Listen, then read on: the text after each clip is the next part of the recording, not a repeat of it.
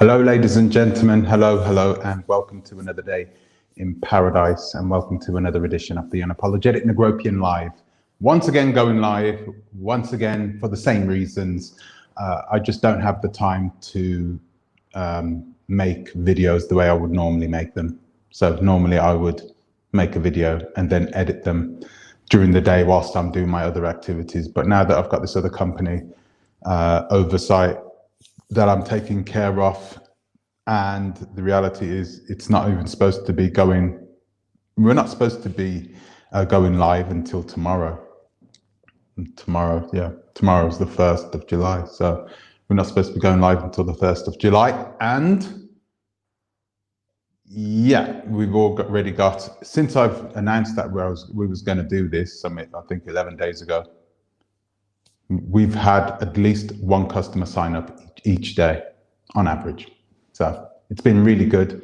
But I haven't been able to create any proper, nice, good quality videos. So bear with me. I will be making some videos. In today's video, guys, which is really interesting. In today's video, we're going to be talking about Blaxit. I've got a ton of emails that have been sent in to me with evidence from both sides, which is really not what I was expecting. I don't know why I wasn't expecting it, but clearly there is something going on, right? There is something going on if there is proof coming in from both sides of the spectrum, right? So it would be interesting to hear what your how you feel about what I'm going to say today, because oh man, the reality is that I find it, I like Blaxit. That's not any secret. I like her and I like what she's done for the community, but there is too many people coming in. Too many individual people, some people you don't even know, right? So there's a group of people who have come together, who have sort of voiced their concerns, but there are other people coming in as well who don't even know this group of people, who are sending me their horror stories, and I've had to confirm who these people are, because clearly Blaxit has a lot of enemies who would like to stir up the hornet's nest. Okay, we know that. And so yeah, I had to be really careful when I was going through these emails, not just to speak about any. No. Sorry, I'm afraid I can't do off. What the hell is this? Sorry about that. So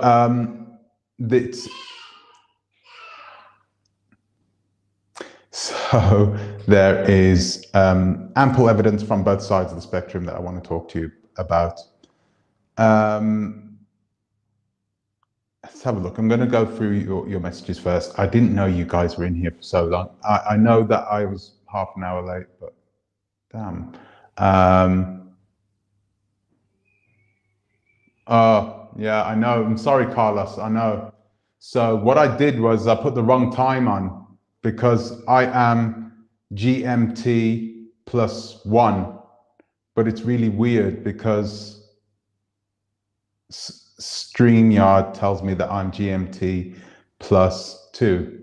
Anyway, I'm sorry that I'm late. Regardless, I'm here now, and we're going to get into things. Hello, guys. Hello, Ali Jones.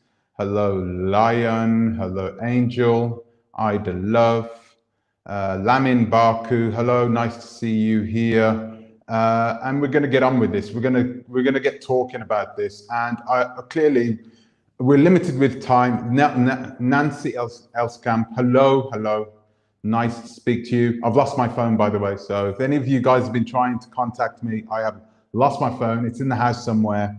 So I will find it afterwards. I'm sorry about that. Hello, Don Langdon. Hello, Justine Jones. Hello, WST of KMT. Hello, and good morning from sunny California. Hello. Trini Simple Living, hello, hello. Nice to see everybody here. Dread, oh, hello, Dread 9, I'm guessing, Dread 9. Let's get into this. So, where do I start? Guys, first of all, I'm just going to tell you a few of the rules, okay? It's likely that everyone who is concerned with what is going on is watching this and is going to want to come in and have their say. But first of all, I need to kind of speak to the guys who are concerned with this. And I know some of them want to come on, some of them want to tell their stories. Okay, they want to tell their stories. They want to talk about the battles that they are having. A lot of guys are having personal battles against Blaxit, and they haven't even told anybody about it. They've just knuckled down, and it's a horrible situation to be in. I don't like using this as a plug because I know there are a lot of people that are clearly it's too late for the services of oversight. But this is just the kind of thing that oversight would stop from happening because we kind of look out for this stuff in the first place. We wouldn't even be able to work with Blaxit because she's not licensed. So we take things on ourselves, we take on the risk, and we look for every opportunity to try and make things better, quicker, faster, cheaper for you. Okay, it's well worth your while. Makes a lot of money. It will save you a lot of money. It will save you more money than what you'll spend paying for our services. Okay, in many cases, not in all cases, but in many cases. Blaxit of the Gambia. I don't know who that is, but it'd be interesting to see. Ali wants to be Juliet. Flush it out, Ton. You know. It's a horrible situation because, like I said before, I like Julia. I really do, and I like what she's done for the community. But where there's smoke, there's fire, right? Where there's smoke, there's fire, and there is too much smoke around this unregulated market, right? And that's what we have. We have an unregulated market, and I'm looking to see the prices that a lot of these people are paying for land, like for one piece 20 by 40, and they're paying like 300,000 Dalasi, and I'm like, what's going on there? They're paying like double the price. It's really, you know, it's crazy what's happening. No, $5,000 is not a lot. $5,500 is not a lot of money for your peace of mind, for your piece of security in the Gambia, right? But you know, there are mountains to climb. I said this before, actually, in a video that I made. Buying land in the Gambia, in an unregulated market like the Gambia, where you have agents who have no oversight, they don't have to answer to the law because there is no law, there is no framework, no official framework set up for them. Okay, and even if there was, it wouldn't be enforced. You know, when it comes to places like that, you are going to get cowboy shizzle. I can't believe I said shizzle. You're going to get stuff happening in this community, stuff like what I've read about today. So I'm going to go through some of the things. Actually, in matter of fact, right? I'm not sure if Blaxit is here, but I'm going to go through one of Blaxit's pieces of evidence that she sent in, and then I'm going to go through some of the evidence sent in by her clients or her former clients. Okay, and the allegations are pretty wild. The allegations are pretty wild, but not unheard of in the Gambia. Okay, not unheard of in the Gambia. Another shameless plug. If things go wrong, and things invariably will go wrong, they will. There is a chance that things can go wrong because there is a chain of things to happen between a number of different parties, including a middleman, right? When things go wrong here, there is nothing to back you up. That's why oversight is created. Because if something goes wrong, you are backed up. We'll tough it out. Here, here's your money. Go buy another piece of land. We'll take care of this. That sort of thing. It's a brilliant bloody service. Come on, you know, it's well worth its weight in gold, definitely, because we are taking care of things and we are looking out for things. Even after you've bought the land, it doesn't just stop there for us. We continue going. So another shameless plug. That might come up again, by the way, guys, because it does have some sort of, it has a great bearing on what we are talking about today, right? Okay, I'm going to read some of your messages. So, Lamin Baku, you have a lot to, Lamin, actually, do you know what? Lamin, come on. I want to hear what you have to say. I want to hear what you have to say first, okay? And then whilst we're listening to your experience, and Lamin, you don't have to show your face. You don't have to show your face, but you can speak. Let's have a look. Broadcast, post layout. How do you do this again? Oh, here we go. Guest. Invite a guest. Okay. Yeah, because it'll be interesting to hear what you have to say. Post a comment. So I'm just going to post the chat. Now, when it comes to anybody else, I know Lamin, right? I know Lamin, so he could come on. He doesn't have to show his face. But for other people, I don't want random people coming in, not showing their faces and talking rubbish about Julia when they have nothing to do with the situation, just making stuff up, right?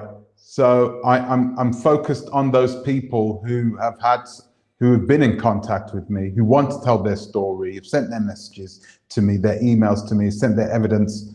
I'm more focused towards those people. If there is any people who have not sent in your evidence, you can come on, but I need to see your face, and I need to sort of, you know, before I broadcast you, I need to see your face. I need to know that I know who I'm talking to. Oh, okay. You've not been scammed. You've just been watching her. Come on, Lamin. You've been pretty vocal about her, though. It's there. The link is up there, Dread.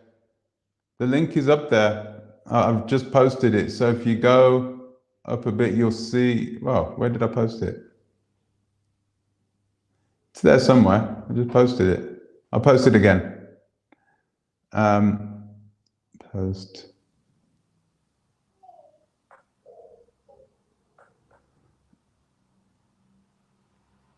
And there you go. So, yeah, you've been pretty vocal.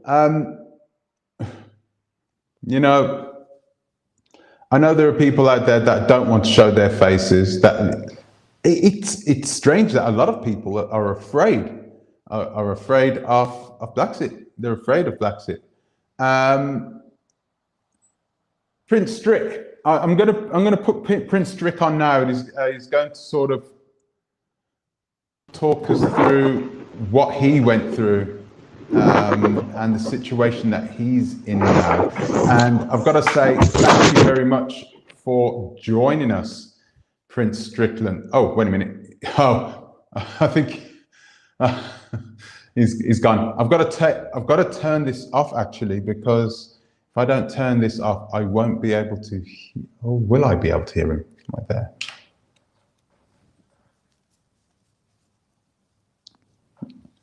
Oh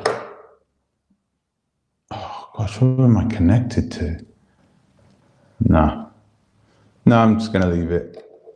I'm just gonna leave it. Oh, wait there.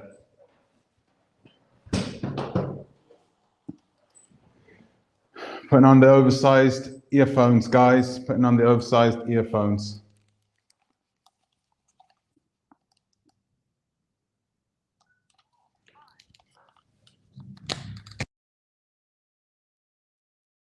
Okay, I'm not even sure whether you guys can hear me or not.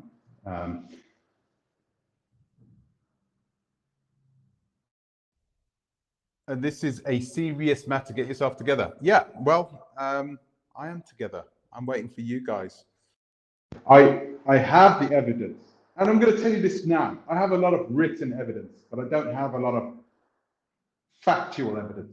Even a lot of the stuff that was sent in to me by Blaxit were just forms that could be easily, and I'm not saying that she's forging these, but they could easily be tampered with Wilkins Morency, who's doing it all the time. He's making these types of things up like this, you know, no problem. Okay. Yeah, so I don't see any of this as definitive proof that she is innocent, if I need to be honest with you. There is, I think the only way, and this is really why I was more focused on looking for a solution as opposed to looking for, you know, finger pointing and this type of thing. I understand that a lot of people are passionate about this because I understand a lot of people were hurt by this, right? I understand that there are a lot of people who are angry at her. There are a lot of people who are afraid of her. But we need to be sensible about this, and I think it would have been better for us to come to some sort of an agreement as opposed to me just taking out these pieces of paper. Like, I'm going to show you what she sent me, okay, and then I'm going to go through some of the stuff that was sent to me by. Have a look. No, she sent a ton of stuff, by the way, guys. So I have here proof of a transfer of land from the Sura village. Okay, this is the transfer of ownership of land, and it's from a Mr. Jallo of Rumba. Hereby transfer my compound plot of land situated at Buzra town village, Combo Central district to. Oh, this is Mr. Strickland. Yeah, sorry, I can see you're in here because, yeah, this is important that you see this. Let's have a look. Edit name. No. Okay, you're in.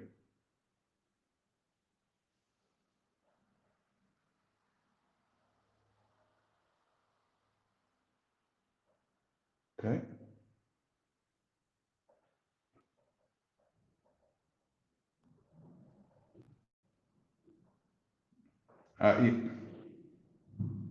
You're in here, but I can't broadcast you.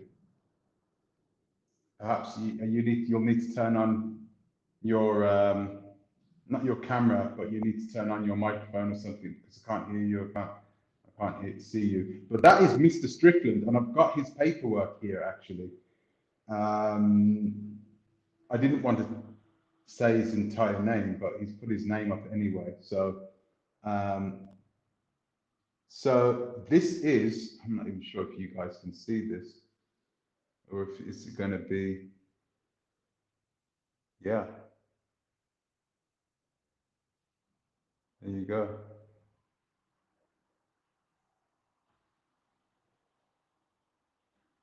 This is his transfer. I mean, what does this prove? It proves that the land was transferred, right? If this is indeed Mr. Strickland's, if that is indeed his signature, it's been stamped. But like I said, once again, this, and it's not definitive proof because I've never seen Mr. Strickland's, I've never seen his signature before, right? I've never seen his signature before, but here, This is a transfer of ownership of the land, a certificate to say that 40 by 40 meters was transferred to, it says Prince Strickland. What does that prove? I want Mr. Strickland to come back on again, so we can see. Let's have a look. Let's get another one of the paperwork up.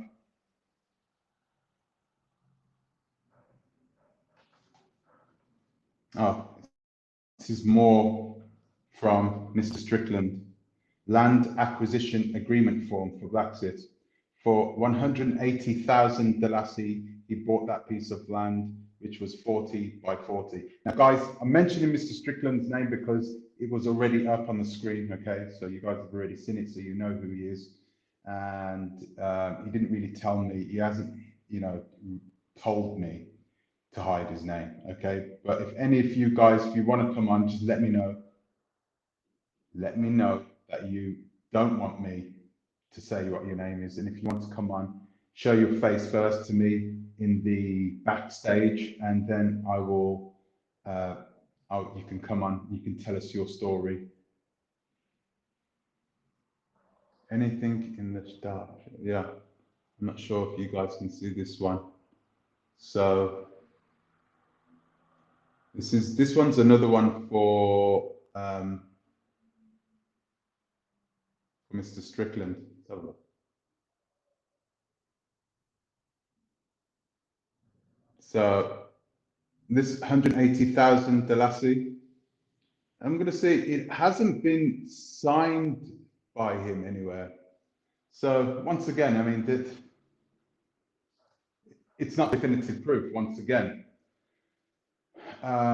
it's not definitive proof. But there is something that this does prove, which I'm struggling with, guys. This does prove one thing. On multiple occasions, Blaxit did say she didn't sell land at all. She said she weren't an agent. She doesn't sell land. She said this multiple times. And now all of a sudden I've got a plethora of receipts telling me that she has been. So you put two and two together. I don't know. She's being honest, right? She's being honest, but she's being honest about being dishonest, which makes her dishonest, right? Which is not a nice thing for me to say, but it's the bloody truth. I mean, it's there. It's on video,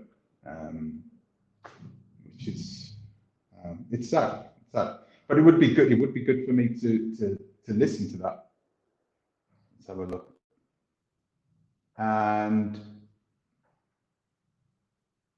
add to the stream.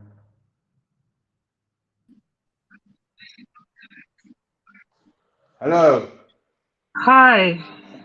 Hello. I know you can't see me. Sorry, you can't see me. No, that's okay. You don't have to show your face.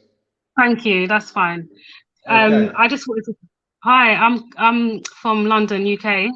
And I just wanted to briefly say something. I'm not really here to slander anyone, but I've had a bad experience. Okay. Last year, 2020 in May, I sent some money to Juliet because she was advertising some plots in Jambangeli, and I initially sent her some money for a frontline plot in Jambangeli. She later on then came back to me and said that plot had been gone. Sorry, it was Jabang, and then she said that plot has gone, but there's some in Jambangeli, and I had to send her the difference in money. And this was two 40 by 40, 20, sorry, two plots, 20 by 40. So I sent her the difference in money, and that was in May. I've got all my transactions. I can send you paperwork after. And then it turns out that the plot was in Casacunda, nowhere near where she was meant to have given us the frontline plot, not in an area that had any development at all. Sorry, can I just say something? But Jambanjelly is a bigger city than the other place that. Then Casacunda, yeah. Apparently Casacunda, because my husband's from Gambia, so Casacunda is further out. But Juliet was reassuring us that they have the same district. So it happened that she took over 2 months to even process. I sent her more money to process the land registration. She was unable to do that. There was a lot of excuses and a lot of missed calls saying she's sick, she's this, she's that. I had so much patience because we had quite a good rapport with her at the beginning. So I didn't want to bother her. I didn't really contact her much. I was just leaving her to do her thing. It was only my husband who was getting a bit concerned that how come, because he's from Gambia, so he knows the process shouldn't take that long. What's going on? Find out what's going on with your plot. Like, you've sent her a large amount of money. I'm talking about just under £4,000. Was that in total? Plus 500. No, plus 500 for the registration of the land. £500. How much extra did you send her? So sorry, in total, so the extra, including everything in total was about 3,900, everything in total, and then it was £500 for the registration. I did go on her channel and I did make some comments, and we got someone involved over there who's quite senior in the police, a relative of ours, and she refunded back the £500 because she was unable to process the land registration. However, she was adamant that we have our land and she has done nothing wrong.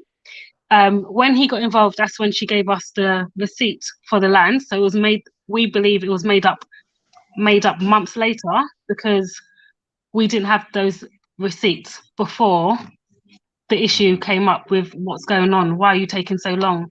Where is the land? All these questions. It's only when we've sent someone over there that she's come up with all this paperwork and all this receipts. And I think the agents are involved in it as well, because when we did send someone over there, they gave us different plot numbers. So it's not the plots that she originally gave us, complete different plot numbers. And I think she tried to rectify herself. So got backdated all these paperworks. Up to now, we actually don't know. The land's not registered, so I don't actually know if I own anything, to be honest. Sorry, excuse me. I want to say something anyway. I don't even mind to show my face anyway. No, you don't have to show. So the thing, Julian, my name is Omar. I'm from Gambia. I born and raised in the Gambia. So I'm from Brikama, but I was living in Sokoto for more than 10 years. So I know how everything works in the Gambia. My wife sent money for Juliet, but Juliet, the way she do the things is not proper. It's not the right way. That's how you're supposed to treat your customers and the people you're making with the business. But if you see, my wife is sending the money for the Julian to buy the plot, but she trusts Juliet. So, but if we call the Juliet, sometimes Juliet will not even answer our call, right? Okay, one time I was there, I said, Juliet, this issue is going over nearly 1 year now, and the amount of money we send you, we know England is not easy. It's not like people going to give you money for free, and in this country, you're not going to mess around with people with their money. So I just said, I mean, can you let us know how the all this paperwork and the land transfer and everything? So I know Gambia very, very well. I know they are very, very well. So let us know how everything can work, because how we can sort it out. So I just tell Sir Julian, I said, my family is there in the Gambia. So can I ask a question? Yeah. Okay. So you sound like you know your stuff over there, and that you know people over there. If you know somebody like in the police, what made you specifically go through Juliet to do this? Because for me personally, she comes from here where I'm from. She sounded like she had good connections in the Gambia. She sounded like she was doing things very professional. She had a huge following of people encouraging her, and we did like what she was doing. It felt like she wanted people from the diaspora to come back home. It sounded all right. It sounded, and I thought she's from here as well. So maybe, there's some concerns that we might have by giving our money to people. Not saying there's anything wrong with giving money to people in Gambia, but because she was from here, there's certain legislations that she might have looked into further for us that we thought it was a bit safer. My dad was quite interested in her. We spoke to her for hours and hours. We had a good rapport with her, so we was quite confident that we can do something with Juliet. She sounded like she had our best interest. She wanted people to come back home. That's why we trusted Juliet. Can I just say that when we started questioning her, challenging her, in the most professional and decent way, she became very defensive, rude, abrupt, and that's when she started, said, if you know people here, then get them to do it yourself, and started to become very hostile and very unprofessional. And I can see the comment on the screen. Told me that. No, I know, and I've spoken to many people that have the same similar situation as me. And I did go on her page because there was a time when I was just very frustrated, and I've made some comments under there with my story to let her know that I'm not part of anyone that's trying to slander her, but this is the case. Don't send money to Juliet. She was very unhappy. She contacted me privately through someone else to try and rectify everything so that I could stop talking about it. Just to say that I paid 110,000 dalasi each plot for a 20 by 40 plot, 110,000 dalasi each. So that's 220 dalasi, thousand dalasi. No, it's 240. It's 240,000. No, I said 110,000 dalasi each. So it's 220,000 dalasi plus the fees to register it. And the information that we got from the person who's quite senior out there in the police is that is not the money she paid to the agent. However, those receipts were made up after because we didn't have no receipts. We did not have a receipt. So her and the agents don't know what they were doing, but they were working together to maybe profit. And I don't have a problem with someone profiting because you're doing work, but then state that and be honest about what you're doing, be transparent with us, because I don't expect anyone to do anything for me for free. I don't work for free here.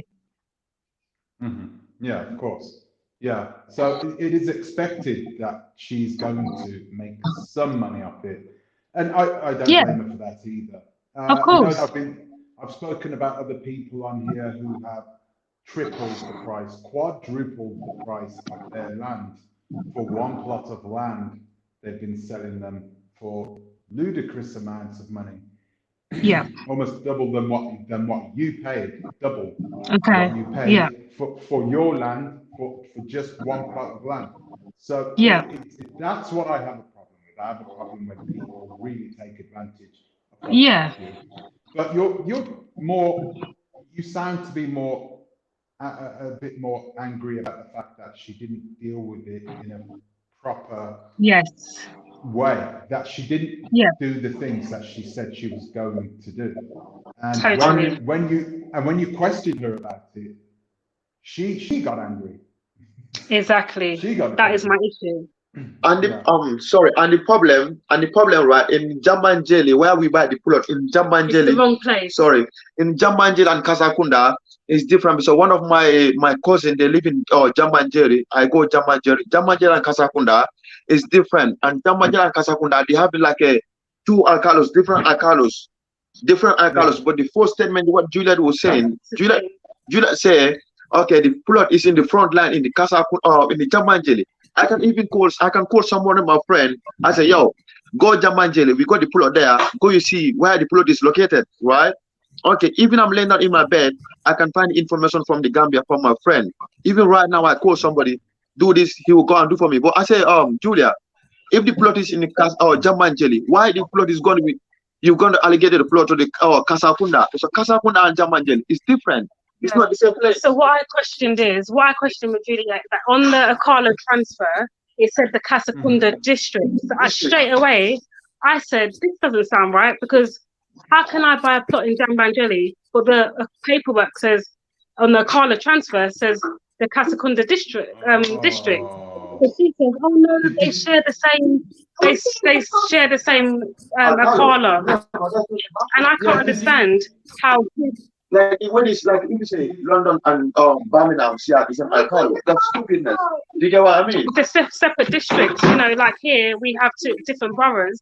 So she tried to fool us, but I'm not stupid. So I'm just really frustrated with how she handled it, and then I'm stuck with a plot that I don't. Number one, it's not registered, so I don't know. I don't know if I have that plot, and number two, it's in an area that we didn't want. Oh dear. Oh dear. All right. So can I ask what your plans?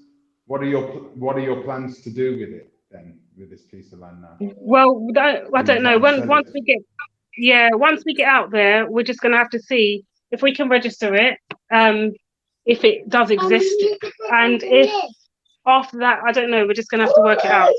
I have no idea, to be honest. Okay. But I feel very disappointed because I worked very hard here and I trusted Juliet, and the way she handled it was very unprofessional, and it's made me gone off the whole thought of even going back to Gambia and doing anything. I just feel very frustrated. And then when you try to talk, she comes with this cease and desist or whatever it's called rubbish, and people are not allowed to speak because they're afraid from her. But I'm not afraid from Juliet. And what she's done, I know what she's done is not right, so I will speak up. And what she's done, right? Since I called my cousin to go there to take the land paper from Juliet, what did Juliet does? He give the land documents for the driver. We don't do the business with the driver. We don't have nothing to do with the driver. So why did Juliet send his driver to go and give the land documents for my cousin? And that's not right. So the business partner, as a professional people, you do your business, right? You have to come, you meet with the guy to give the land documents in your paper. So why is he giving the documents from the documents from the driver to come and hand over for my cousin? Does not sound right. So what happened is she said because she believes she's a queen or something, she didn't want to deal with the person face to face who was a senior police officer. So she sent a driver to hand over the paperwork that she had for us, and then she sent me a message saying, "I'm done with your transaction," and whatever she said, and she blocked me on WhatsApp. So it's very, very unprofessional. Anything we do, I got all evidence. I can call the person just right now in my phone. He can explain how, since he went to collect the paper from the Julian, what the driver told the person. So Julian not supposed. We don't have no business with the guy or whatever. Even he having like 1,000 of agency, that's his problem. But we send the money from the Julian name. We don't got nothing with the older people. Yeah, she wouldn't even go to the plot with the person to show us the plot. She sent the agent, and I didn't send my money to the agent. So there's a lot of things Julian has to answer for. And the thing, you see, when you buy the plot, right? I know the Gambia. When you buy a plot, before you buy your plot, you have to see the plot, where your plot is located. But the Julian she's not even allow us to see the plot, to send someone. I want to send my friend there to go and see the plot.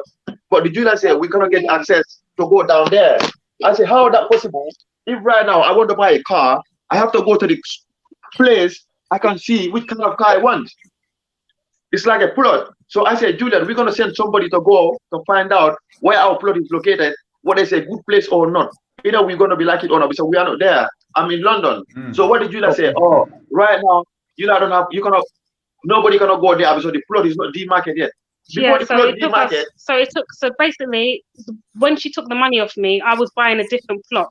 She then said, "Oh, I've done all the checks, and it's not legit. So I'm going to give you another plot." That there was a bit like, what? But she already had my money, so she said she's got a frontline plot. Now the other plot was not demarcated for ages, months and months and months. She still had our money, and then she sent. When we got our person involved now, that's when she sent him after ages with the agent to demarcate the land.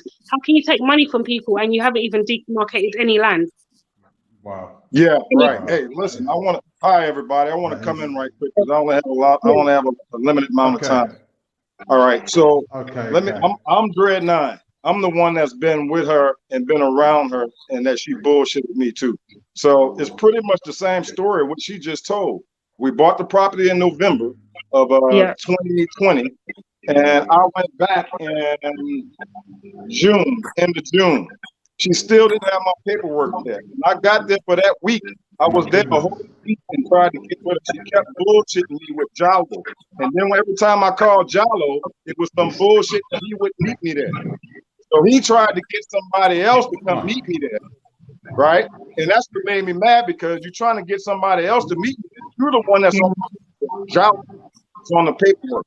I don't want anybody else to show me this property besides Juliet, the one I gave my money to. By telling you the truth, she is the one I gave all my money to and paid it full in cash for 2 different plots. One is for 40 by 60 and the other one is 40 by 60 in Bruceawat. We've been having this problem. So the whole time I was there, that's why I was so mad, because I went to her office and I warned her. I said, listen, I'm telling you right now, whatever you're doing, you're not doing it right. And I'm just all is about to come back on you, because I know I'm not the only one. And this is sad that we got to go through a grown-ass woman that's treating people like this, that she don't know who you really are. She don't really know who I really am.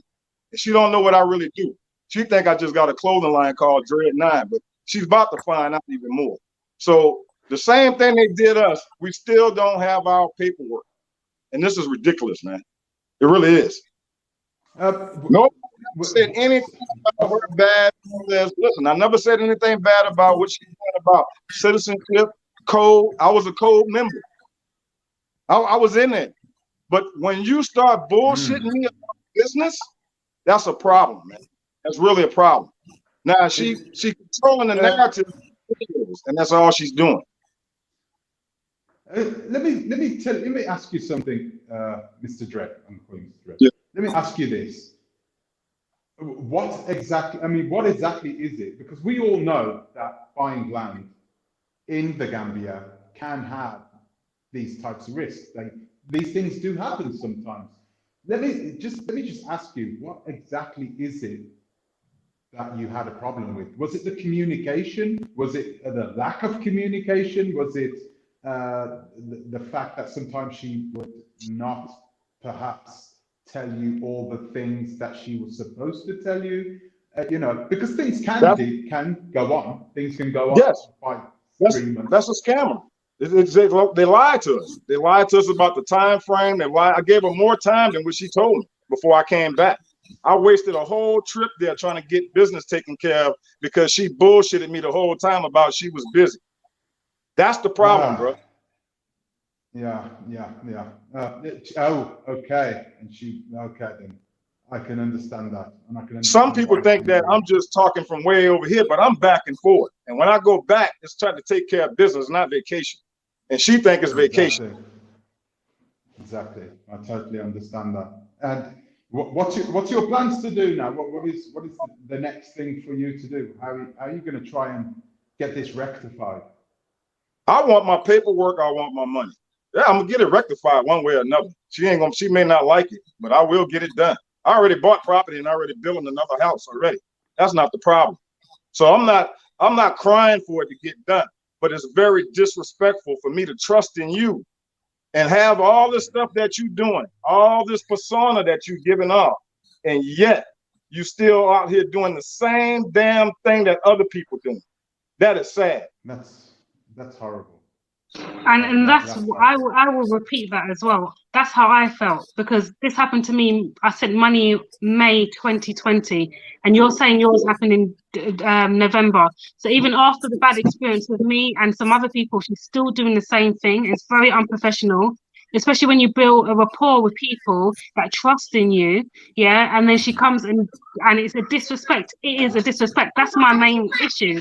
I feel disrespected. Yeah. Let me bring Mr. Strickland in here, because she sent the most. Blaxit has sent the most information about your transfer. Tell us your story. Tell us when things went wrong with you, Mr. Strickland. Well, I'll tell you. My story replicates Dredd's. We purchased land the same day within minutes of each other, and everything that he said, I back up 100%. He and I made the second trip to check our property to get it squared away the same month. We got the same bullshit from Juliet.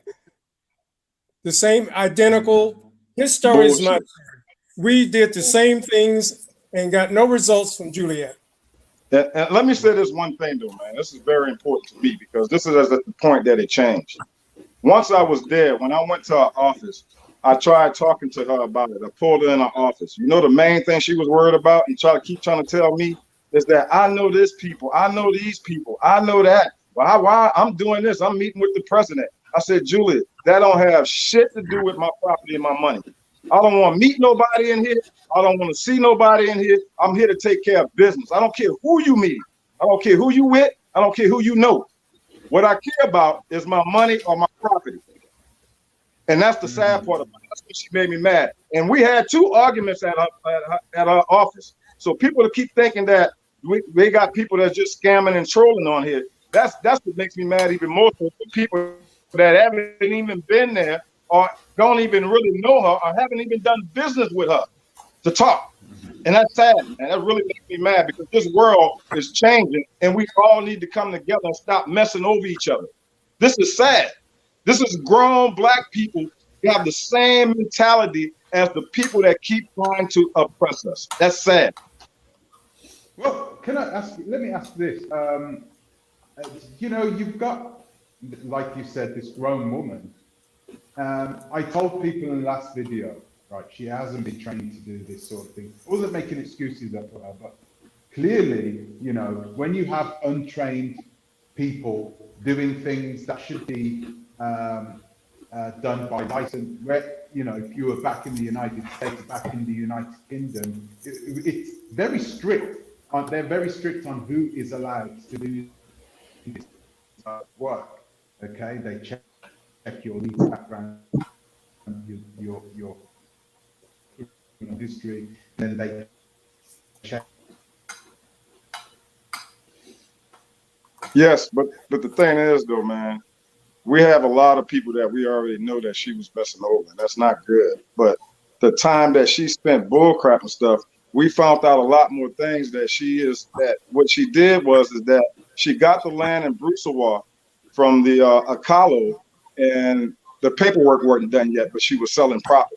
She did not have no paperwork on that property. Jalo, it wasn't in his name. He just got it in his name. So what they're trying to do is play catch up. And you shouldn't be trying to play catch up with people. You should have been honest with me about it instead of lying to me. That's what I'm mad about. Yeah, no, I agree with that because there was a point where I was even thinking, maybe I'm being a bit impatient. Maybe let me just wait, let her do her thing. But is that exactly what you're saying is true? Like, just be totally honest with us because it seems like she was playing catch up. And I've noticed that from when I sent her the first set of money, that was for a 50 by 50 in Jambang. No, the first one. Yeah. So she was playing catch up because she didn't have the paperwork sorted. She didn't have her chip. And then when something obviously went wrong, she decided to tell me, I've got another plot for you. It's going to be more suitable. She got the gift of the gab. She listens to your story and she knows how to sell. She's probably a salesperson. That's probably what she's good at. She's good at talking. Can I interject? Yes, you can. Go ahead.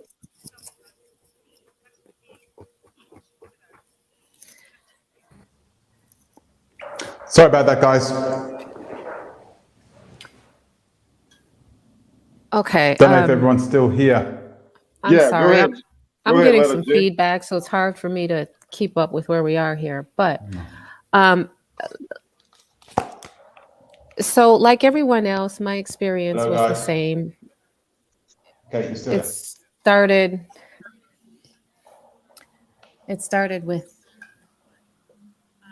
me interacting with Juliet. We had a good rapport, and so I built a trust with her by having a number of conversations with her. Purchased the land back in September of 2020, and I took a trip to the Gambia in November. Well, at that time, I was told it was because of the rainy season recently ending, coupled with the fact that the peanut farmers were waiting for their harvest. And once they had gotten their harvest, then the land would become available. And so it was clear to me I was not going to be able to acquire my land on that trip. I then planned to come back in March, and I started contacting everyone in January to say, okay, when I come in March, I want to get this land transfer completed. Again, it was a lot of running around, a lot of, oh, you have the paperwork you need. All you need is the Alcalo transfer. You're not getting your money back. It's your land now. If you don't want it, you are responsible for reselling it. Yep. Mr. Jallo set up a number of appointments with me, stood me up, one excuse after another, after another, after another. And to this day, neither Juliet, Mr. Jallo, nor Adrian have done anything other than try to bully me and threaten me about they've done everything they're going to do, and I need to figure out how to get this done for myself. Yep. Well, I have done just that, and I'm in the process, hopefully, of having my land transferred through no credit, no input, no assistance from Blaxit. But to me, I had the highest respect for Juliet before I got into this process, and I've seen a side of her and her compatriots that I never expected coming from someone who I would have otherwise said of her caliber. Particularly when she's treated, I've been extremely respectful, patient. I've given her opportunity after opportunity. I've made trips, 2 trips to the Gambia, and during that entire time, I had to pay all of my expenses from start to finish, chasing and running and spinning my wheels.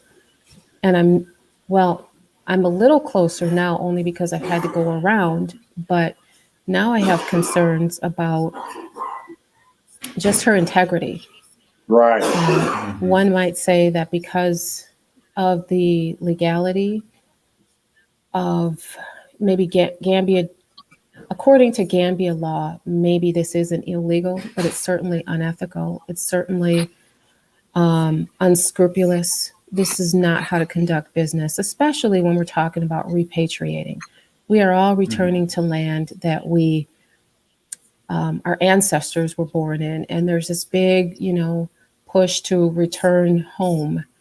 And the people that we should be able to do business with in a trustworthy way are defying that trust straight out of the gate. And so, if it was just me, that would be one thing, but the people here are just a small representation, I would guess, of the people that this has happened to. And that speaks volumes to me. Yes, because we don't know. They got a lot of people out there. They have a lot of people out there that does not even know about the situation that paid her and won't probably show up to next year or the year after next. Yeah. Yes. So they have no idea that they're being screwed. This community, the community is actually quite isolated. You think that, videos go out to everybody in our community, but it doesn't.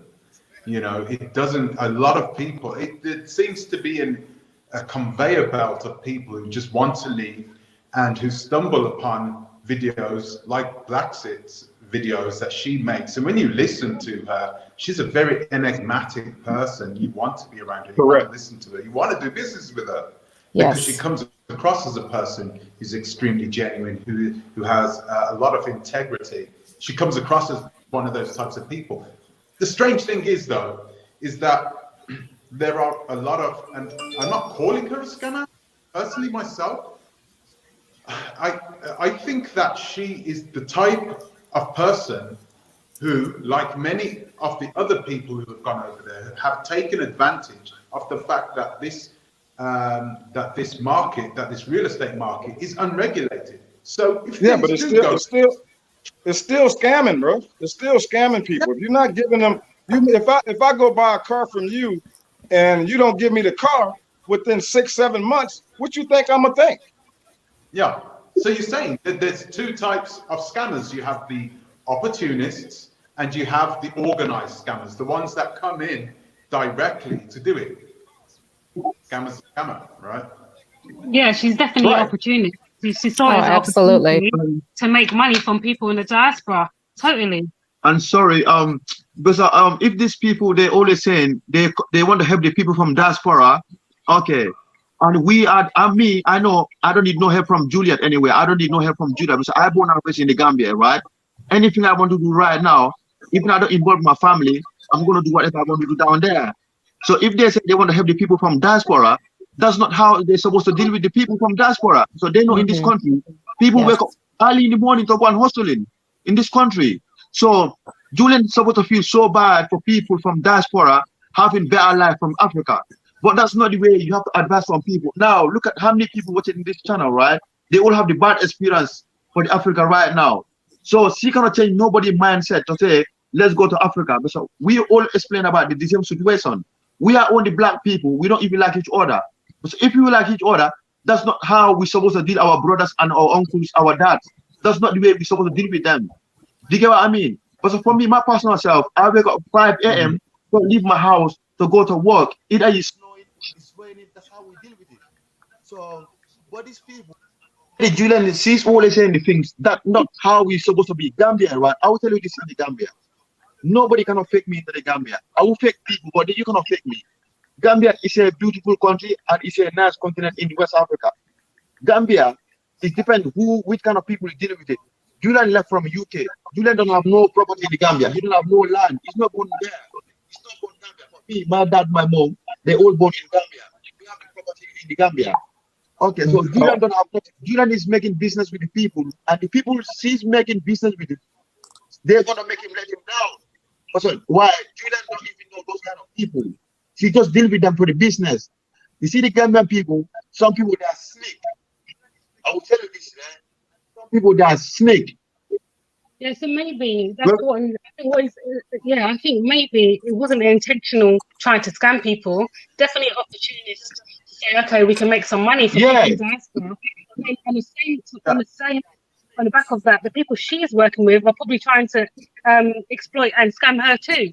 So, you know, it's ended up bad. Yeah, let me say this. Let me say this before I go. I have last year, and she's still. I don't know up until this year, but it sounds like you guys had your experience after me, and even with those experiences, she's still doing the same thing. So that means it's not a mistake, because after the first couple of times you realize it hasn't worked out, you would then obviously say, actually, let's step away from this. But she still continued to take money from. Right. So let me say this before I go, man. Look, I really appreciate you having this live with all us come on and really tell our stories. I want to give you that. But also, I want to let you know that we did go to the authorities on her. And when we got to the authorities looked at all the paperwork and said it was illegal because I have a receipt. You might be covering something with your hands, but I can't hear properly. I have a receipt from Blaxit with Blaxit stamp on it that I paid her. So she was selling the land, right? That was her first mistake, right? That's what the authorities said in the Gambia. But then we showed her the Alcalo papers too, and they said that wasn't enough. But she refused to come in. They called her. The police told her to come in. She didn't come. She sent her husband. She bullshitted around it the whole time. And now we still at this point. So to me, she paid somebody off. And now we're at this point to where the authorities that's over there are on one side, and it's not the right side. But I'm going to say this. I'm glad that all of us are together. And I want to make sure that everybody stay in touch with this, because we need to know how many more people out there that's going through this problem, man. And I'll watch the rest of the live video later, but I really appreciate that at least that you came on to let people tell their story and get together with other people. That's very smart of you. Yeah, it's okay. And I appreciate the fact that you've come on and been patient with me, just like Mr. Strickland. I mean, Mr. Strickland, you both bought land at the same place, right? So I'm guessing same time that problem happened. But so the same problem happened. Here's something that I ran into with Juliet. The second trip when Dred and I went to Gambia at the same time, I was told that I tried to contact Juliet. She would not answer the phone or anything. So I went to the police. The police, as Dred said, Juliet would not respond. She paid the police off or whatever, but she didn't show up. I came back to the United States and called Juliet, and she finally answered the telephone. I asked her, what was the deal on my paperwork? And she told me, I sent your paperwork to Banjul Scam Squad Police Department, and it can be picked up there. I hired a lawyer to go pick my paperwork up in Banjul. When he went to the police station, the police told him that Juliet did not send any paperwork. She didn't mail any paperwork. They didn't have any kind of documentation on my property, and therefore they could not help him. This is sad, man. But y'all, peace. I'm out. I'm gonna catch up with y'all later, man.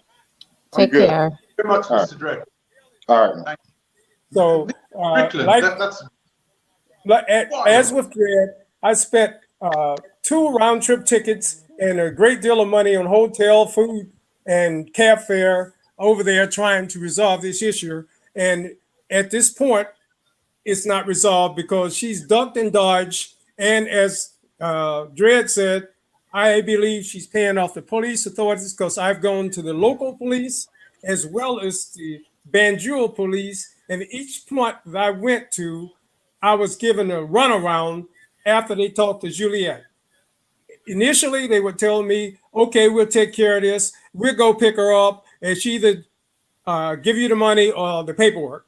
They went and picked her up, and on the way back from her home to the police station, something transpired between her and the police. She did not show up. And I wasted a bunch of money and time for cabs and whatever. I've spent somewhere in the vicinity of probably $7,000 trying to correct a situation that's worth a lot less. And it's not about the amount of money I spent. It's the fact that I don't like being scammed. And that's what she did to me. And she's showing you documentation with signatures. That stuff I didn't sign. The only thing I had was a receipt that they gave me on a piece of paper, a piece of notebook paper. That's all I got when I purchased the property. All the rest of that garbage that got my signature or whatever's on it is a bold-faced lie and a forgery.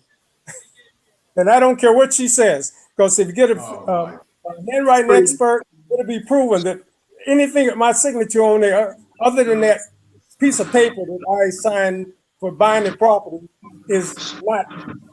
Sorry, I would like to help you if I can. Yeah, I would like to speak to you in private. So I don't know how can I speak to you private anyway.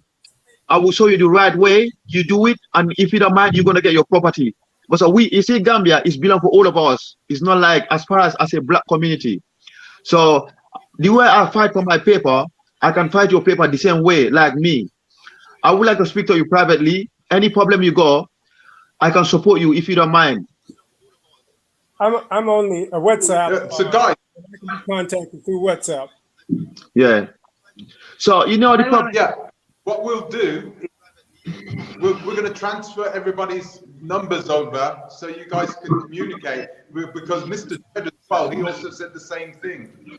So I think it's. I had made the assumption that you guys all knew each other.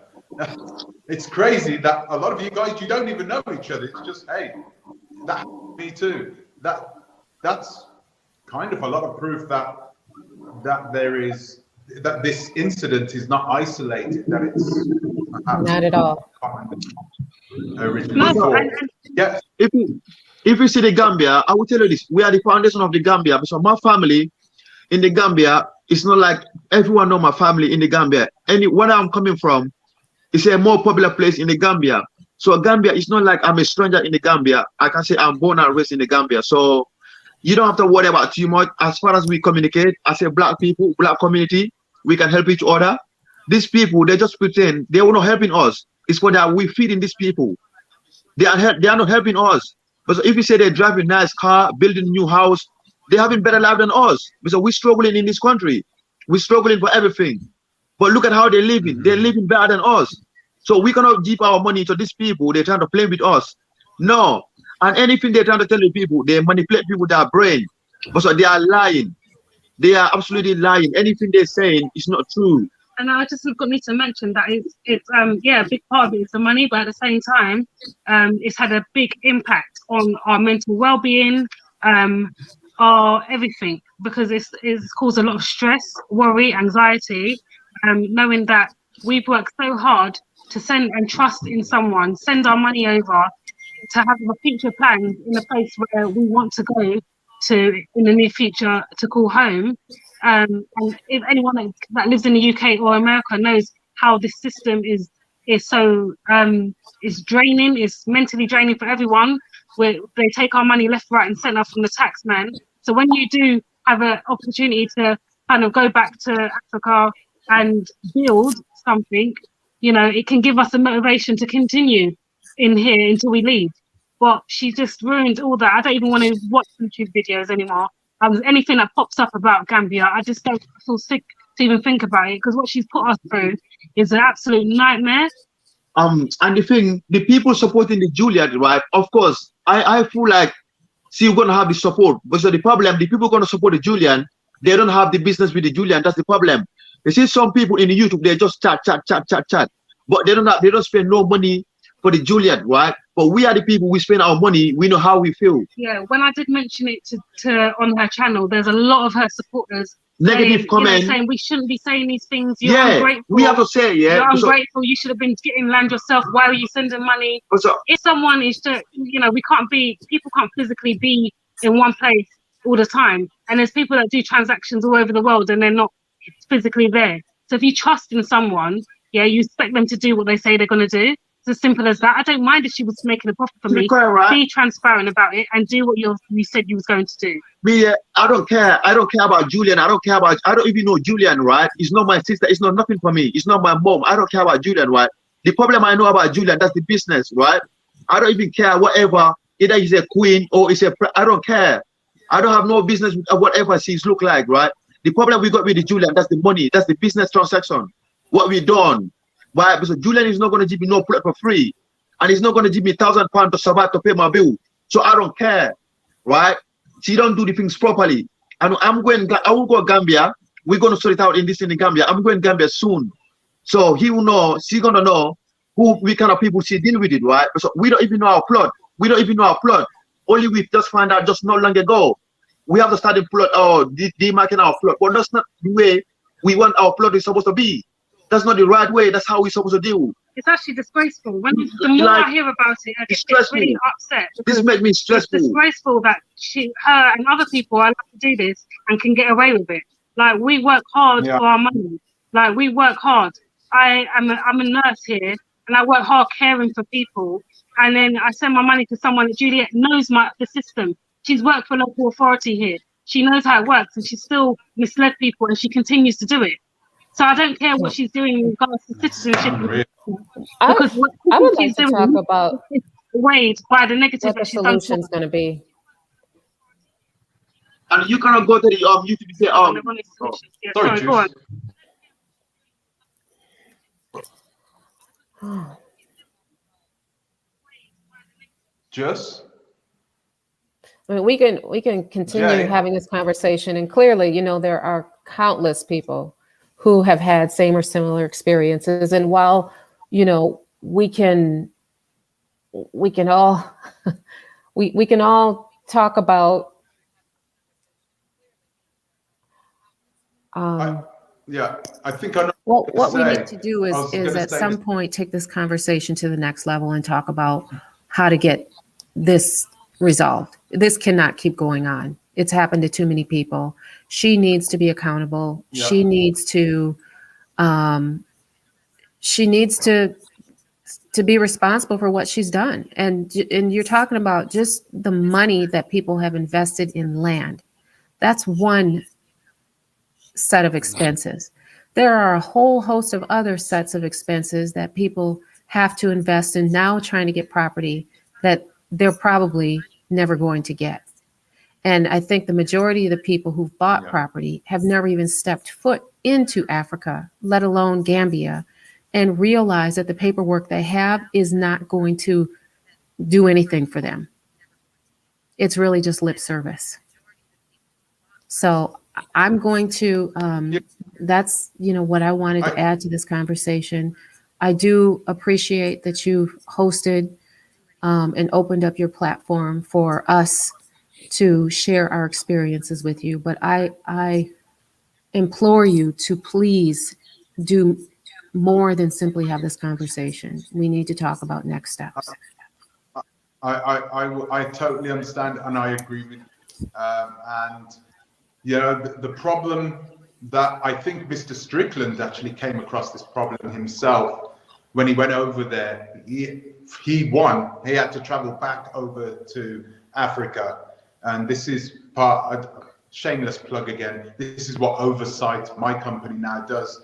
It kind of puts people in a situation where you don't have to come back over there. We're going to take care of this. And you know what? Those problems are not going to come up in the first place because we're going to see them before they happen. So we sort of do that. But now you have this, now you have Blaxit now in a situation where she knows a lot of powerful people there. She knows a lot of powerful people. She knows how to, clearly she knows how to take care, blessings, I think that's what they call it. She knows how to bless the right people in the right situations, the right places, So if something does happen, that she's not going to be brought to justice in a place where the people who are supposed to bring her to justice have been paid off. If that's happened, allegedly. So that's not going to happen. So clearly, in order to resolve the situation, we need to think out of the box in reality. I think you need to really consider putting your heads together and coming up with a solid solution. I know, like I said earlier, I know a lot of you guys are just angry. Just really, Mr. Dredd didn't even look like he wanted the money anymore. Do you know, you get those people who just say, forget the money, I don't want the money anymore. That's it. You can keep it. When you get to a point when you're that angry, clearly, there is no reconciling. You want to get that person back for what they've done. And Blaxit has a lot of people who are impassioned and are feeling this way because they're feeling betrayed. They're feeling betrayed by what she has done. So I'm thinking, what do you do in this situation? It's not something that I could cover publicly. Okay, it's not something that I think I could talk about publicly. There are a number of different solutions to this problem. One of those solutions clearly, is doing everything in our power to resolve each person's problem. Okay, taking it one by one by one. But I truly believe that there are other things that we can use. There are other tools that we can use to resolve this situation. But it's not the right place to talk about it publicly. So what I'll do, I'll speak to everybody. I'll speak to everybody. I know a lot of Musa Methembo, Renee Marcus was right all along. I didn't know she made these claims against Blaxit. I know she was making it against other people, but I didn't know she was making these things against Blaxit. So it's just, for me, it's a surprise, and I do this a lot.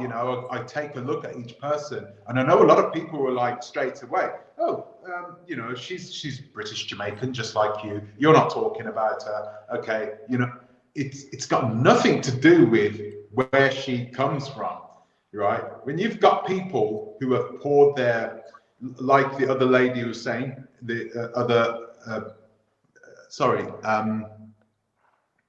Milt Media. we call it Milt's Media. Yeah, Mills. Like what she was saying, right? We're all from the same. We're all from the same.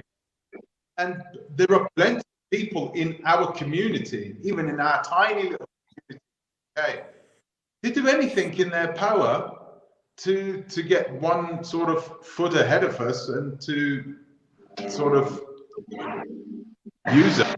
You know? I'm trying to be careful here because I've a number of my videos taken down. So the reason why I haven't mentioned Blaxit's name. I have to be careful. That's the reason. I'm treading carefully. This is the reason why I'm treading carefully. But like I said, I think it's more important that we get everybody together and we formulate something and for everybody, you know. And really, the reality is this: it's going to be difficult to do anything with a person who doesn't feel like they are touchable. And I believe that Blaxit doesn't believe that she is touchable. She doesn't believe that anything can get to her. Can you imagine being in that situation there in London, that the police won't even come after you? The police won't come after you. You've got them on the payroll. It's all good.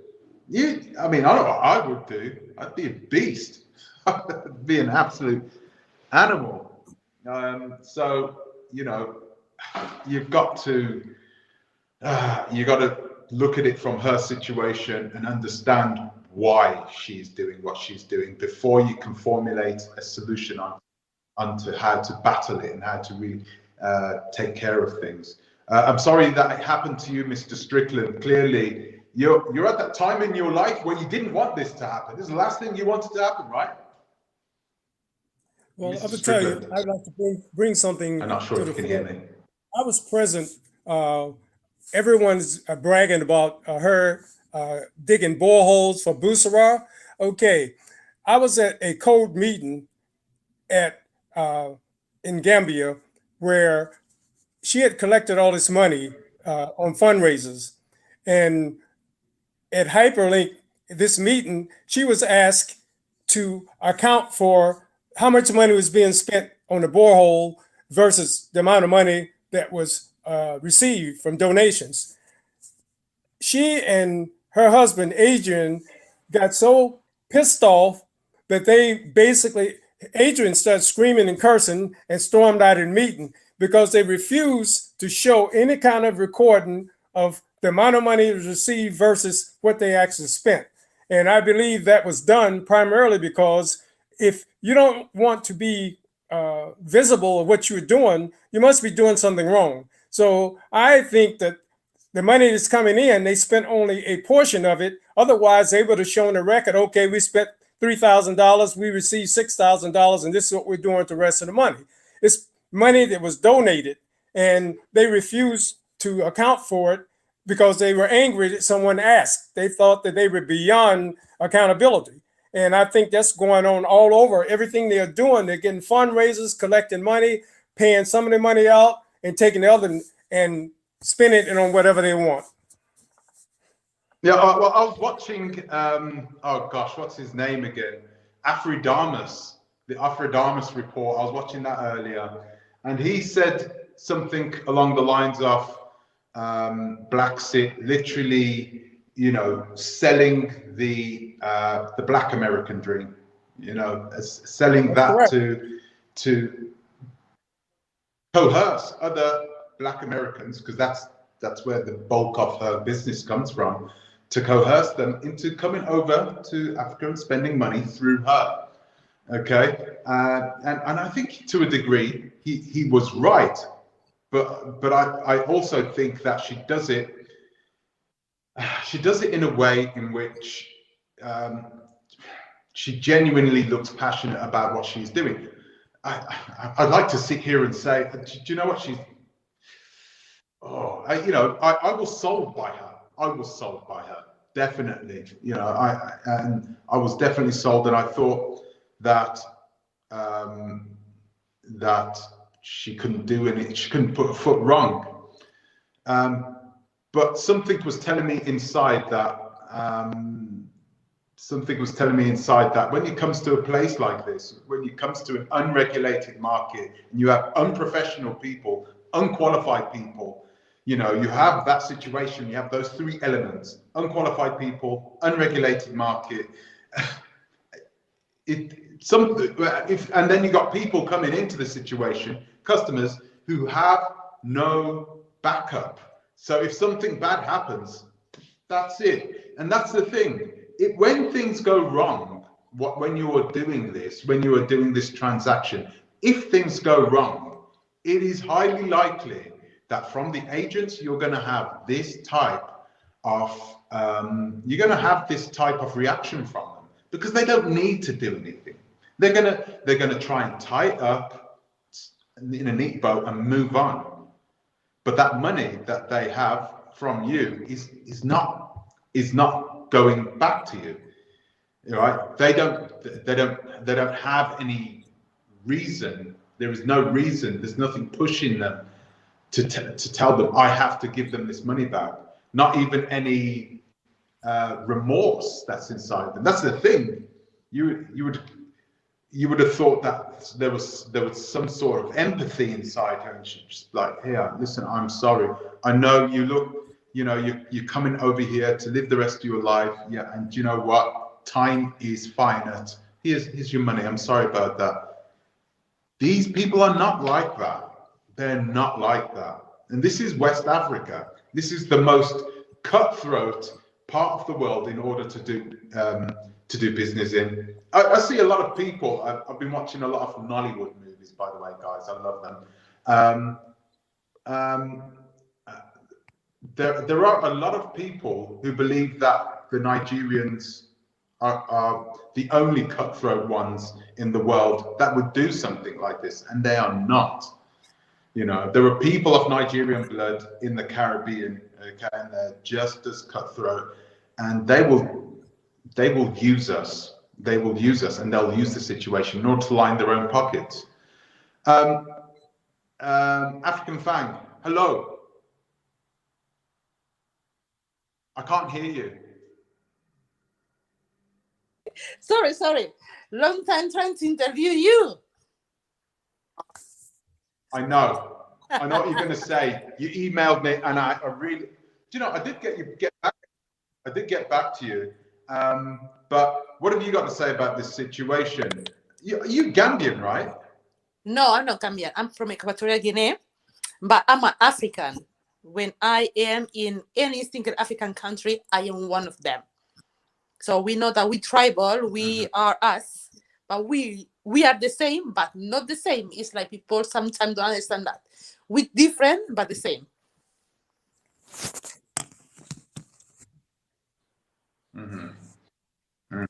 Okay. But what do you think about this situation?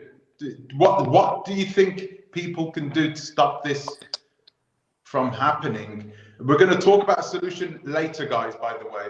I think it's better if we talk about a solution offline. But how do you think that other diasporans can stop this from happening to them?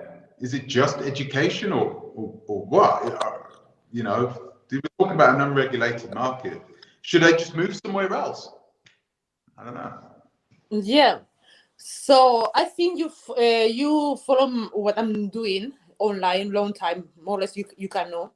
So for people that they don't know, I spoke against Blaxit from the very first beginning. Not because they bad people, no, because you are me, you know, we're not perfect people, yeah? But it's because what they are doing. A lot of people online are saying also that you cannot go to any single African country and expect people to accept you automatically, because that is not going to happen. And go to a country to tell what we're doing or not. So the Gambian, so obviously you know Yahya Jammeh, yeah, the last president. Yahya Jammeh and Adama, they are brothers and sisters. Yes, they are siblings. In this case, they are siblings. They know each other, yeah, from the very first beginning. So, and Yahya Jammeh is in my country. Equatorial Guinea is where I am from. Equatorial Guinea. that people think that,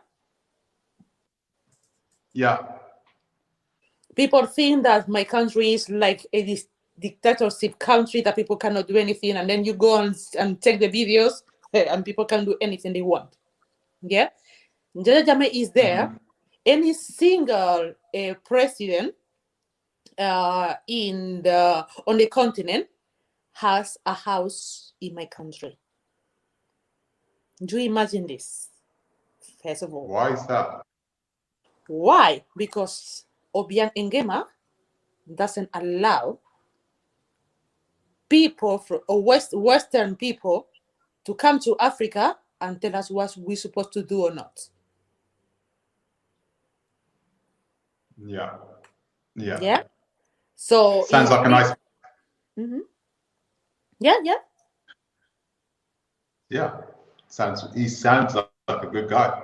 This is what I mean. Don't get me wrong. We're living in a world which is becoming a lot more connected, and isolating each other is probably not the best thing to do. But I got to put my hands up to him, because there are so many people coming up from the West taking advantage, not just of the Africans, but they're taking advantage of the diasporans that are moving back as well. Yeah. What do we? Can I contribute a little bit? Of course. Yeah. Yeah, I've been holding on for long. I just want to talk about the Juliet thing. About, I heard you said that because of if they go to the authority, there'll be nothing that they can do, and because the corruption or whatsoever, there'll be something that the authority can do. The problem is the right channels. People need to follow the right channels. And if you follow the right channel, you go to the court, you sue him to court, and he can end up having a problem, because first of all, Juliet doesn't have a license to operate as an estate agent, which is violating the law of the country. That's number one. Number two, the lands that he's selling, most of the lands are not being checked by physical plan to know that whether these lands are in a reserve land area.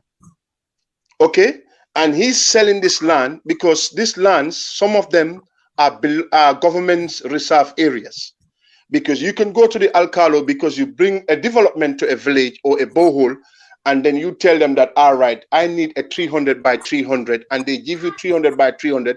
But those people, none of them know about where the government land reserve is, and they don't know, because some of them are even illiterate. They don't know how to use compass. So they will just say to you that we're giving you this land, and you keep selling it. And yes, there are some crook offices that are corrupt when it comes to land dealing in Gambia, because you can get stamps, but if you go to the court, there you will know that whether that is authentic or not, because anything that you do in Gambia, anything she does in Gambia, and if it get to the court, she will not escape from it, because you know what? It's in the dome, it's in the public domain. The reason that it's going down because of what? It doesn't reach where it's supposed to reach. It haven't, nobody come and say, you know what, I will summon him to the courts. Let him be served, and let the procedure start, and let the judge hear the side of the story and the side of Juliet, and they know. Because I've been saying this, and I said, never, if Juliet is coming to Gambia and selling land and taking those land and selling, because number one, I was against the lands that they were selling, because the lands of these people that they're taking and selling, some of these lands, where they even located, they will not see development. These are farms. You will be there 100 years. You will not even able to have a running water or electricity. If you want a trip of sand, there's no lorry can go to these places, because I see places like Kasakunda. Kasakunda up to now doesn't have good roads. There's no good network roads there. You know what I mean? So if Juliet have taken money from anybody, what I will advise you to do, if you have a proof, communication, or an email or a receipt from her, acting like he's a estate agent, go to the court and summon her. If you summon her to the courts, she will not get away with it. What Juliet is doing is just playing the gallery, because she know that, okay, you know what? She have a followers in YouTube. So she go to these people, she take a picture. Gambians are very friendly. The law, some people even like going close to the president. Yes, anybody can go close to the president, because the president is not gonna say to you that I'm not gonna see you. Even if it's somebody who is a criminal, if you said, you know what, I want to meet up with my president, the president will give you that time. But I'm hearing myself back, I think, yeah. But what I'm saying, the problem here is the people to come out and follow the right, take lawyers or go to the court, summon her, by taking money from you and, obtaining false pretense and without giving you the land. And because for her to say that she's selling land, she must have a land. And if she doesn't have a land, that is a fraud. She's doing a fraud there. She's acting fraud. So therefore, if you take advice, you go to the courthouse, you summon her and she come to the court, she can't escape from that. Juliet can't escape. She is not above the law. And I'm telling you, Gambia prison is not nice. There are people that have been jailed in Gambia. It's nowhere close to the Western prisons. So if you follow the right procedures and follow the right advice, just go to any police officer, because sometimes the reason that the police cannot act, because it's a civil matter, and civil matter, it's not a criminal matter. Police cannot act on civil matters. The reason that the police cannot act, because it's a civil matter, and civil matter, turn down the criminal matter. Police on the other device. Yeah. So like I'm saying, it's a civil matter.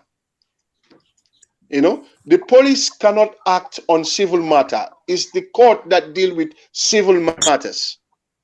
So you need to go to the court, get an advice from a court clerk, and they will tell you that, okay, this is it. You don't even need a lawyer. When it's necessary, maybe they can say, okay, you need a lawyer. Because you can say, you know what, you have your receipt that she wrote to you. You have the communication, the emails. Those are evidence. You have a tangible evidence with you.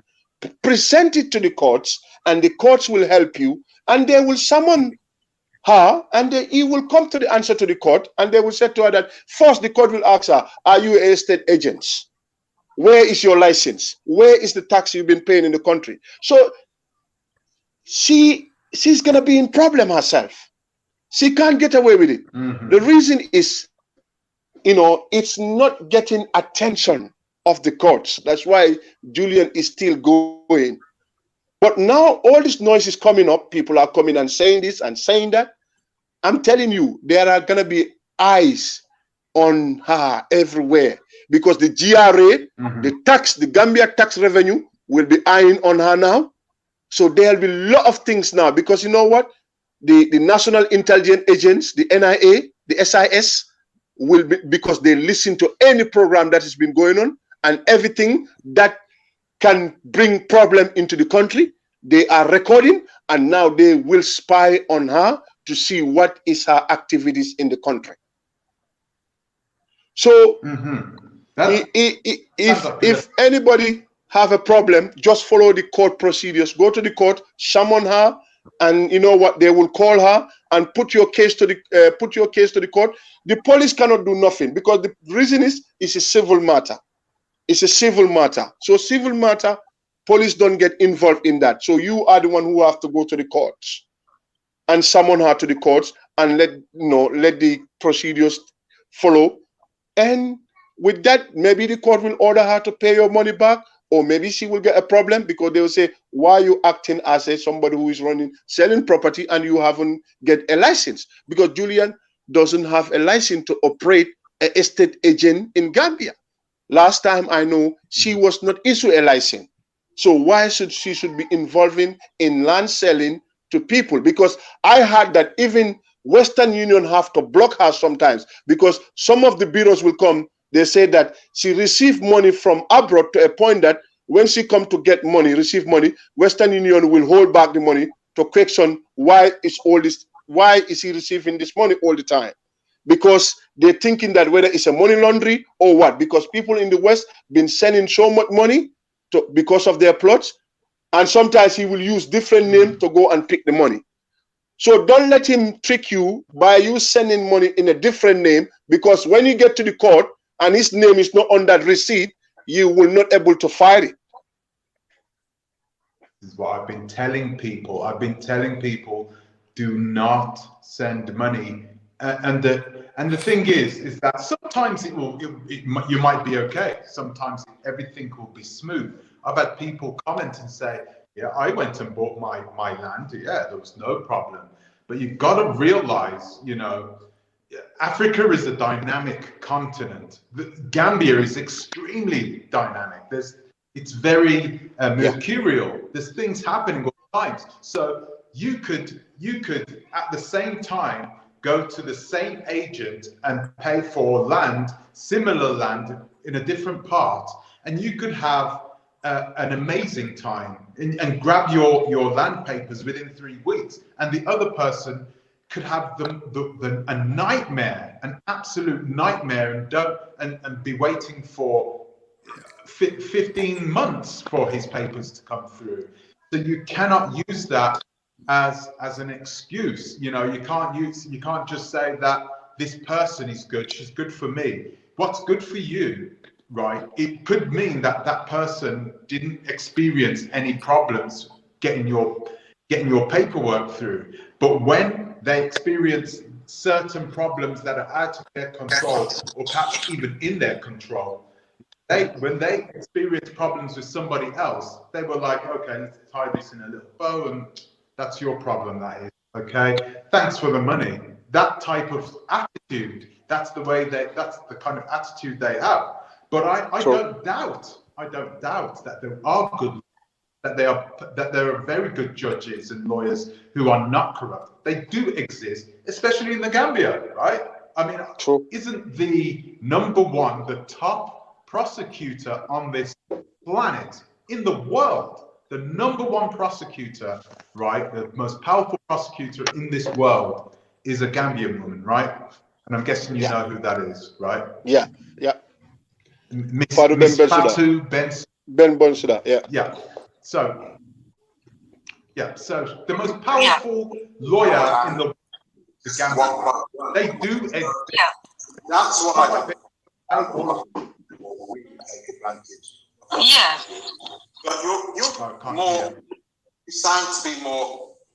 It's not like you can pay all of that, but this is part of what I have. That she didn't do the thing that she said she was going to do. And when you questioned her about it, she exactly.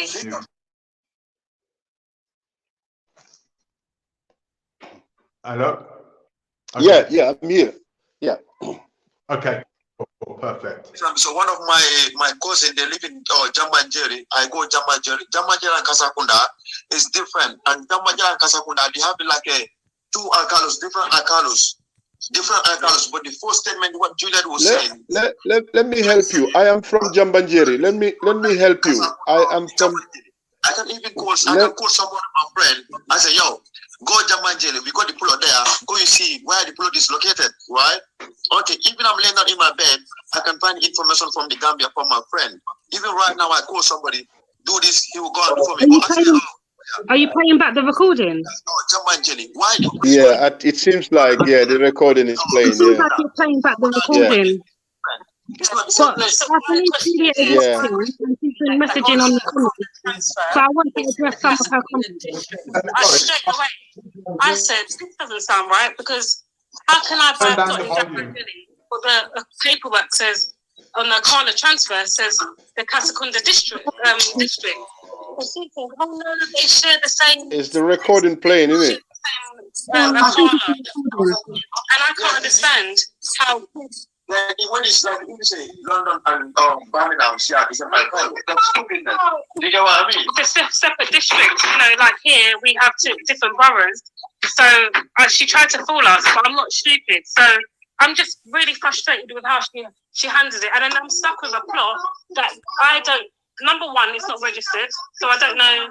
I don't know if I have that plot, and number two, it's in an area that we didn't want. Oh dear.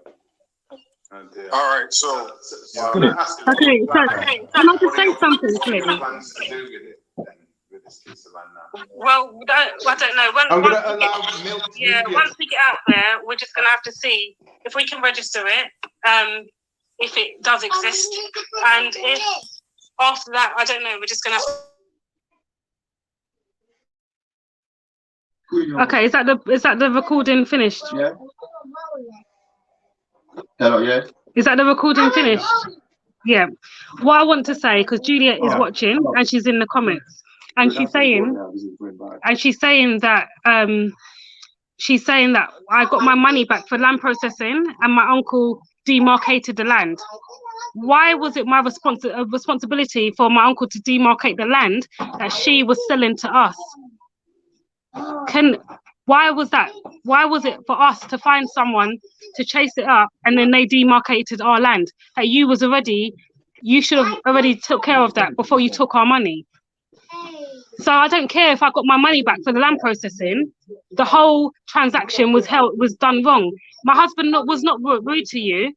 Yeah, he was annoyed that we spent nearly over £4,000, including all the land processing, right? And you didn't have the decency to let us know what was happening or give us an update. And I spoke to you, I was sending you messages to get better. I was very professional and respectful to you, but I don't know who you think you are, because maybe I don't know how they treat you in Gambia, but don't think you can belittle us, yeah, and make us believe that you are some queen, because you're not. Yeah, at the end of the day, you disrespected me. Yeah, no one was rude to you. He stepped in because he could see you was taking advantage, because I had a lot of patience and I spoke highly of you to a lot of people. Yeah, so you betrayed people that trusted you, and that's the issue. And if you're saying you're not an agent, why are you selling land? Why is money going to your account for land? You are not an agent. That's a good question. If you are not a licensed agent, you should not be involved in land dealing in Gambia. Exactly. It's against the law.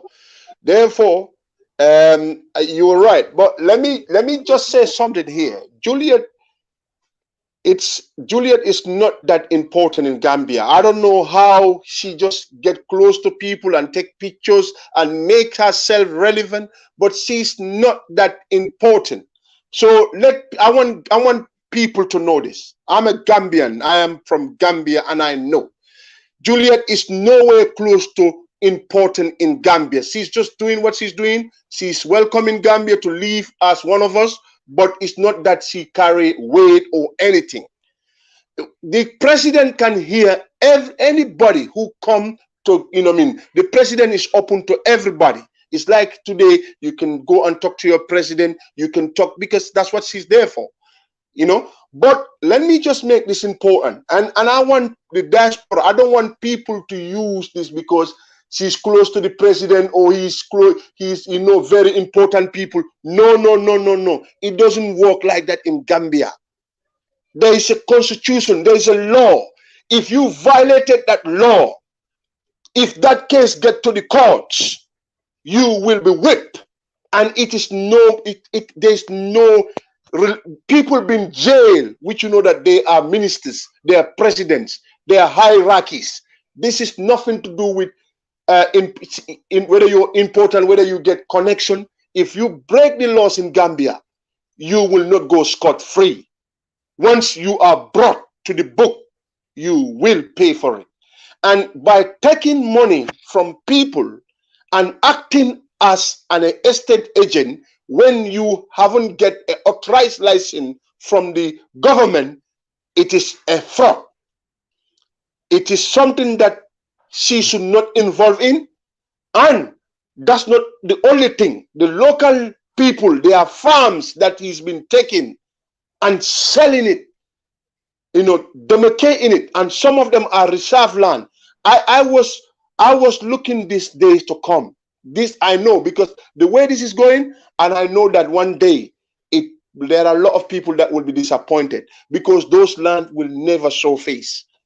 The land he's telling them that he's selling them will never. He is maintaining herself, her lifestyle, and her family, and building a comfortable house and a pool where she can live. But she is not helping you guys. Let nobody send money to buy a land from Juliet, because you will end up regretting it. You will end up not getting land. Alcalo, if you get in a land, not only Alcalo paper is a paper in Gambia, you need a land from a ministry office, a ministry of local government. There must be a certificate of occupancy. Certificate of occupancy, it is the title deed that show you that you are the rightful owner.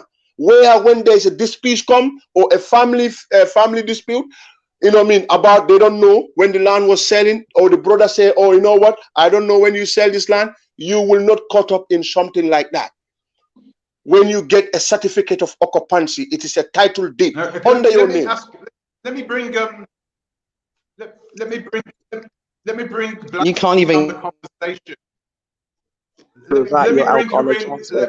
I'm going to address some of the issues here today, because you're acting like I'm scared to come forward or scared to say something, which I'm not. And I've done absolutely nothing wrong. Firstly, I recommend, and I can recommend anywhere that I like, and any Gambian business that I like on my channel. I'm a YouTuber. I can recommend anywhere. If anyone wants me to help them to do anything, I can. I am not the landowner of any of those plots. I am not the owner. The owner is Mr. Jallo or East African Properties. Ask Camilla to go onto her Alcalo transfer and say who is the person who sold her the land. The person who sold her the land is African Properties, and she actually asked me to do it. She even made 2 mistakes, and I had to correct her Alcalo transfer twice. In addition to that, myself and my husband got sick. We were terribly sick with pneumonia last year. During this time, I told everybody that I was sick. I also got food poisoning. During that time, she harassed me. And then I answered the phone one Saturday while I told her I was still not feeling well, and her husband was rude. No, it's all right. Let's have decorum. Let's have for her land processing straight away, and told her that I hadn't been in work for a few weeks. Secondly, let me address the land issues. We always ensure that someone has a personality disorder. Hold on, sister. To go back to their contracts, they can have a look. And also, if you want to go and have a look at the clause in your contract, which states that if you bring us into disrepute and we sue you, you will pay our legal fees. Secondly, the system here, you don't understand it. And you're talking out of your I don't know what. Because firstly, if you do not have an Alcalo transfer, you have no title deed. That is your initial and your basic title deed. Any other land documents you want to get, you have to go and pay additionally for it. Now let me break down the system for you so you all clearly understand. There are people Once you have who your get this Alcalo land, they don't need the transfer, transfer. You are telling lies on that. Basic land taxes. Pay for these things, because you know what? You have to. The second thing is that you have to also pay for your registration, your official transfer. You pay 7,000 Dalasi for that. You pay via the Echo Bank. Yeah? Why are you expecting other people to do it for you when you can do it? Right? At the end of the day, if you pay me to do it and I was sick, yeah, I'm not going to be able to do it. It's as simple as that. And your husband was damn rude. And you sent your uncle to go and do it. In August. Yeah, at the end of the day, that's not how it works. If you are the seller You actually signed your own alcohol transfer allow while me you were just here. to explain, Came because to the I worked Gambia. on the land You didn't office tell for anyone 7 that you was years. here. And I you worked used on to the go land and office for allocate 7 your years. plot. The same Don't as mislead the Dwayne. people. Dwayne made Mr. Jello travel all the way from Brikama. From Guinea-Bissau. He made him travel all the way from Guinea-Bissau. Myself and the physical planning man, Ibrahima, was waiting in the office from 12 o'clock till 3 o'clock, and he didn't turn up, didn't show up, didn't bother to apologize. Yet you want to say the plots don't exist. And as for you, Camilla, you know the plots exist because your uncle's the one that went on the land and did your demarcation and said to you that the plots exist. You know why? Because he told me. So stop your lies. And that's for me being rude and thinking that I'm a queen. What is this? Jealousy? Because Juliet, your you channel are shit. a chronic, Yeah, I just said it. compulsive At the end of the liar. day, I'm not taking this crap Everything you no more. say is a Because you know what? lie. We helped a lot of people. You are They built it. nothing but a You're a liar, brat a pocket. You can't come and scammer, a develop on the land. That deceiver. is your issue. You haven't got the money to You process are the the land. That is your worst. issue. At the end of the day, we do our best. We do our very best, and that is all we can do. Okay. I'm going to allow Juice to answer back to that. Go ahead. Let me just make a clarity on. She said something that is not accurate. A alcalo paper, it's not a paper. It's somewhere like it's the starting point. When you get an alcalo paper, you start from there. These are lands which you know that they are not listed. The land don't have paper. Lands which you know that they have no title deeds.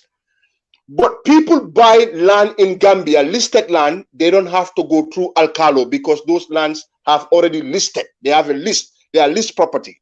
So if you are selling land to people, they are not in the country.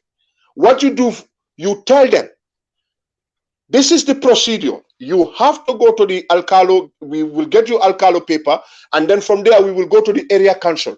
You will get a physical plan man. From the physical plan office, you pay the person or the seller, because this is all part of the agreement, whether it's the buyer or the seller.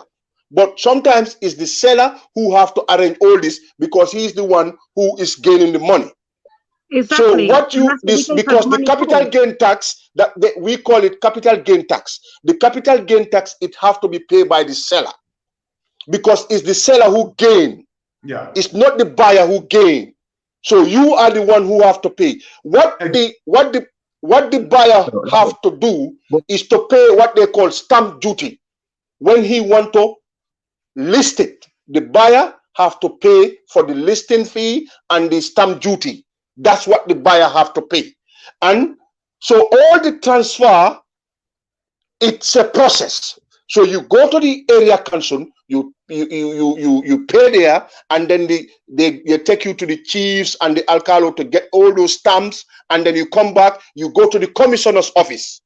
The commissioner is the governor around the area, and they will stamp. And when they stamp it, and then you go back to the chairman's office, which is the local area council, the CEO will put the final stamp, and then you return it back to the commissioner's office, and they will give you something called certificate of occupancy.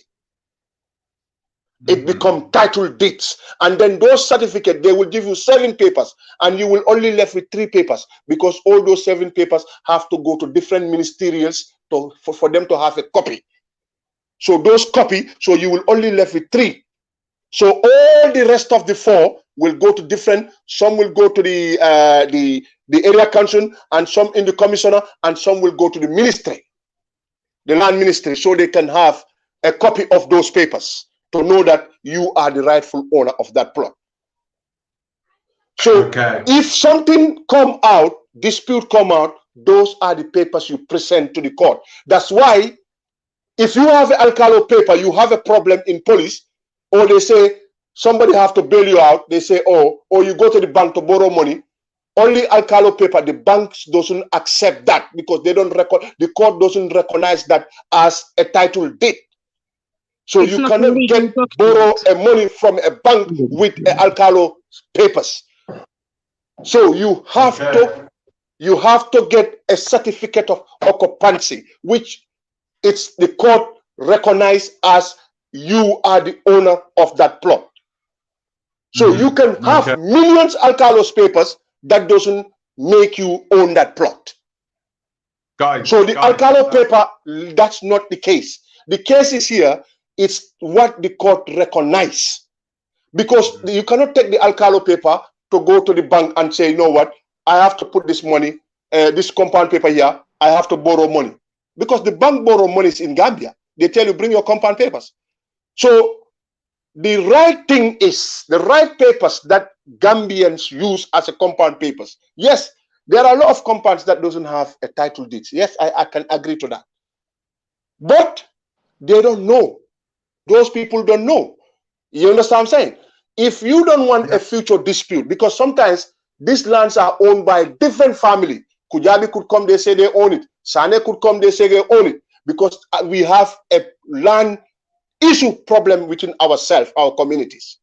So if somebody come and sell you something and you just go to the alcalo and the other 3 brothers from the other side come and say, no. When the sale was going on, we are not aware. We did not know nothing about it. You go, you thinking that you get a paper from alcalo. You don't own a land because those brothers have the right to come and still claim those land from you.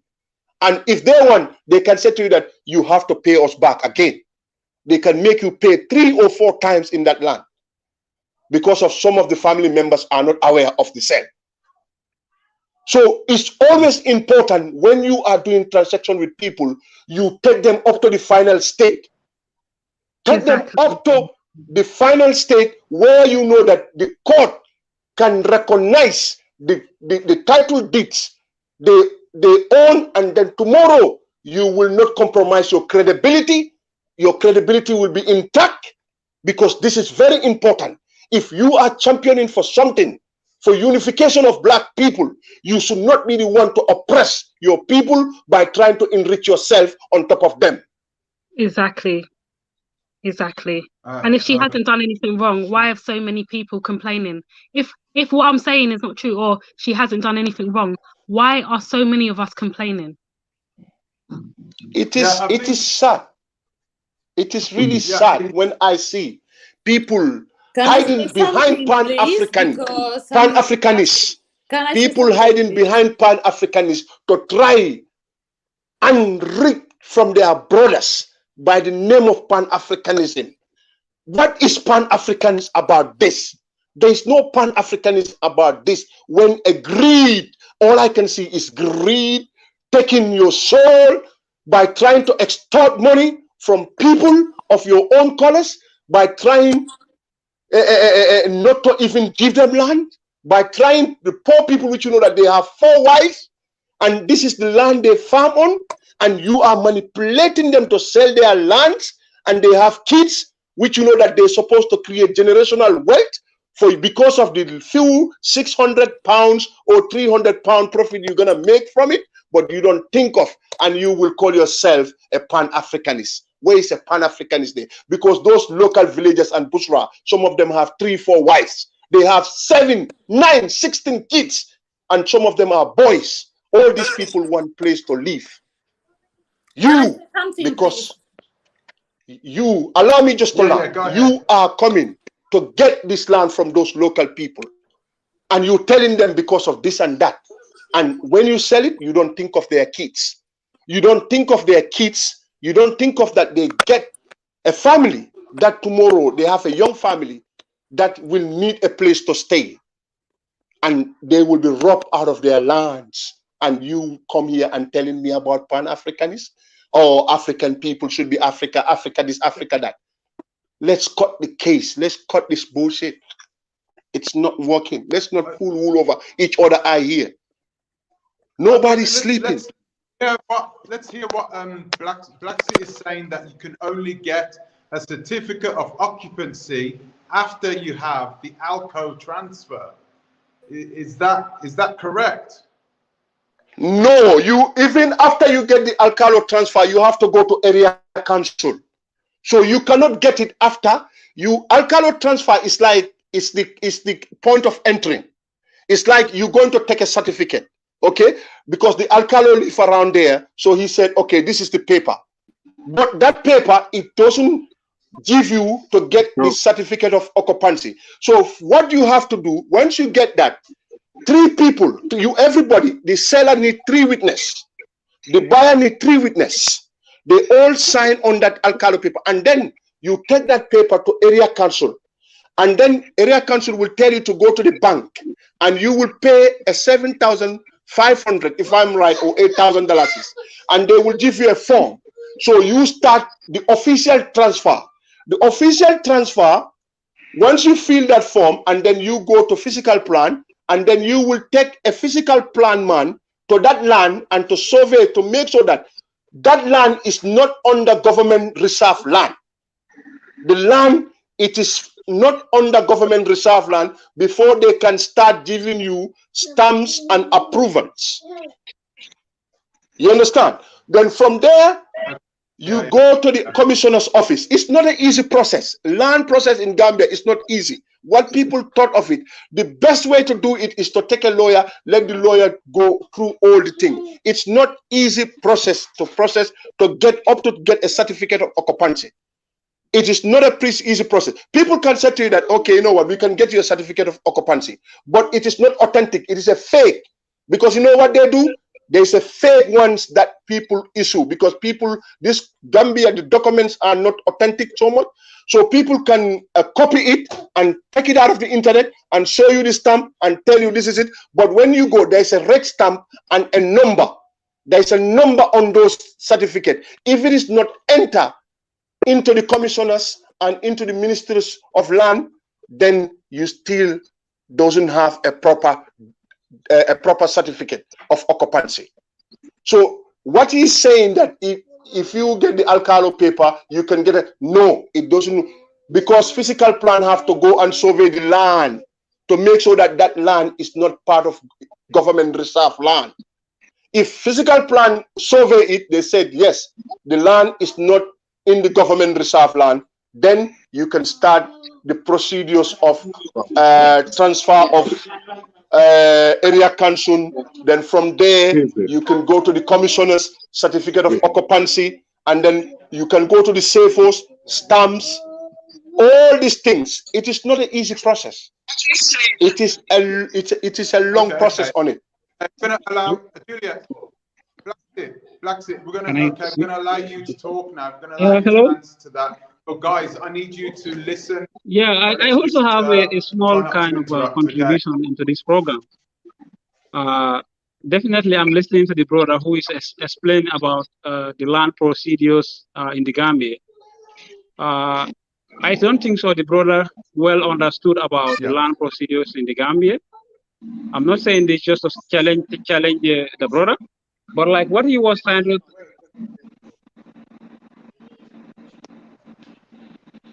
All right, I want to know, is Juliet there? Juliet, you there? Blaxit? She's watching. She's watching. She's watching. But I think they've got that. You see. Let me just make this point, because when they say alcalo is just like. Wait. 1 moment. All these things, it is not an easy process. It is a long process on it. You need to speak closer to the microphone so we can hear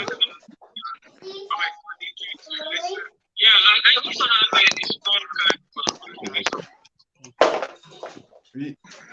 Speak close to the microphone so we can hear you. Blaxit.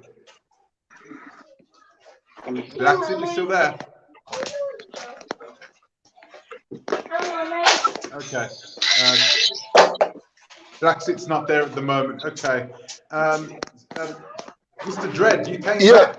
Yeah, I was sorry, I was disconnected in the program.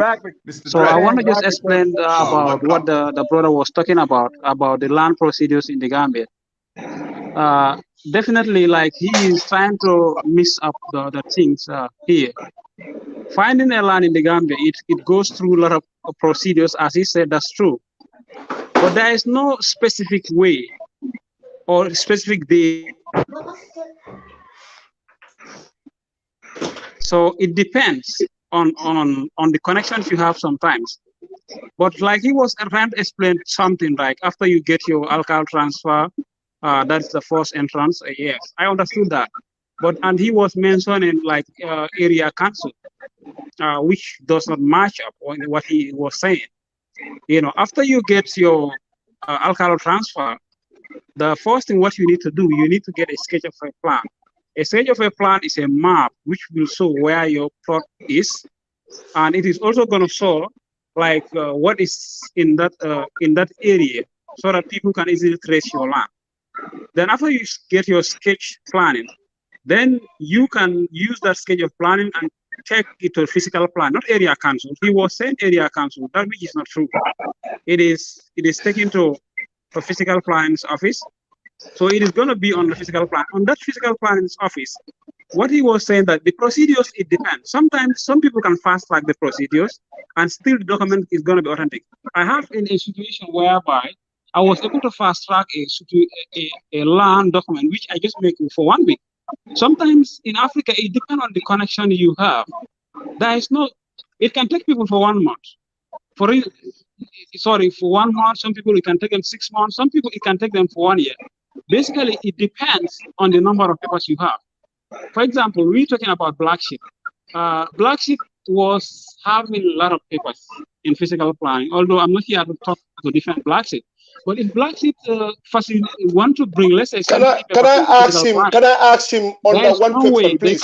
Physical plan is under which department? If you don't mind, some of the documents will take 1 year because the government has to prioritize orders. It's not only Blaxit. So they have to make the documents for them and make it for us. And I have even go into a situation in physical plan whereby some of the machines are not working. So sometimes it depends on the connections you have in physical planning. She's a front runner. Basically, what the brother was explaining about the procedures of land, most of it does not go like that. He is a front runner. What happens is like after you get your sketch of plan, then you will take it to like physical plan. Then physical plan that is not true. Physical planning is under area council. On TDA, physical planning, that's what we call tourist development area.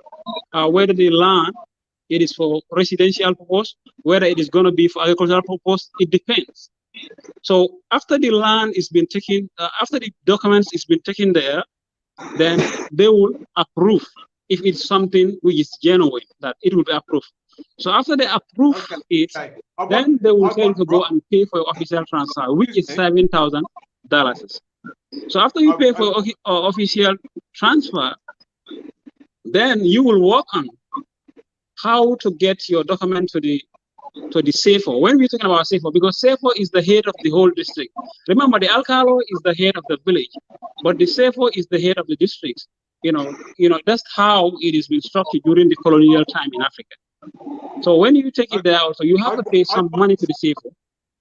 You have to pay sometimes $5,000 to the SAFO for him also to make sure that he put his stamp to indicate that. I want you reply to him now, okay? So what have you guys got to say to what you just heard there?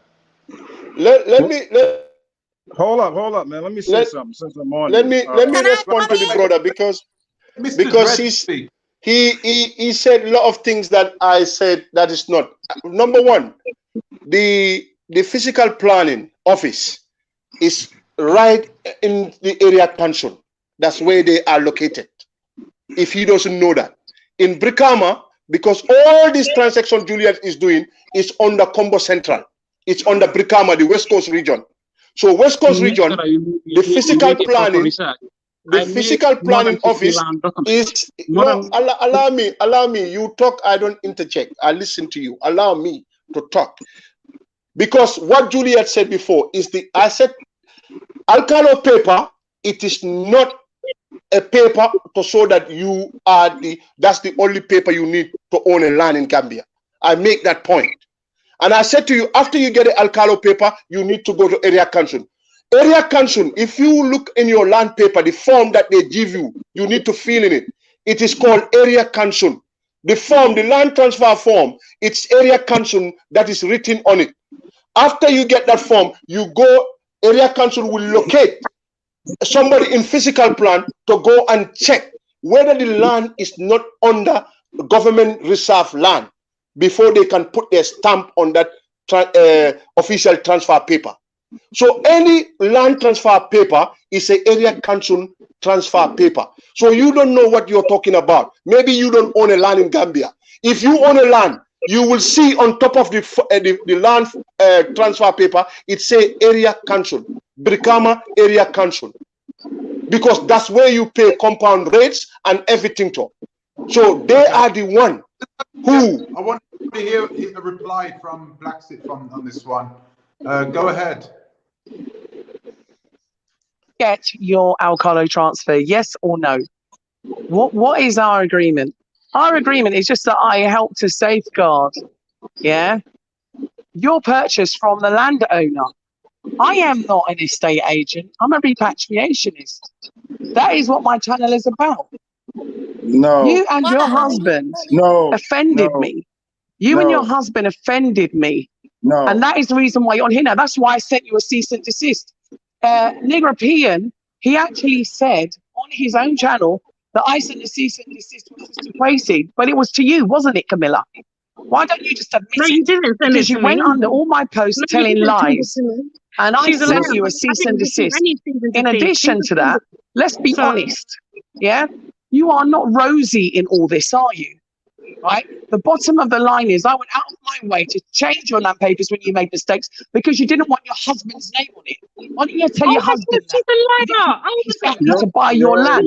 Why don't you tell him that? Because you didn't trust them, because you thought Gambians were going to steal your money. So at the end of the day, you relied on me in order to do that. I told you that the land was in Jambanjelly Estate. Jambanjelly Estate. That is the name of the estate, and that is where your land is in Jambanjelly Estate, which is in Kasakunda. And at the end of the day, Kasakunda and Jambanjelly, they actually are side by side. So you can go from one region to the next in like literally some areas, it actually overlaps. I should know, I live here. Secondly, even where I live isn't all tar roads. Even Kololi isn't all tar roads and doesn't have water. Even parts of Kotu and Banjul and Bigelow don't have tar roads and water. So stop making up lies. You know this is the truth. This is Africa. This is the Gambia. And you know what? I'm sick and tired of this attack on my person, attack on my brand, attack on me helping people to get their automatic citizenship, because your investment is not safe even if you have it up to leasehold if you don't have citizenship. And you're not supporting with that effort. All you're trying to do is tear me down and tear everybody else trying to help and to change things down. Since I went to meet the president, this is when all these attacks are started. But I'm just going to line up by saying one thing. Wherever your issues are, go and take it to court. You already tried, and it's not going to win because you don't have a leg to stand on. You know this. All of you know this. Land documents. Whatever I agreed to do, I've done. Whatever I couldn't do, I cancelled. In your case, Camilla, your husband was rude, arrogant, and disrespectful. And that's the reason why I cancelled your agreement. I was sick at the time. And another person, I had an operation on my hand. I had an accident. Right? And you guys have got absolutely... Hello, Julian. Sorry, I'm here. Sorry, Julian. Hello, Julian. Hello. You can hear me? It's Camilla husband, Julian. Can you hear me properly? Hello? Go ahead, man. Speak. Yes, I'm not going to have it. So do your worst. I'm not interested in what you're saying. And as for you, Prince Strickland, you came here and started having an affair. Julia, with can I talk, please? Yeah? Can I speak, please? Told us that you was with your wife for 14 years. Julia. In the Valley of Natal, going to Bussorah. You went to the land on November the 11th and you saw the land and you purchased your land after that and you obtained your Alcalo transfer. Juliet, you get busted. You spoil your credibility. You get busted. Hold on, Julia, I can hear me. Julia, since I call you May, I call you on May. We do the transaction of the May, right? August, right? I call you, Julia. I said, what's the problem? You told me you were sick. I said, sorry about that if you're sick. Yeah, that's why I told you. Okay, after then, I asked you, Julia, we've been waiting for the possession of the land for how long? We don't have no information and we don't have no update. I told you, Julian, I got my family in the Gambia. I'm going to call them. You can meet with them. You can go and show the plot so that they can see where the plot is located. Yeah, she didn't like that. Hold on. She didn't like what he told me, no, I don't know whether it's Skeba. Something his name is Skeba. You mentioned Skeba name. Who do the drill? to show the plot. You told me, Keba, he's not there. He went somewhere. But if Keba's come back again, we're gonna show the plot. I said, all right then, Julian. I said, that's not a problem. I had to call you back at Julian. I don't insult you. I don't insult you. What did I insult you? Can you tell me? Can you mention me? What did I tell you? And he said insult. I've got messages. No, hold on. Let me talk. Hold on. Juliet messages. Can you say that to me, please? To hope that she got better. I was patient with Yeah. Juliet. I had a lot of respect for Juliet. Juliet is a liar, and for her to say I didn't want his name on it, where did that come out of? Where did that come from? Can you prove me right now? There's so many people watching in this live. They are welcome to. All that has clearance and all that the GRA certificates. And you should understand what that is. Because I had two plots. And as for you, Camilla, you'll be getting another notice, but this time it's going to be a letter for court action. I never got one in the first place. I will speak the truth. Yeah, you liar. You're a compulsive liar. And I don't business what you got to do about cease and desist. Sorry. Yeah? Liar. Sorry. And Julian, and what is our first statement also? You say the first plot is in the Jambanjeri. Exactly. So if the plot is in the Jambanjeri, why? No, hold on. Hold on, let me talk. Hold on. The first plot is in the Jalambang, right? Okay, let's drop Jalambang one. The second plot, right, in the Jambanjeli. If the plot is in the Jambanjeli, why the plot is going to located in Kasakunda? Can you tell me about that? Why the plot is in the Jambanjeli in the first statement in the front line? Why is going to located in the Jambanjeli or on Kasakunda? So Kasakunda and Jambanjeli is different. Allow Blaxit to answer I've got WhatsApp messages and I've got we got all the evidence. We got evidence. And voice notes from Juliet. She's a liar. So I've got everything to say where she said the plot was in the first place. The first place, she's a liar. She's a compulsive liar, and I'm not having it. Do not come on this live and say that and make up all these things about personal issues that we didn't want this one's name. That is a lie. That is a goddamn lie. We are not in the Gambia. Because of our money, thank you. We are not in the Gambia. We are not in the Gambia. So you are the one who are in the Gambia, but we trying to send our family members to go and see our plot and our land, where our land is located. But you don't even allow us to go there to see. And I can call the people right now. I call them to say, yo, I got the land in the Gambia. Can you go? You check me the land, where the land is located. Yeah. Even we got our plot, right? But our agreement does not where our plot is supposed to be located, Julian. It was not meant to be in Kasakunda. It's not supposed to be. It's supposed to be Jambanjeli. Jambanjeli and Kasakunda. I know Jambanjeli more than you, and I know Kasakunda more than you. Kasakunda and Fulakunda, they are not. Anyone is listening to me in here and it's from the Gambia. Jambanjeli and Kasakunda is different, and it's different alcalo. Where I was born in the compound in the alcalo places in Brikama, Smakunda. That's where I born in. That's where they pay the tax. Do you hear me what I'm saying? I'm not a stranger in the Gambia. We are not stupid. The first time, sorry, one more thing. The first time, the initial money was for a plot in Jalambang. So I've got all the screenshots, messages, everything. I'm going to email them over to you because I'm not having her come on a live and lie and say that this is why.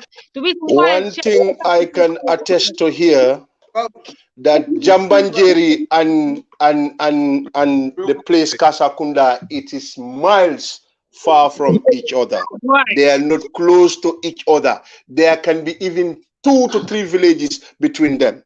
So I don't know where he's saying that Jambanjeri and Kasakunda are in. They are far. Jambanjeri, it is close to Sanyang or close to Latria and Jambur. Yeah. So exactly. Where she's saying Jambanjeri, Kasakunda is close to Serakundanding, going to Nyofele. Nyofele, that's where Kasakunda. You pass Kasakunda and you get Serakundanding, and then you go Nyofele. So what she's saying here, it is he's comparing orange and apples. There's no iota of a truth in what she is saying. I grew up on those areas. I keep running around, going to farms in those areas. I know those areas very well. There are 2 to 3 villages between them because there's Jalambang. Because for you to get access to go to even Kasakunda, it is further down. And I'm very surprised she can come on a social media platform and lie when Gambians are looking and knowing exactly. Gambians wake up and know which woman this woman. One thing. I'm sorry. Let me say do any of you guys know anyone called Daniel Samba? We've heard of him, but we don't know him personally. I don't know him. I know he's a YouTuber. I've never spoken to him in my life. Okay, there's a video coming out about him very soon because I've been getting, I've had about 3 emails tonight about this gentleman. I just had the 3rd one, but that's another video for another day. Okay, I'm gonna. But is Juliet still on? Juliet, you still on? She's not on. She might be watching, but she's not on this.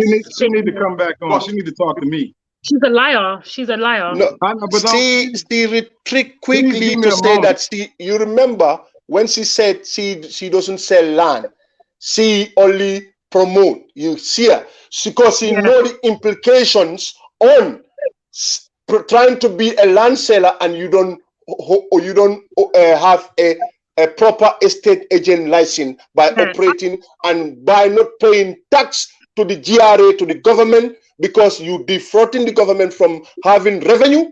So she backtracked to say, oh, she doesn't sell land. She just, recommend and blah.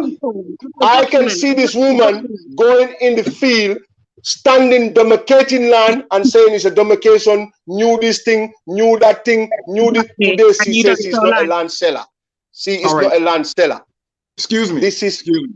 Can I talk to Julia? I want to talk to Julia, please, y'all. I understand what y'all saying. Y'all said y'all want.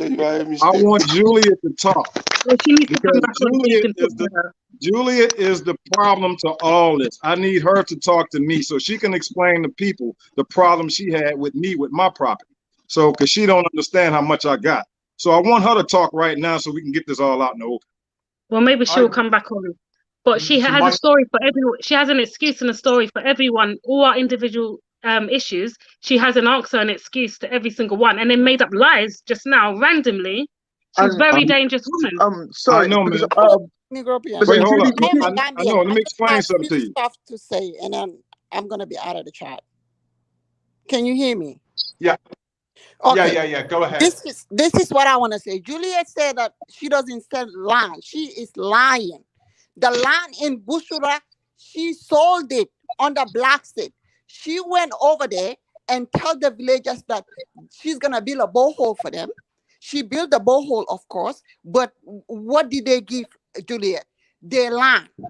And that's the whole chunk of land, like that what that guy was saying. But listen, man, hold up. Listen, man, but what I'm saying is whatever deal she did with them, that's fine and dandy. I really don't care about that. What I care about is that the deal that she did with us. Oh, no. You can't say that, my brother. If you say that, you know what? No. If you're going to speak like that, no, I'm not going to champion your cause because you don't care about my people. That's what you're talking about. No. This is the reason why I'm here. Can I finish? This is the reason. Yeah, let her finish. Go ahead.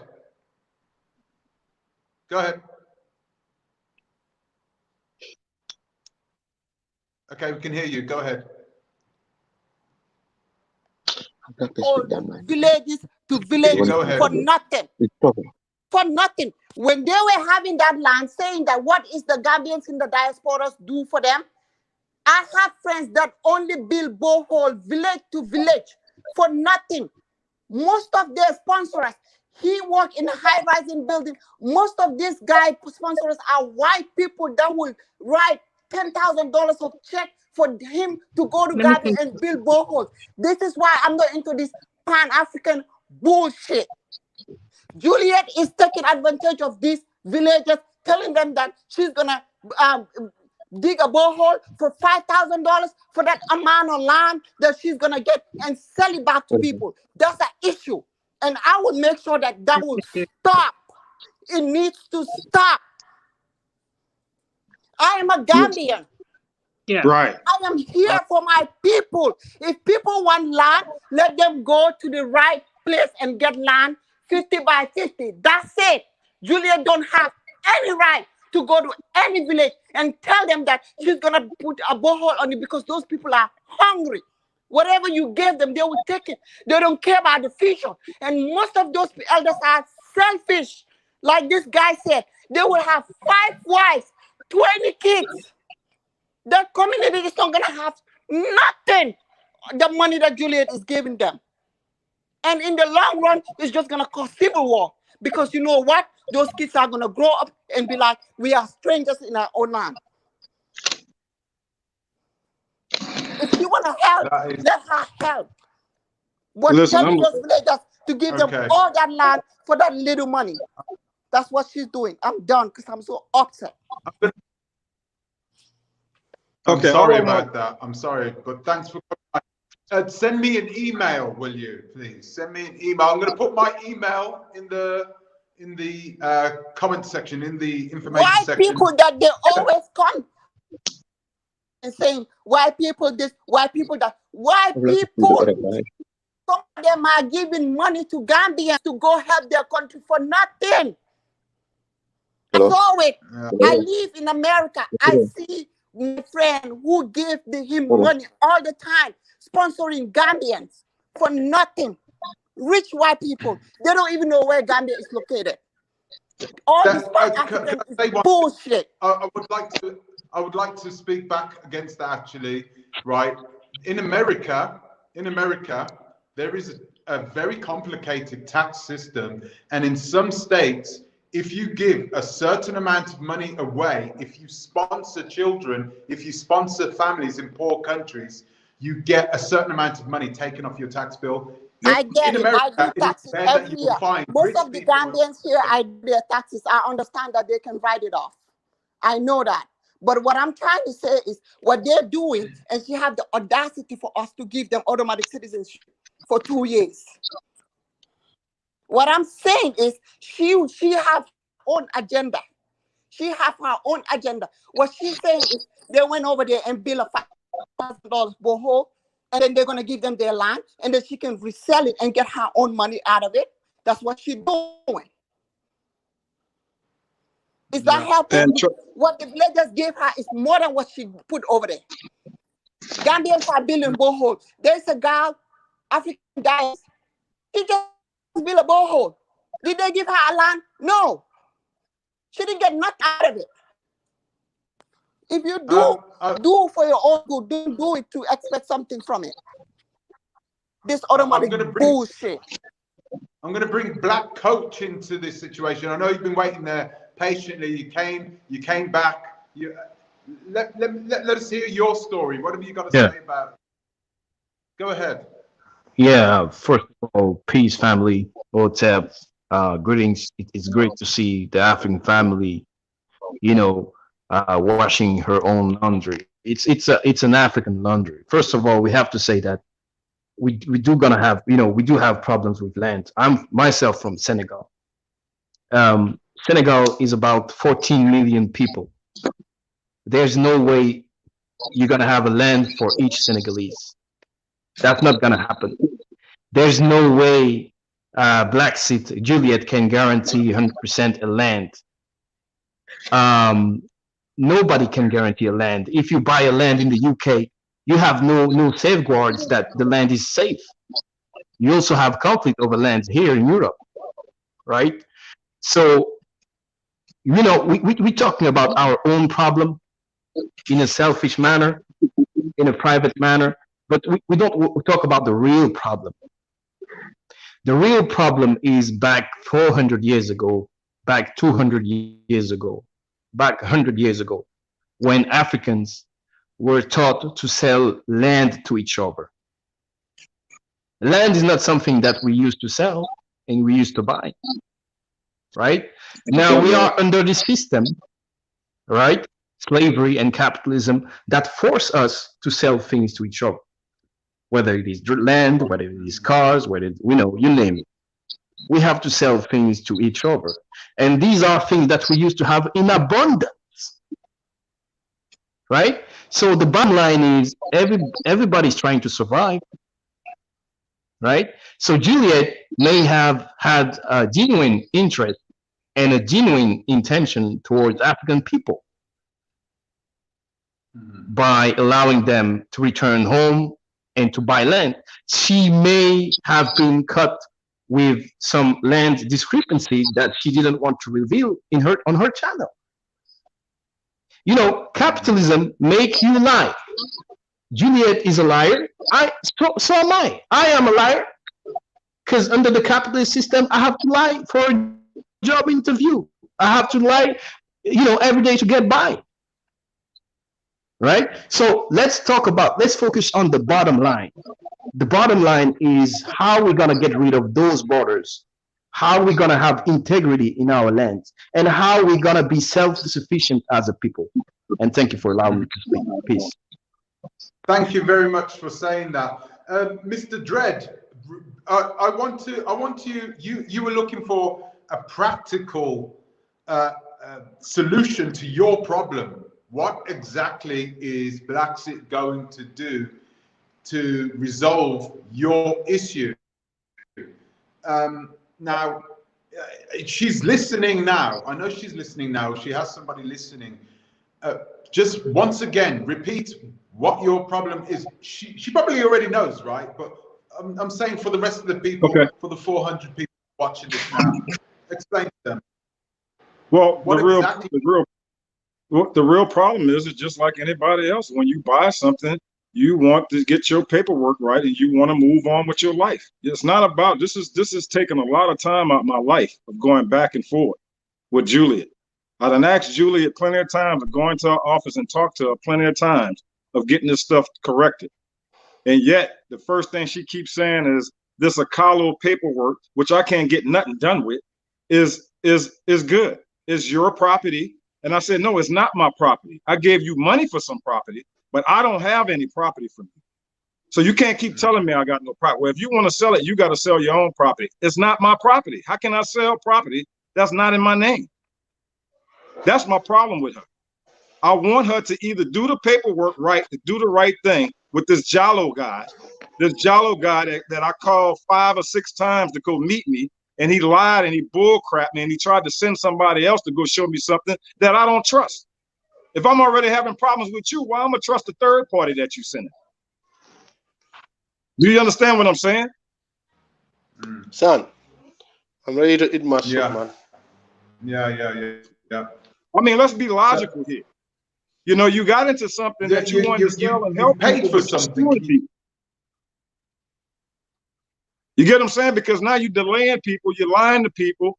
You never had the paperwork to Bruceaway in the beginning.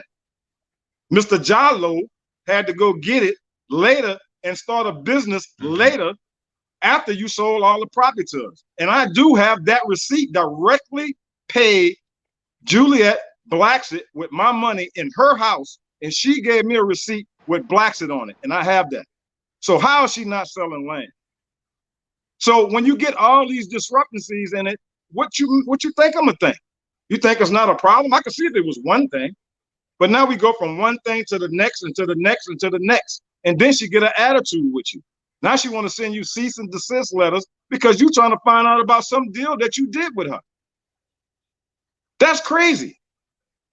That means you don't give a crap because you didn't want to come allocate the property to me when I was dead. You bullcrap me until I left. And then you want to say that I didn't show up. No, I didn't show up because the guy, when I showed up out there, the guy that Jallo sent that said he was on his way or his wife was sick. That's why he couldn't make it there. And I jumped on him about it because he's not the first. That's not the first time he's told somebody that. Oh, my wife's sick. I couldn't make it. We done heard that so many times. It's ridiculous. But you're not sick when you're taking my money and you showing land. You're not sick. You don't feel bad. You don't none of that. When somebody got money in their hand, you go scramble and you get to the property and show them that and you sell them the land. Then after that, you forget about it. That's our problem. Thank you. I want it to be resolved. Thank you very much.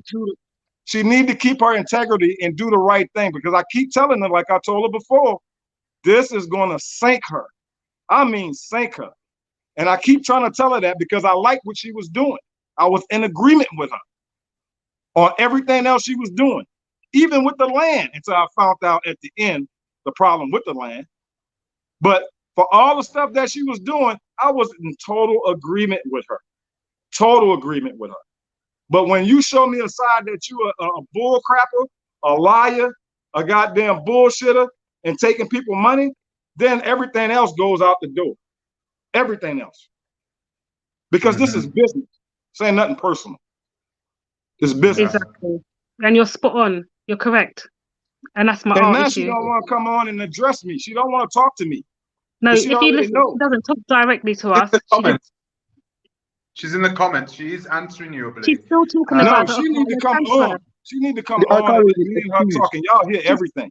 But she's not going to come on with me. The problem, the alcalo is the accused, right? We don't got nothing to do with the alcalo. She wants to say, right? We don't. The problem, Julian's supposed to understand. We don't send money for alcalo. We send money to Julian below the account. Do you get what I mean? We don't got nothing to do with the alcalo. The alcalo don't even know us. Right? We got issue with the Julian. She don't do the things properly. Right? She's greedy. She's greedy. That's why she's in this bloody problem right now with the issue with the people. We don't got nothing to do with alcalo, and let him stop spoiling in our Gambian people name, in our alcalo name. Alcalo don't know nothing.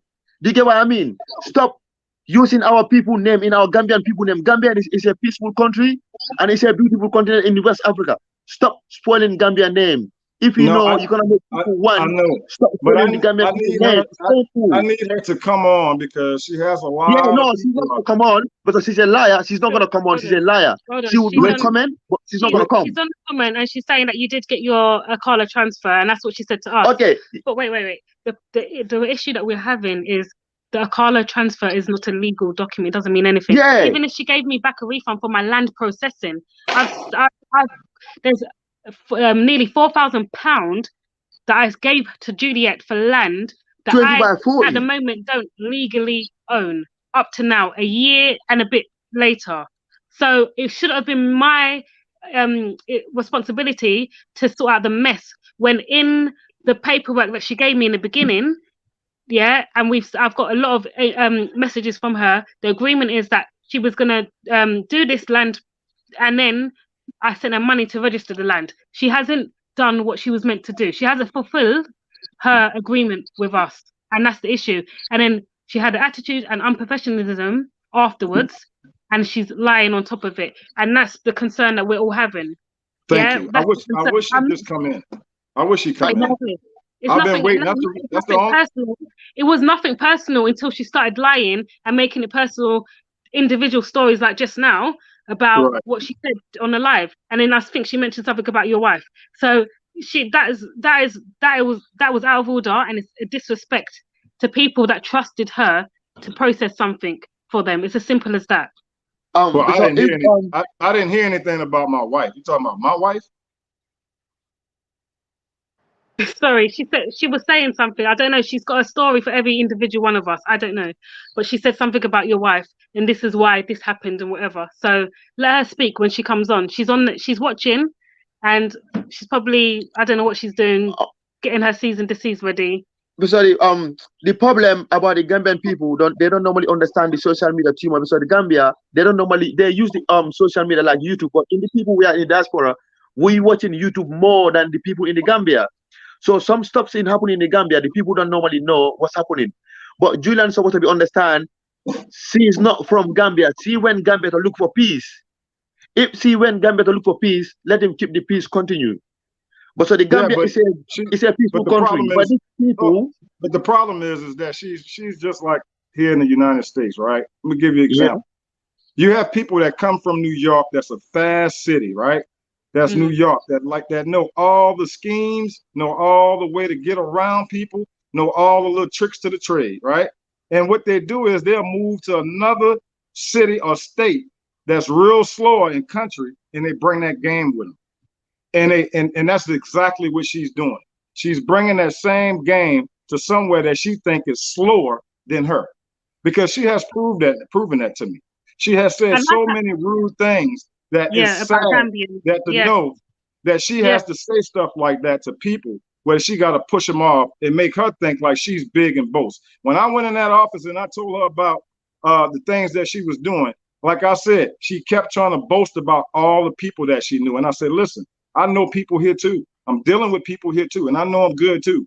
I said, but she was like, oh, and I know this and I know that. And I'm like, okay, so you know better than some of the people there. That's what you're trying to put on to me. That you are better than the people that's actually there. That's sad. And the Juliet, right? Juliet, where she's living, I know where she's living. I'm in England, but I know where Juliet is living. But so where she's living, that's his problem. But our problem with the Julian, she's supposed to understand that's the process, that's the deal of the land, that's the deal. The deal is not going proper. That's our concern. Even whatever she's doing, That's his problem. But the problem with everyone is complaining right now, that's the deal. And that's The what I deal, was saying that's the main before. thing. That's the main issue. So what I was saying earlier is I personally didn't think she was intentionally going to Gambia She can make to money use whatever. game and try and rob people here. I don't think she was to do that. But what happened is she saw an opportunity, took the opportunity, and then she wasn't even able to keep up with the demand because there was so much people interested, like, Right. wow, look what Julia's doing. Let me send money to her. Like, yes, you can do this. She couldn't keep up with it. And then the people that she's working with, it weren't working out between them. And for whatever reason, but yes, she hasn't been transparent with us. She hasn't been transparent. So like I said before, I do not expect anyone to do anything for me for free. Yeah, you have to, if you're going to spend your time, your effort, whatever, you get paid for it. Be honest and open with the people. And I wouldn't have had nothing to say if Juliet finished what she done with me and then end off. And that's it. But she didn't do the process. And the way she dealt with us afterwards was so rude and disrespectful. She just dismissed us and blocked us on WhatsApp, dismissed everything.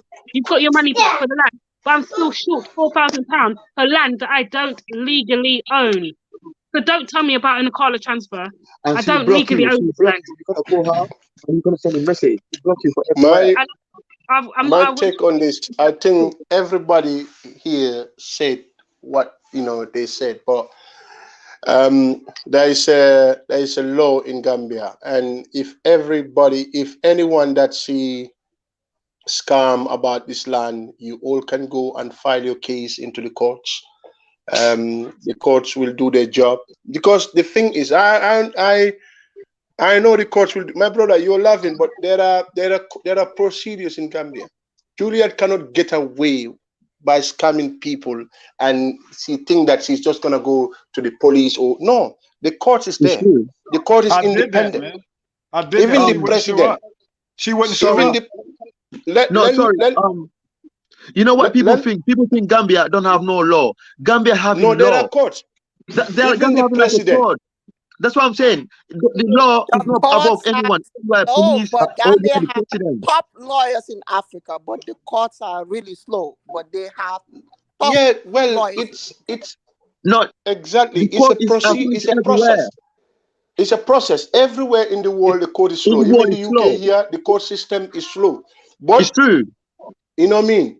You will get your justice. And what will be the problem? She will even get in more problem, because why would he involve in a land dealing without having a license and no permit? That is, you know what I mean? That is, and without paying tax, because you are making, and there are videos, there are evidence there. If the court want to, they can go and look the videos where she's going in the fields, doing demarcations, and advertising. So these are all evidence there. So, but today she came here and said, no, she doesn't sell land. She only promotes. I was shocked. Excuse me. Can you try to get Juliet back on, man? No, sorry, my brother. I think you're speaking in the Gambia, yeah? The problem, so anyone Julian is dealing with the deal for this land business in the Gambia, right? Julian just come Gambia less than few years, right? People being there, they're selling land more than Juliet. But right now, yeah, ask those people how their life is end. Their life is in the prison. Their life is in the prison. But so they own so much money from people, and they lose their family land, they sell it to recover those people their money back. So if you come from Gambia, you come with your family, come with peacefully, you enjoy your life. People been in Gambia for 20 years. They're from England, America. They don't have no business with people. They're still living their life, best life. That's what everyone will live. But if you think that you are smart, or like you can talk than everybody, or you know everybody, everyone, we don't care. You're gonna come our country trying to play with us. No, we're gonna call the government people gonna wake up now. They need to know what's happening in their country. They need to know. But so you like guys, you spoiling it in our country name. And everyone gonna think the Gambia, nothing don't go there properly. Gambia got the law, we got the president, we got the law. Right now, if you get somebody here, you're gonna see yourself in the prison. So it's not like Gambia don't have law. We have the law. It's painful, right? To live in our country, give the bad reputation of our country, and you people from diaspora. You're not gonna take nobody from in England. You're gonna watch you like that. That's not fair. I understand all that, man, but If she's not going to come back on, how I many got people to do you know the actual president of the Gambia? How many people do you know who have shafted you, right? How many people do you know who have shafted you who also know the president of the Gambia? This is a very unique situation. It's not like this is happening all the time. She Can I knows. speak on that? But how long did it take the president to actually sit down and have a meeting Okay. with her anyway? The If reason she's so why important, how long did it can take I the say president to have a something? meeting? Can I say something? Go ahead. The reason why she made the president is because of she have some of our MPs that gave her that window to go president. But the president didn't guarantee, I'm pretty sure the president didn't guarantee, Julia, that you're going to have automatic citizenship, because it doesn't work like that. It has to go through parliament. The president is going to be professional. Juliet herself said it took her 2 years to go meet the president. And if there's people like she have a, to my understanding, she have what is it called again? Organization in Gambia. So if a group of people are in Gambia that wanted to meet the president and they reside in Gambia, I'm going to give it to her. They have a right to meet the president. But that don't mean that the president is going to give them the right to have certain things. He cannot control that. If like group of Lebanese have their organization in Gambia and they want to meet the president, they will meet her. So they have the right to meet the president. Yes, that I'm going to give it to her. And the president has to be professional and receive any and everybody that's residing in Gambia. Okay. So you truly believe that the system can do something. The president is, I'm pretty sure if Juliet said, the president will accept them. They are black, they live in Gambia, but that don't mean that the president is going to tell her, we are going to make sure that automatic citizenship is going to occur. That's not going to happen. My brother, let me just make this clear. Let me just make this point clear. The president, like 44 MPs to agree with that. That's not even that automatic citizenship. I don't even worry about it because it's not going to go anywhere. She's just wasting her time. So that's why I don't even talk about it like that. Meeting the president, it's nothing. It's not relevant. Remember, presidents go with people to court. This president you see he's taken to somebody to court, and that person win. The person win the president. So the president here is not relevant. He is the head of the state, but the law is the constitution that governs this country. If the president right now, this president Barrow, he is the least popular president Gambia ever had. He is trying to get a second mandate to back for office. Let me just explain to people. So by collecting every Tom, Dick, and Harry to come to his office to show, he will gather because he's in a political season right now. Even if a madman come on the street, he will take a picture with a madman right now. Because he is desperate, he is buying for second term in office because he is unpopular in Gambia right now. All right? Barrow have taken Yakumba Jete to court, sue Yakumba Jete. What it turned out? The court ruled over the president. Go and look that. They rule over the president decision. So the president is not, he is the president, yes. But there is laws that govern us. That's why he cannot get up and jail somebody. He cannot do this. He cannot do that. Even his ministerials, the fishery minister, Dr. Banja, was found being involved in corruption. What did they do? Citizen journalism. They have suspended him right now. He is not working in office. So the president is not here, whether you meet the president, whether you meet the MP. The MPs that he meet, those are MPs that have been sacked from their parties because of corruption. Those are Sekou Marong. Sekou Marong was a UDP MP that was sacked from his political party. And then he went and joined the president because he had betrayed his own political party by taking brown envelope underneath.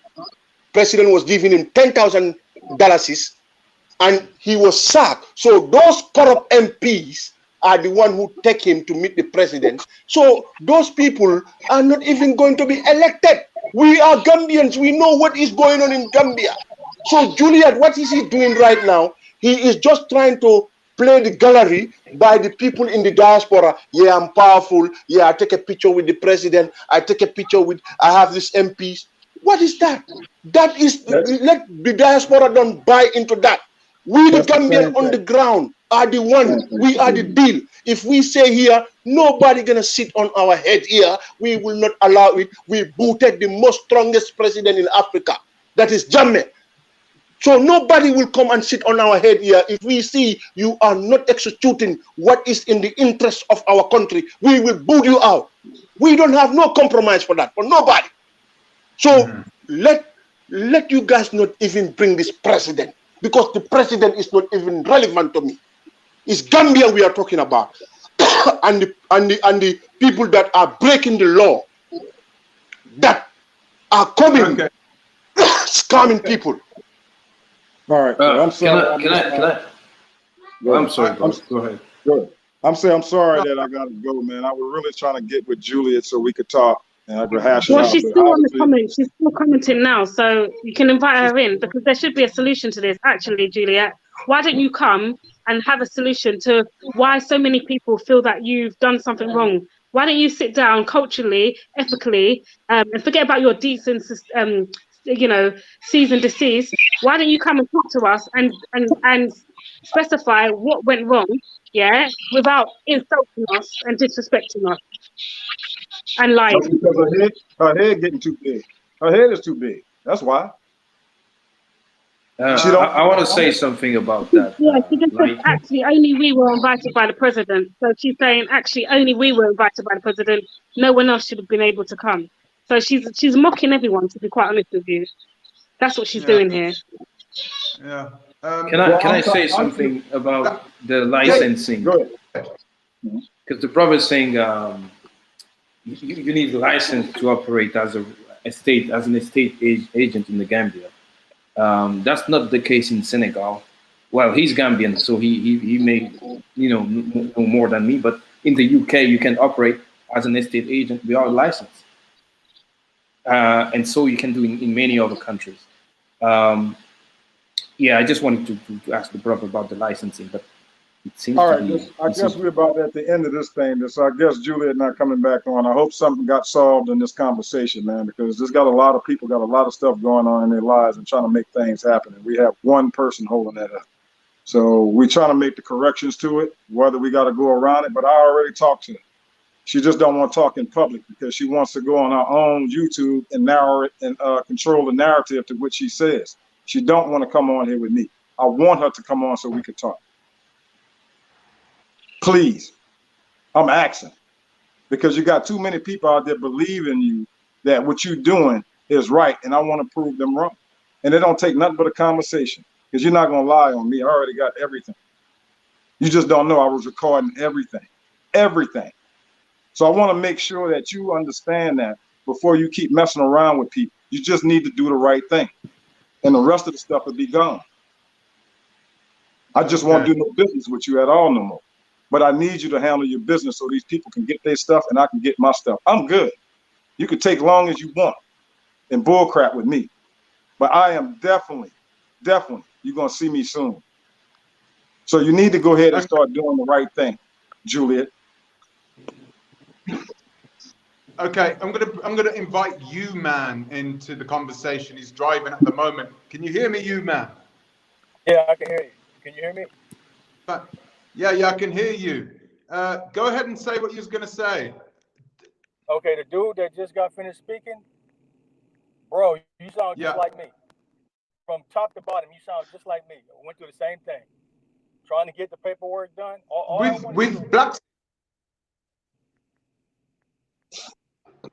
With Blaxit. All I wanted to do was register the land legally, not no, come here by out of the way stuff. I wanted to do it legally. So I traveled to the Gambia, got the paperwork, come to find out, when I went to physical planning, they said that the paperwork that I had wasn't enough, and it wasn't in the right name. It has two different owners. Yes. Like some guy that worked for African Properties had his name on it, and the land was supposedly owned by African Properties. So they said I registered the land. I tried to get all that straightened out while I was in the Gambia. I got to run around just like you, bro. Same thing. Somebody was sick. Somebody was out of town. All that. I was patient, like the young lady was saying earlier. She tried my patience. So she messed around until it was time for me to leave. So I never got the stuff processed like I wanted to. Well, I'm glad to see you, brother, and I'm glad to know that there's more of us out here, because it makes you feel better, because she's tried to isolate everybody to make them feel like it's just one person. Exactly. And it's not one person. It's more than that. And it's a lot of people that, like I said before, and Juliet noticed, that not even calling her, not even trying to get no paperwork, because they think just giving their money, that when they do come, everything's going to be straight. Right. I even had somebody representing me before I got to the Gambia. I had a Gambian that represent the transaction for me until I can get there. Julia gave her the run around so much, she got so frustrated. She said she didn't want nothing to do with it. It's ridiculous. So now I'm looking for a lawyer, a Gambian lawyer that can represent me. So when I come there, I can get it done. Either I sell it, I get my money back, I keep it, and I register it the legal way. Yeah. Well, look for me on YouTube, bro. I'm gonna say this. You're better to do things in numbers, clearly, to organize something together as a group, as opposed to just one person, doing this and then another person doing that.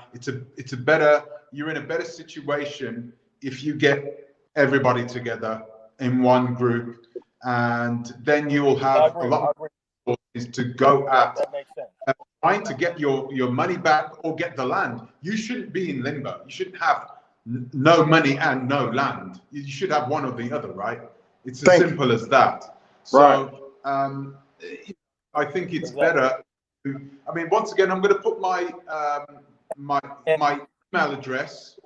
You're going to put my email address, so I can, so this can be a place where you guys can get everything together. There are lawyers that can help you to sort this situation out, and there are lawyers who aren't afraid of being sued or anything like that. This is their land.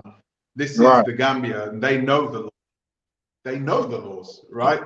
And there are a lot of lawyers in the Gambia they practice in the Gambia, but they went to university in London and in the States. Okay, this is just the way West Africa is. They tend to go to these universities away. They know how much the law means. So if you go to them, you all go to each other, go to them in one group, you're in a far better position to deal with somebody. Sorry?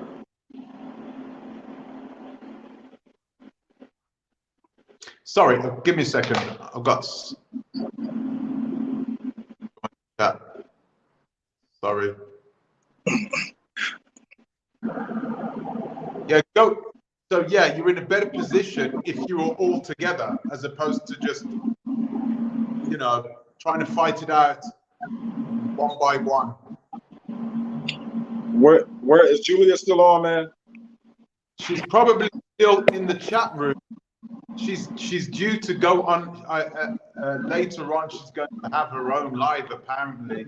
But judging from what she said in here, it's not going to be anything that you haven't heard already. will be interesting. I'm not sure. I'm not 100% sure if she'll go on tonight, but yeah, we're going to watch out for that one when and if somebody does that. So guys, listen, all you guys, I'm going to post my link again just in case I missed anybody. I'm sure I missed.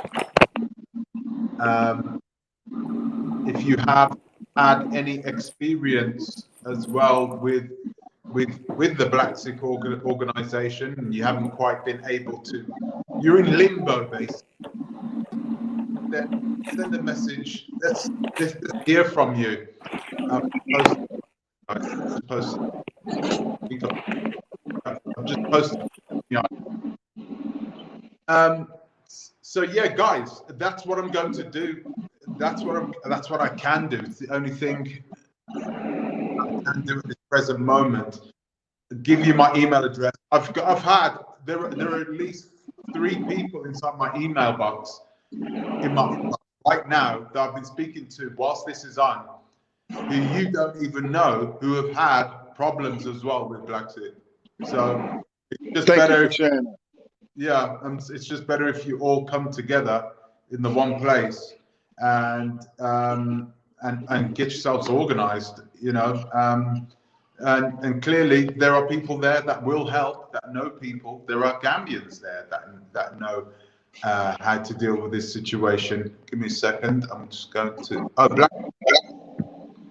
Okay, so I might be able to answer your question now. Julia, you there? Well, I can't even hear when it was Hello. Greetings, brother. Is Adrian speaking now? Oh, it's I don't know if y'all could hear me because I can't hear anyone. I can hear you. You can't hear me? Can you hear me? I can hear you loud and clear. Yeah, we can hear you loud and clear. Brother, I can't hear anyone. No, Julian, you don't need Julian. Here we go. Adrian you're talking to. When you came into our office and you threatened my wife, and you know you done so. But anyway, let us know what paperwork you are waiting for, because there's no paperwork that we have outstanding for you, and you know this. You know we don't have any paperwork. Really, Adrian? Adrian. You got your alcohol transfer, and if you need the rest of your paperwork, you need to go and pay and have them done. It wasn't part of our agreement to get you the rest of the paperwork. Read out your contract with us so everybody could hear it. We only take it to alcohol transfer, and it was down to you to go and finish the completion of the paperwork. Read out the contract. Let everybody hear the contract. We never agreed to do the completion of your paperwork, and you know this. So read out the contract so everybody could hear your contract and know where we take it to. If you want the rest of your paperwork done, it simply means you could simply go to Alessandro Sousa and he could do it for you. Or you could contact Mr. Jallo and you could have this done. Everybody here just keep going on. I am here. I'm being patient. That's the problem. I've been humble and I've been relaxed. If you have a problem, see you all in court. Just take us to court. First of all, Kamala, we don't owe you nothing. Adrian, we don't owe any one of you any money. I can't hear, brother. Adrian, I don't think you listen. When everybody talk, I let them speak. Let me speak, and then I will listen to others. Don't try and cut me, because I will let everyone speak. All I'm saying, Dwayne, you could read the contract out so everybody could hear the contract that you have with us. We take you up to alcohol transfer. When you got here, you came the Monday. You never said to us that you was coming to Gambia. You showed up. You called me. It's me you contact. No one else. Me. You called me and said, "Oh, I'm here in the Gambia for 5 days." And I need that's because you told me everything was done. Y'all told me you turned up to my office. You turned to the office with Lamin Jatta. Lamin Jatta started shout and carrying on. I said to you, I will personally pick you up 8 o'clock that morning. Take you to the land with Mr. Jallo and has it resolved. I will screenshot all the text and send it to Negro so he could see it. And you refuse to pick my call, and you refuse for me to come and take you to have anything resolved. Don't come here lying. Be a man, I'll tell the truth. Let me tell you the truth so everybody I will can know send the text. I would screenshot the text, and I would send them. Send the text. Because you know why I made that text? And I'm going to tell you why. I made that text because you bullshitted me all the way to Friday, and then you want to try to talk about meeting me on Saturday when I'm flying out on Sunday. I asked you for the time. I never bullshit you. You said that Mr. Jallo said to you. You go to the land with the office the last time and said, listen, brother, Mr. Jallo said to you, go to the land with the physical planning man, and he will meet you all in Busra. You all refuse to do that. He said he will come and meet you all at the land in Busra with the physical planning man, because he was running late. I've said to you, I will pick you up and take you there. Did you call me? Or when I was calling you, did you pick your phone up? You finished yet? Did you pick your phone up when I was calling you so I can take you and have this result? Did you pick your phone up to me? Are you finished yet? Yes, I'm finished. Go on. Okay, so let's go through this whole thing again. I came to you on, you said I called you on Monday, right? I said what? Right? You said I called you on Monday when I got in, right? Yes, you did. Okay, so how many days did I come to your office trying to get with Jallo? That was what Jallo. I said to you, I would pick you up and take you to Jallo. When I was calling in the morning, did you pick your phone up? No, I did not. You know why? Did you pick? I'm trying to explain. No. This is why I'm trying to explain. Listen, wait. Let me speak again. Even on that same Monday, right? I've called Mr. Jallo. Mr. Jallo said he could meet you all about 2 o'clock. And your guy, Lamijata, said, no, you all got other things to go and do. And you went off in that car, and you go and do whatever you had to go and do. So stop the lying, brother. I've called Mr. Jallo and said, I'm here at the office now. I will bring them to Busra. And you and Lamijata said that, no, you all have other things to go and do. And I said to you, I made an arrangement with you that I would pick you up 8 o'clock in the morning and we could have gone. And you never respond to my call. And you never take my call. That's because I was already in the authority's office. I was already in the police office by that time because you bullshitted me the whole time I was there. That's why. Did I bullshit you? Did you call me or did you take me? Every time I came there, let me tell you, every time I came there, I asked y'all about the property. Y'all said, get with Jallo. I got with Jallo. Jallo kept bullshitting me with time. I kept going out. Right, so what did I say to you? I said to you, if Jallo is bullshitting you, even that same day, Dwayne, don't be a liar. Right? That same day, I called Mr. Jallo in front of you. And I said, let's go now. I will take you all day now. And you and Lamijata said, no, you got other things to go and do. Remember, you just came in the Monday and called us. We didn't even know you was coming. And I said to you, I called Mr. Jallo in front of you guys. And I said, let me take you all now. And we got to the land with Mr. Jallo. Lamijata said, no, he has something to go and do in Kololi. And I said to you, Dwayne, listen, you called me, I will call it 8 o'clock. I think that was meant to be on the Thursday. And I will take you to Mr. Jallo and take you to the land. Stop lying. And you never answer that call. You never answer that call because you know what? You all don't want resolution. You all just want conflict. I'm a man of my word. And whatever you all do, you're not a man of your word. That's the problem, bro. I couldn't kill it. You're not a man of your word. You're just like your wife. But I don't like it. I called Mr. Jallo then and there. I said, I will bring you in my car. I will bring you there. I'll take you to the land. And you all let me just said, no, I'm going to Kololi and I don't have the time now. And I said to you, I had to come in there and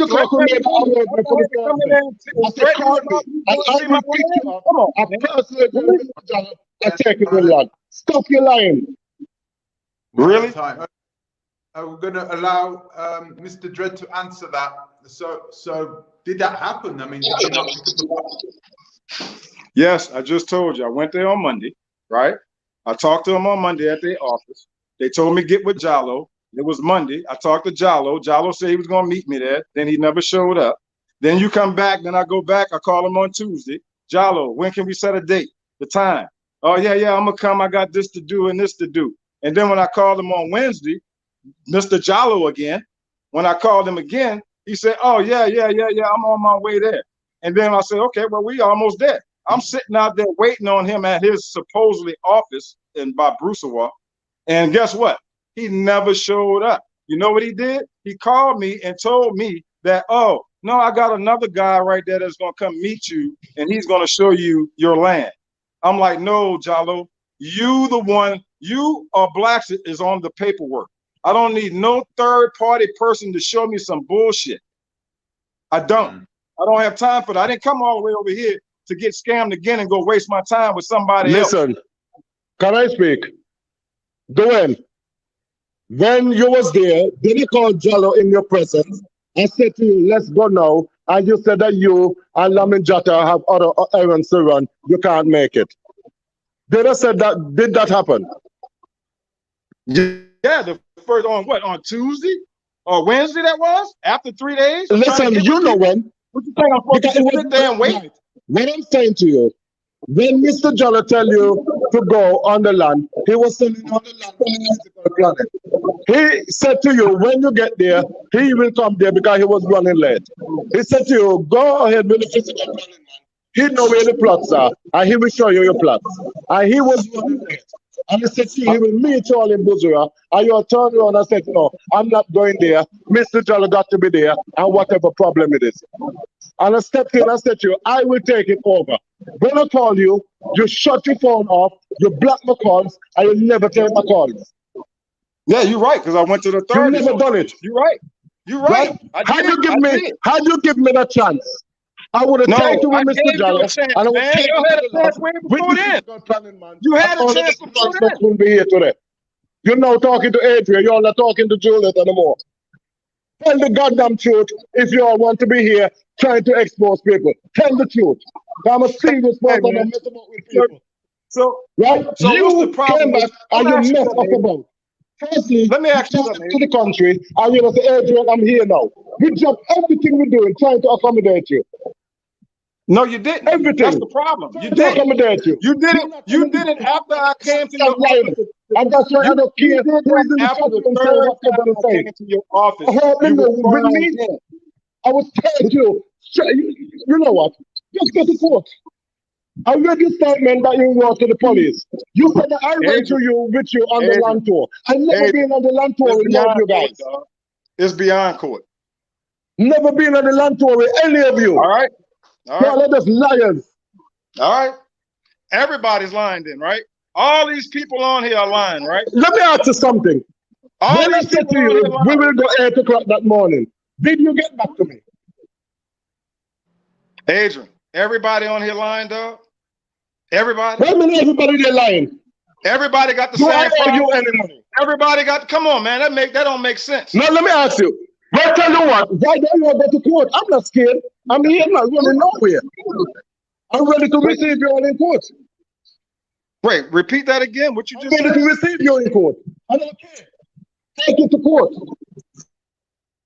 You're just lying. We don't owe Kamal no money either. Do we owe any one of you any money? Adrian, listen. Can I say something? Right.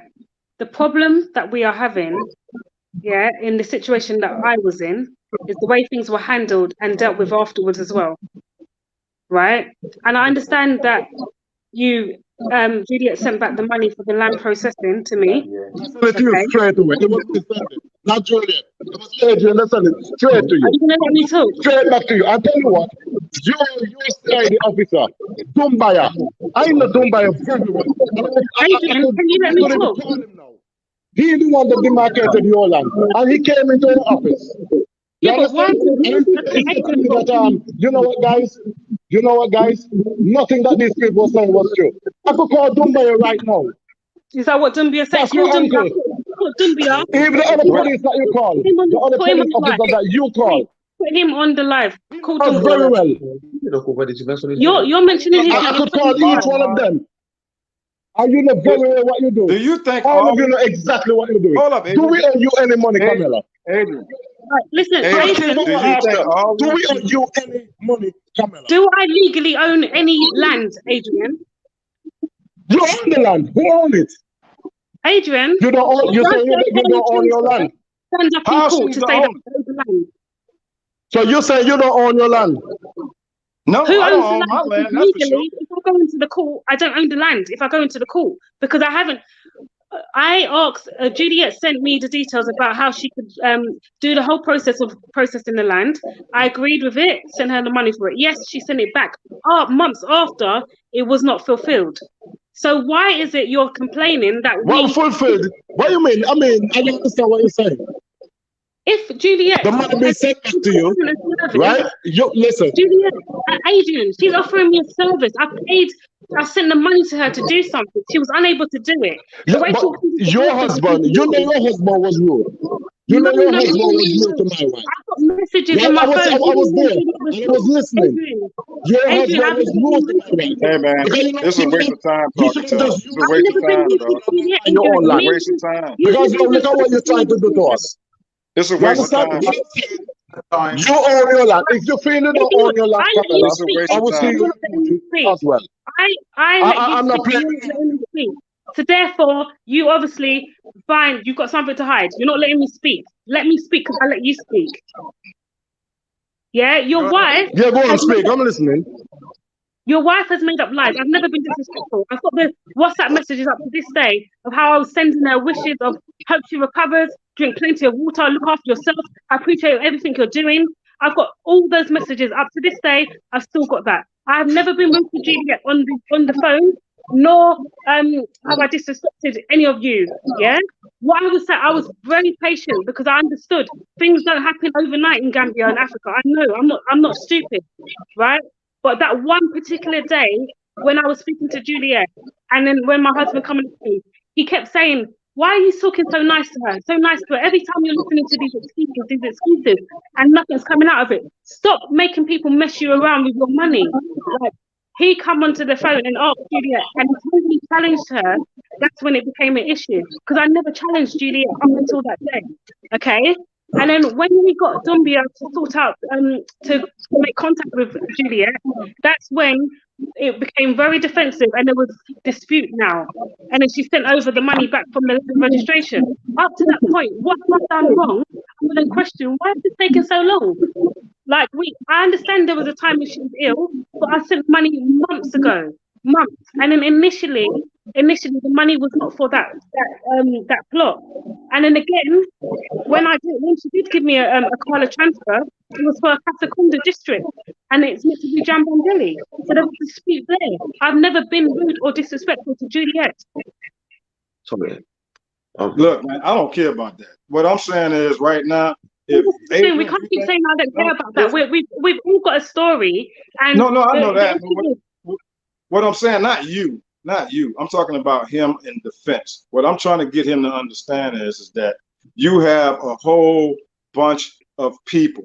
Yeah. You could tell lie story after story. You have a whole bunch of people money, and you got a whole bunch of people that's after you because you bullshit. So you trying to say there's more people in the world that don't know what they're doing? They do. A whole bunch of people.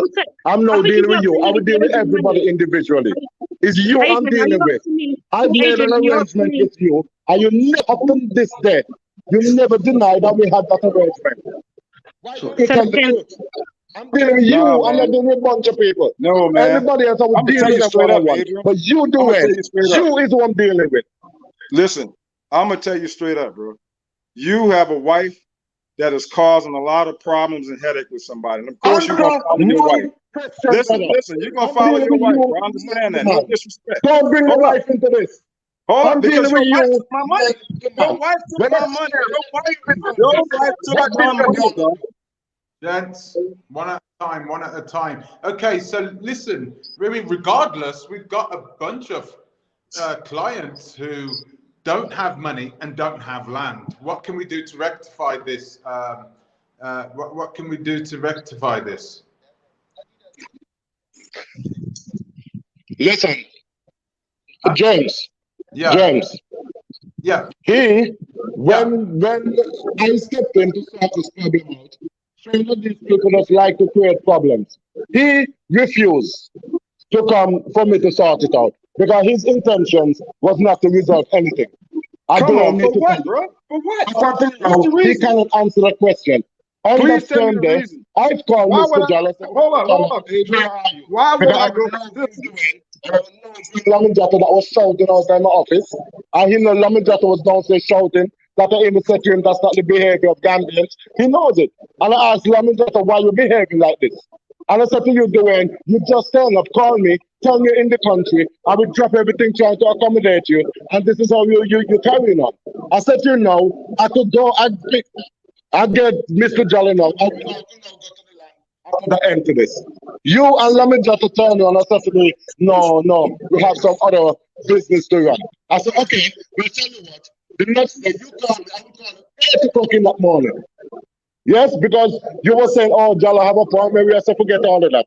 I will now take responsibility and I will make sure that Jallo is there along with the physical planning man. Call me 8 o'clock in the morning. You know where I live, and we can proceed and have this result. Did we have that conversation? Yes or no? Come on, man. We're not the only ones. That's the problem. You keep doing the same thing. You keep talking the same shit. That's bullshit, bro. I'm talking shit. Why? I'm gonna ask you a question. Hold up, Adrian, I'm gonna ask you a question. Why? I'm gonna ask you a question. Listen, I'm gonna ask you one question, bro. Why would I come buy property from y'all and then give you a problem? Listen, you know what? It's pointless. James, you're the mediator of this live show, right? Let me tell you something. He said he had a problem. I've stepped in now to solve it. Right, Dwayne? Tell the people the truth of your real intention. Yeah? Tell them the truth. You never wanted nothing with us. After the fact. Even with the police. The police called us. Do you know what and the police said to us that you all are in the office and we all need to go to Buzura to show you all the plots. I take the police in my car to Buzura. I took the police to Buzura and said, here are the plots. The police make a video tape of it. Right? The police made a video tape of the plots. I said, so where are they? I thought you said you were. So when I came in, so we can show them their I'm actually. The police called us and said they're going to come with them, so we can show them their plots. Where were you on? Okay, I'm gonna agree with you. Check this out. Why, when I came to your office and talked to you, right? Was it a serious conversation? Just yes or no. Was it a real serious conversation? When I came that Thursday, was it a real serious conversation? Right? It was a real serious conversation. And Jallo, why would I come there and have to argue with you, man? For you to get you to do something. Dwayne. Why I gotta come Monday, Tuesday, and Wednesday and shouting outside my office? Yeah, I'm gonna bring you on Wednesday when you know I'm leaving on Sunday. I mean, not on Wednesday. You're gonna bring me on Saturday when you know I'm leaving on Sunday. Why would I come to It wasn't a Saturday. I was going to bring you on a Saturday, Dwayne. Huh? Dwayne. But listen, I'm gonna tell you family, brother. No, I'm gonna tell you. You must not understand this. I said to you, I need you to understand arrange for us to go. And I said to you, I will pick you up 8 o'clock that morning. And you never, ever answer my call. You never get back to me. And you was the one that actually deliberately done it. Now, what I'm saying to you, when you came to my office that Monday, I said to you, Dwayne, you showed up that Monday morning. I said, Dwayne, I have an appointment now with the governor, with the mayor of Canifin. This is where we're rushing to right now to see the mayor. I didn't know that you was here, but now you said you was here. But what I'm doing, when I come back, right, I will talk to you. Right? Then you said and Jallo never showed up. And I called Jallo then and there. Straight away I called Jallo and I said to Jallo, listen, Dwayne and Lamin Jatta them is here. Where are you now? Because I'm going to come with them so we could go and demarcate the land. I'm going to keep repeating this. I don't like people lying. You turn around and you said to me, no, you have other engagement. You and Lamin Jatta said, no, we're going elsewhere. Lamin Jatta was angry and vexed at the time. You know that because he would walk off and went into the car and start driving off, even before we entered the car. Right, after he bullshitted me for 4 days. Right. After he bullshitted me. My wife, deal with me. Listen, man. Adrian. Listen, I'm gonna tell you this, bro. All I'm saying to you. Hey, man, listen. All I'm saying to you, brother. You said your part.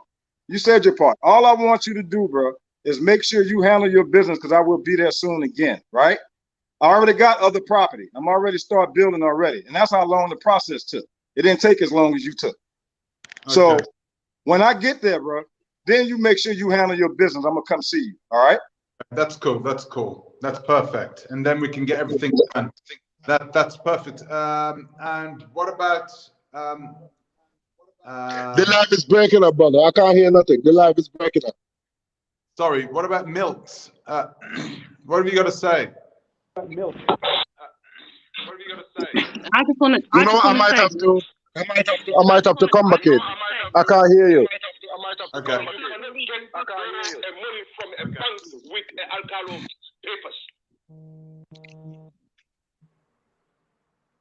Okay, perfect. So it's going to go. Listen, I can't. I can hear you. I can hear you loud and clear. We can hear you. Let me tell you this now, Dwayne. When you come back to the Gambia, right, I will deal with this. None of you no longer going to come and distress my wife anymore. I will deal with it.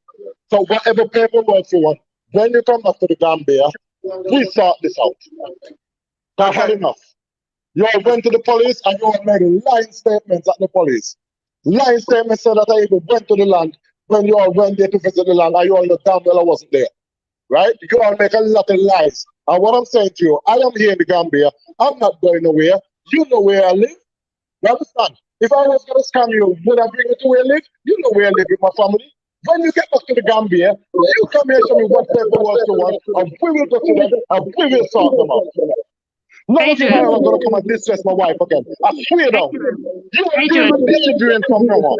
So when you come to Gambia, all right, let's ask you something, Adrian. If we have to do have the money to pay the rest of your paperwork, I will pay and give it to you. Adrian, can I ask you? Okay, if we're dealing with you, can I ask you something? Can I interrupt for a minute? No, can I ask Adrian something directly? Adrian, can I speak to you, ask you a question, yeah? All of you that have problems, when you come to the Gambia, come and see me, and I will sort everything out. This is just his way of bullying. This is what his way of bullying. I want to ask you a question. Do you accept the process? Do you accept that the issues that we're having? If you heard the live video, I'm saying I don't believe you was intentional scamming. That was not your intention. I can't hear properly. The live is not stable. All I'm saying. Can you know Adrian? Listen to what I'm saying. You know where the office is? No, Adrian, can you listen? He's not going to answer you straight out. I want you to say on the live, can you accept, right? And I'm not talking about you directly because I didn't have dealings with you. My money was sent into Juliet, right? Yeah, there's some noise in the background. That's why. Can you accept that the process was not handled 100%? But sister, if you want to say something, please go ahead. I can't hear. It's breaking up. Can you accept that the process was not handled 100%? Professionally. Sorry, I can't hear at all. I don't know why. Let me move. Okay. Can everyone else mute their mic? I can hear you. Say something. Can everyone else mute their mic, please? Thank you. Adrian, can you hear me? Sorry, I'm trying to change location. I can't hear nothing. Hello? Hi, can you hear me now? I can hear a little bit better. Go on. Okay, like I said in the live from earlier, I don't believe this is intentionally scamming. I was a big supporter of Blaxit and what you lot were doing. Okay, I've already said that. Sorry, James, can you mute the other callers because I can't hear? There's background noise. All right, everybody else is muted. Okay, like I said earlier. Let me hear now. Yeah, like I said earlier, I don't believe there's intentional scamming, right? I've already said that. I was a supporter of Blaxit and what Blaxit are doing, what you lot were doing. I was speaking to Juliet. Can you take him out and sort him out so I can finish? Sorry. I was supporting what Juliet was doing. I was having regular conversation with her. I was sending encouragement when she was ill, right? So I'm not part of anyone who wants to try and tarnish her name or whatever. But can you accept the process of all of this was not handled 100% professional? Like it wasn't handled correctly, and this is just. So I'm not saying I'm not saying. Yeah, sis, listen. Sis, we're dealing with hundreds of people. I don't people aware how many people we are dealing with. I understand You understand? What I'm saying, I put my number out there a few times for people to try and get in contact with us. That's why we even open the office so people could even come and try and get in contact with us. We have staff that are working tirelessly to try and get things resolved. The problem is people just coming for us, for no reason. All I'm saying, do we owe anyone any money? No, Adrian, you're being ignorant now. That is a lie, Adrian. That is a lie. I had just received a text from your wife the other day. I said to her, "What do I need to get this taken care of?" She said, "Send your agent back over to my office and I will give him your Alcalo paper." I did that. And she told me that he came to the office without ID. Now, she lied because the man was standing there, took a picture of himself in your office, and took a picture of his ID, front and back. Now, listen, the man never had his ID on him. He never had no ID on him. He never had no ID on him. I was the one that spoke to him. Listen, I was the one spoke to him. Is that China talking? Yes. Is this China talking? This is China. Right, China. China, you need to go and you need to sort out the contract because you have the wrong names now. You did this to me already. Right? You need to go and sort that out because Juliet sent you text. I tell you to sort that out. You did this the to guy me that came to the office, he spoke to me. I'm going through it all over again with you. And he never had his ID on him. And that guy came to the office without an appointment. He just turned up unannounced. China. And then you had the nerve to threaten Listen.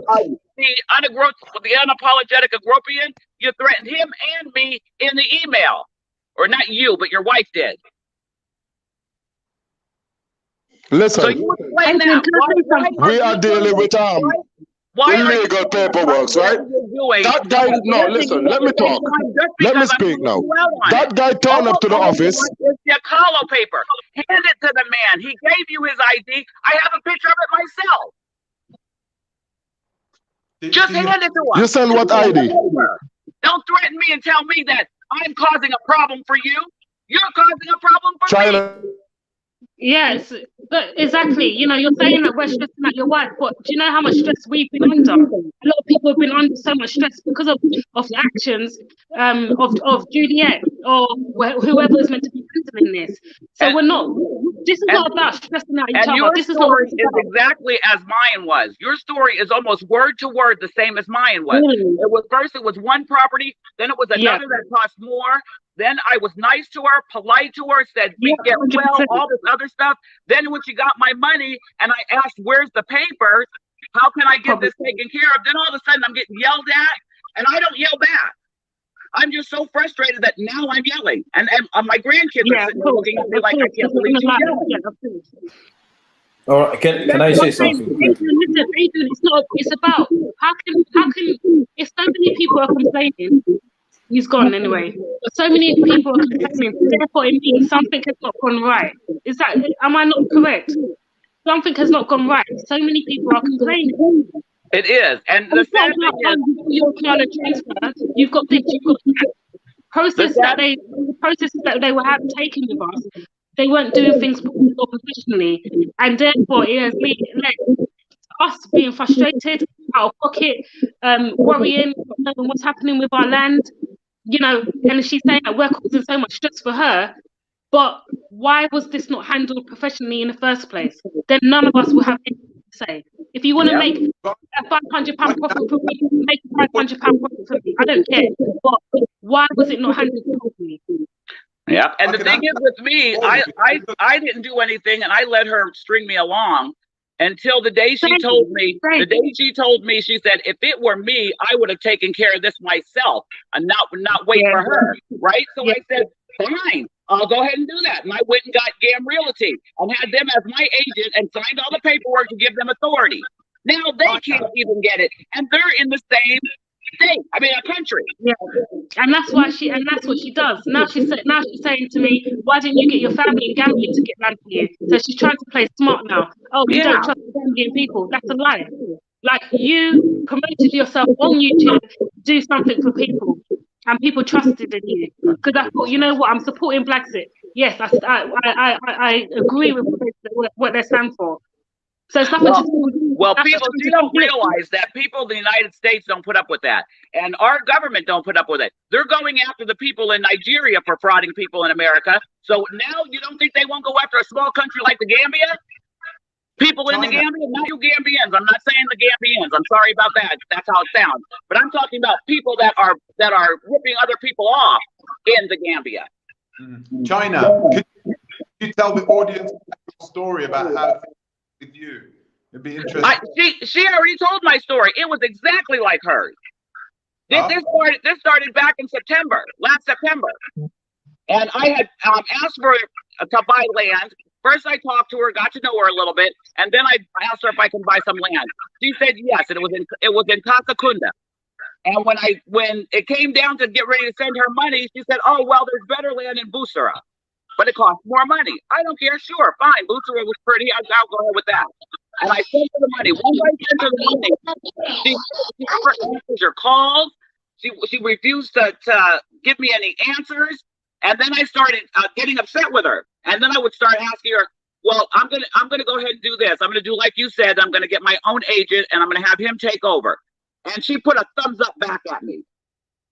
Sorry, can I just say something? There's someone, Ali Jones, in the comments, and someone else that is a supporter, probably sitting right next to Julia in their house. Can they come on the live, please? Because they're saying I'm an idol. I've got nothing more to say. Why am I disputing if I've got my £500 back? The £500 was for land processing, right? Me too. Right, exactly. But I still sent Julia money for the land, and I've only got a Carla transfer for that. And we didn't get the land registered because she didn't fulfill what she was meant to fulfill. Hence why she sent back the money when the police officer came to her house or contacted her or whatever it was. Right? So don't tell me, don't come on in your comments and you're not coming on the live to say, why am I still here? I've got my £500 back. It's about the principle. Right? No, wait, it's about the principle. The principle is you dealt with me wrong. Right? So I'm not going to be silenced. You dealt with me wrong. You're dealing with other people wrong. The principle. And if you're saying you're for the people, you're Pan-African and all this stuff, but where's the ethics and the principle? Well, with me, it's not the principle anymore. With me, it's why can't you? I got my own agent. I gave you all the documentation you said you needed me to give him for him to sign so he could be my agent. Then he comes over, you say you're going to meet with him, but you never show up. And then you tell me that he's the one that's not showing up. And then there's another YouTuber that does real good at selling property out there. He opened his own office out there. I'm not going to give any names because I didn't ask him for permission, but he's even willing to help me. So why is everybody trying to get this document from you and you are not giving it? That's all I don't understand it. It's just a document. If you say it's just an Akala document, I don't even need it. Why won't you give it to anybody? Can I speak?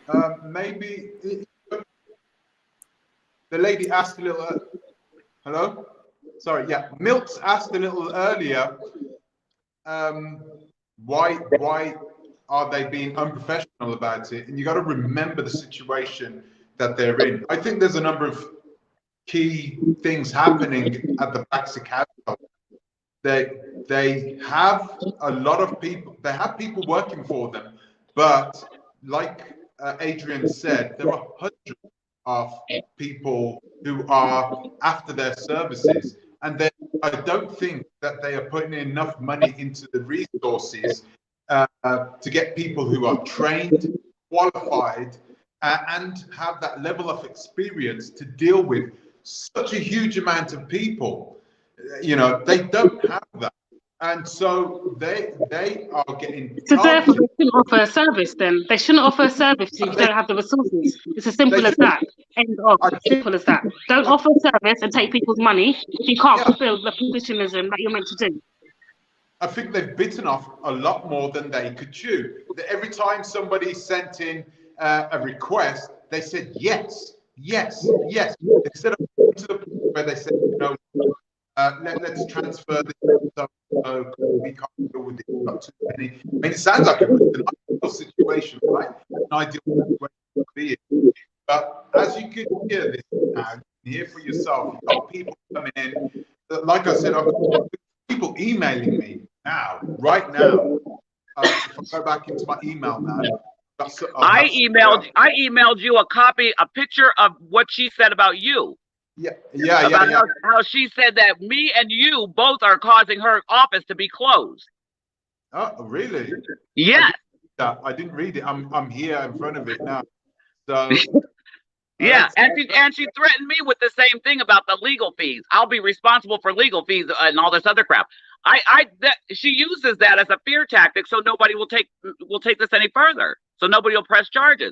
I already sent a letter to my government. I didn't send the letter to the president yet, but I'm sending a letter to the president of Gambia and the tourist division. Yeah. And the tourist division does not want to hear that people are going to boycott going to the Gambia. Trust me. Yeah. It's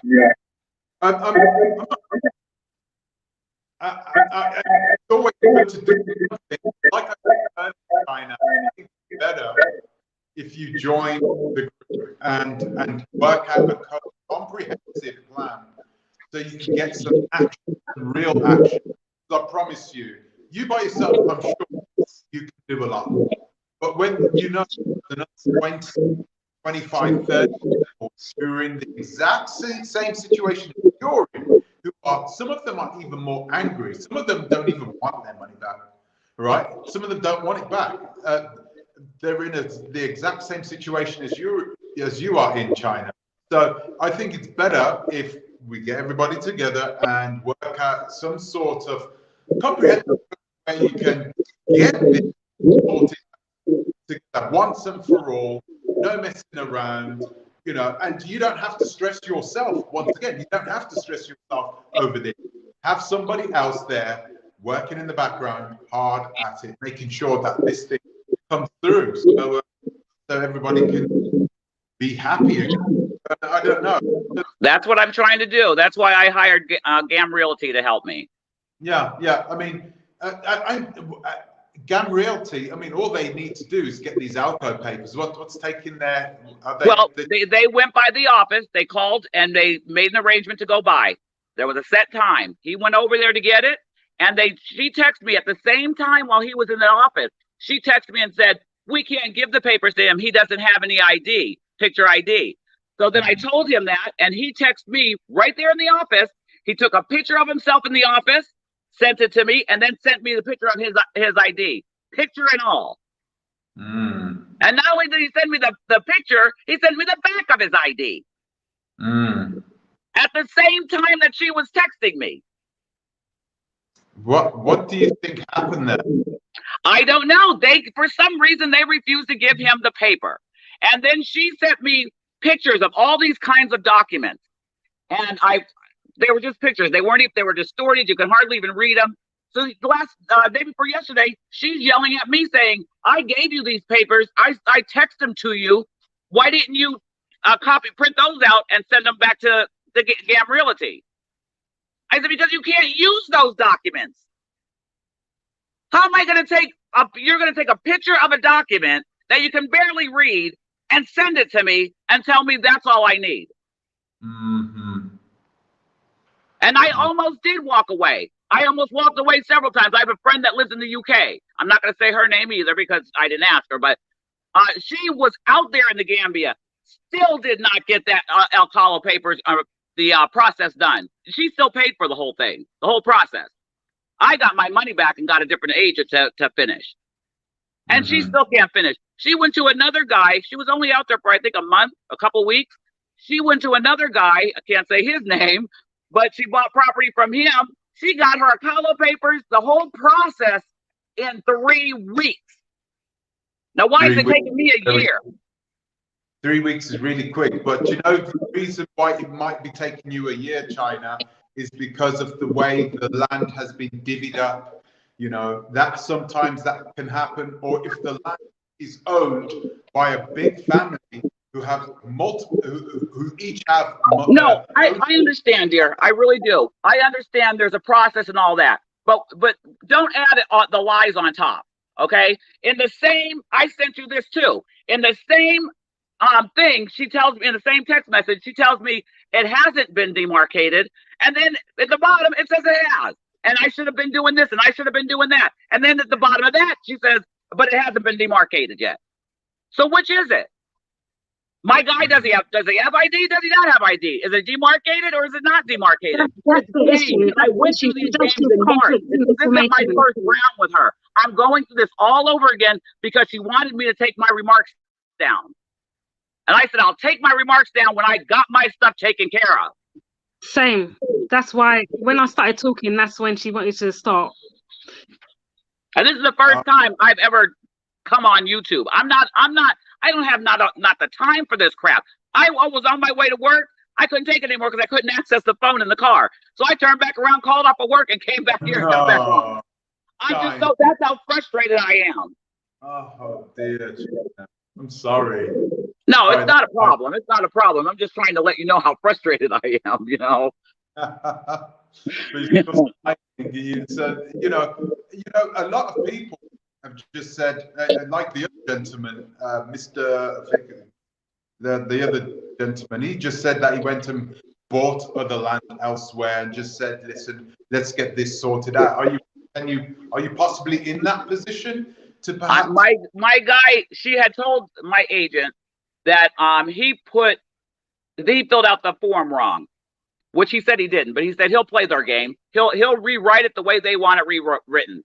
So he rewrote it or retyped it up and then sent it to me, and I just got finished signing it, and I'm sending it right back to him. So when he goes over tomorrow, let's see what kind of story we're going to get now. No ID, no paperwork done right. What is it now? You know, this isn't, like I said, it's not been like a couple of weeks. Somebody else said that in your remarks, they said that, oh, she didn't respond one time or something like that to me. You don't know what I've been going through since October. Since the day my money left my hands. I almost walked away from it in March, but I can't walk away from $6,000. Mm-hmm. Yeah. So, I mean, once again, this is a situation that you're going to have to kind of ride out. I mean, oh no, I'm not going to write out nothing. No, I'm not writing out nothing. What are you going to do? I'm not writing out nothing. I'm contacting everybody that will listen. I got my letter written and sent out to, so far, like I said, FBI here who's working on things that Nigeria is doing. You know, not Nigerians in general. I'm sorry, I got to stop saying that. People in Nigeria are doing. You know, the people think that you can't go anywhere with this because it's a different country or because it's Africa. You can. America, for one, does not want to let loose of any dime without being able to tax it, for one. Mm-hmm. So they're not going to sit back and let them keep taking money from Americans. Mm-hmm. Yeah, of course not. And not only that, like I said, the tourism department in Gambia does not want to hear anything negative about the Gambia. So that's where my next letter is going to. And it's going to the president. And it's going to the news venues out there. I'm going to send it to everybody that I could possibly think of that's willing to listen. And then I'm bringing my butt out there. My brother has cancer right now, so that's what I'm dealing with. Or else I'd have been out there in May, because that's when I was supposed to go out there. Yeah, that's really sad. You got a lot of these people who are in these situations where, you know, they're planning, they're focusing on the rest of their lives. You know, literally focusing on living out the rest of their days. Right. That's what right. That's all I wanted. I'm retired. Well, I'm retiring soon. I'm retiring. I had a whole plan. She knew my plan. She knew what I'm all about. You know, I thought we had a mutual understanding. You know, when she kept getting sick, I didn't complain. I said, I hope you get better. I feel bad that you're sick. When she texts me at 2 o'clock in the morning, do I say anything? No, I respond. But when I say something to her and it's 2 o'clock in the morning, do you know it's 2 o'clock in the morning? Mm-hmm. You know what I mean? But all that didn't happen until after she got my money. Then all of a sudden we're going to be rude and ignorant. Mm-hmm. Yeah. Now, this is, I mean, it's clear that something gone wrong, right, in the process. And whether or not it is down to Blaxit herself, her specifically being the problem, or if the system itself, because I know she's not the only agent who has had these types of problems with people. However, what you cannot blame on the system is the way she has dealt with it. Okay, so there are ways of dealing with these types of problems.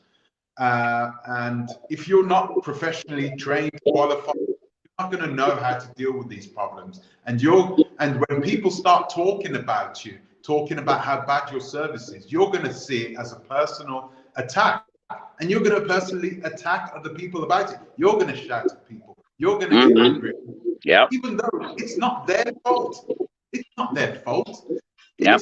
She kind of seems like the Art Cathy, Art Cathy being the face of a company that was ripping a whole bunch of people off. That's how I'm seeing it. Maybe she's not intentionally trying to do something illegal. Maybe she's only the front person. Maybe she's another Art Cathy. I don't know. Really? But I tell you what, when I come out there, I'm going to the tourist department. I am going to visit the president.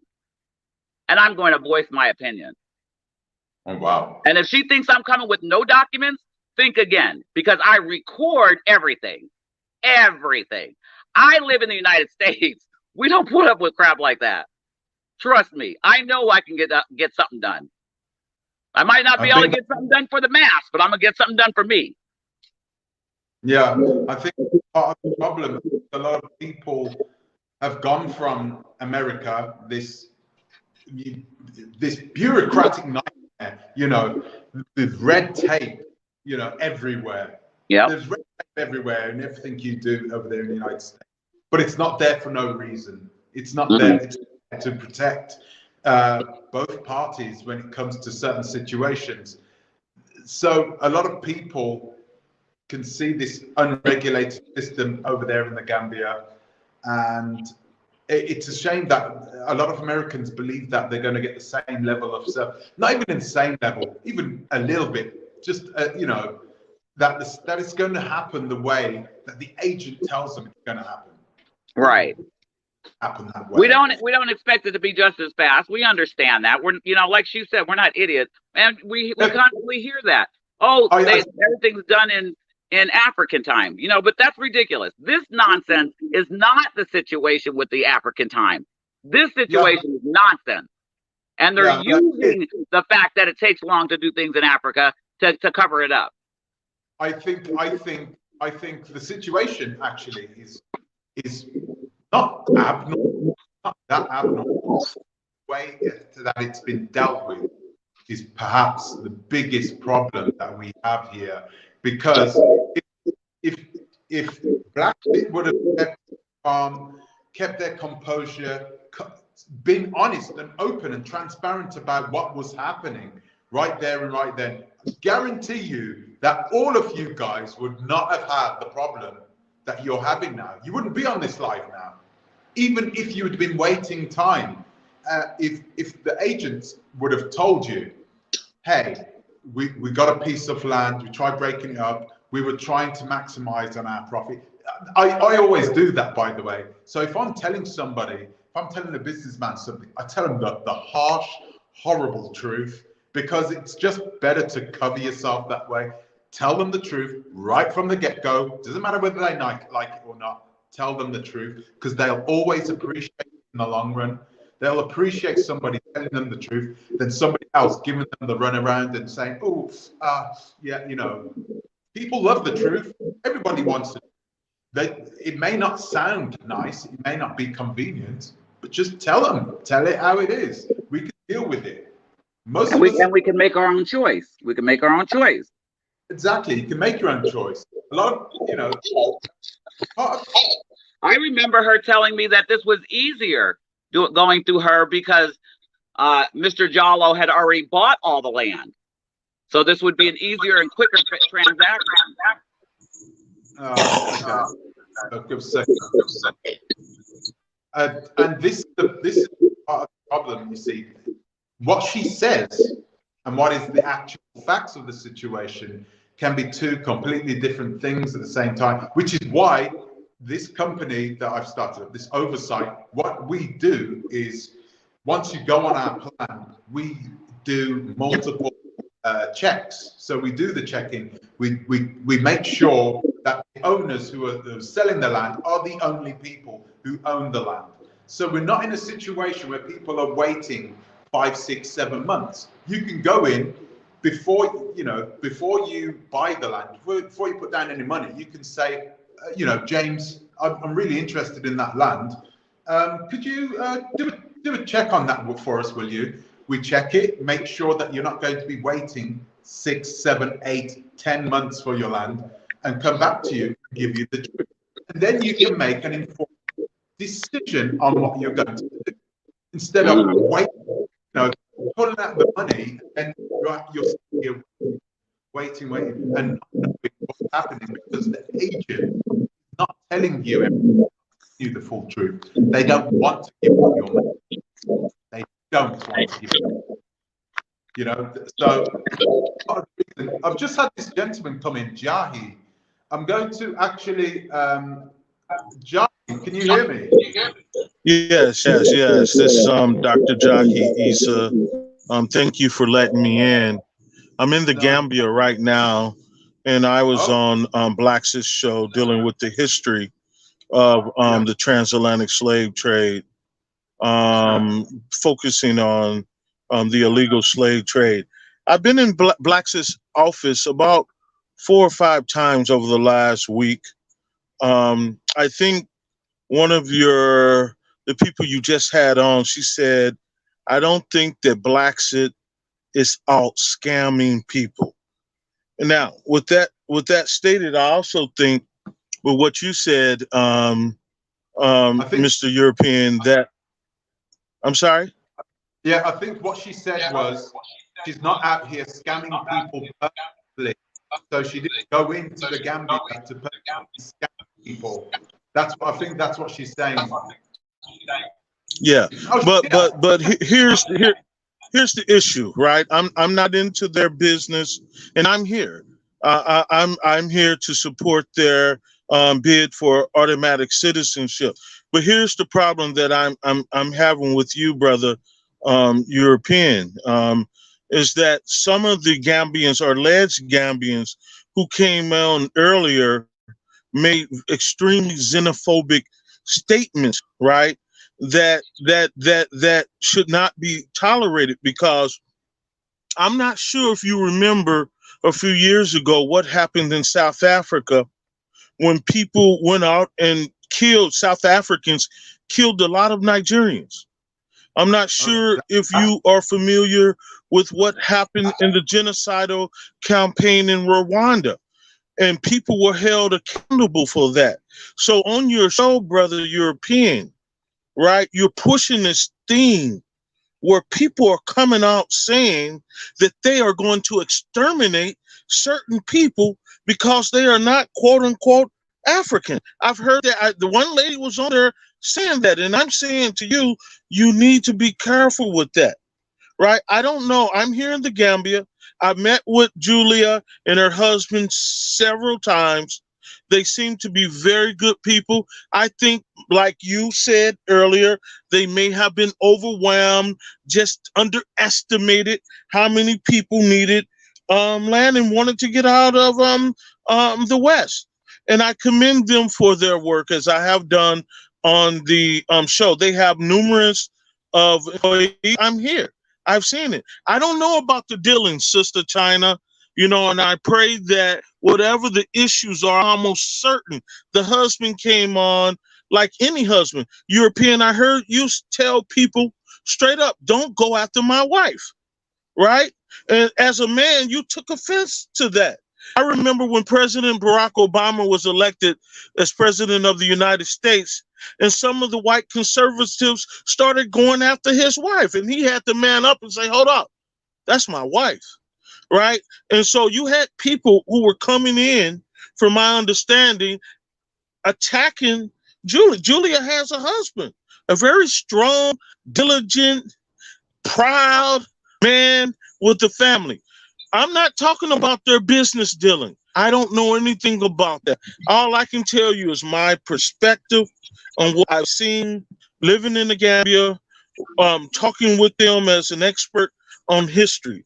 And like I said earlier, I pray that everything is cleared up soon. I know it takes a lot of time, right, to deal with issues here in the Gambia. It's a slow country. It's not just an issue of Africans in the diaspora setting up. You have a lot of land scams with Gambians on Gambians, but I don't think they're out here intentionally scamming people, right? But again, I don't know anything about the business practice. I'm just saying what I heard on your show, right? If something happens to a particular group of people, right? There are people who've been living in this country for 30 years from the United States and from the Caribbean and other places. And I heard Gambians come on because the tone that you set, European, come on and basically say it's time to exterminate people, right? And that is an issue within the United Nations. So I beg you, sir,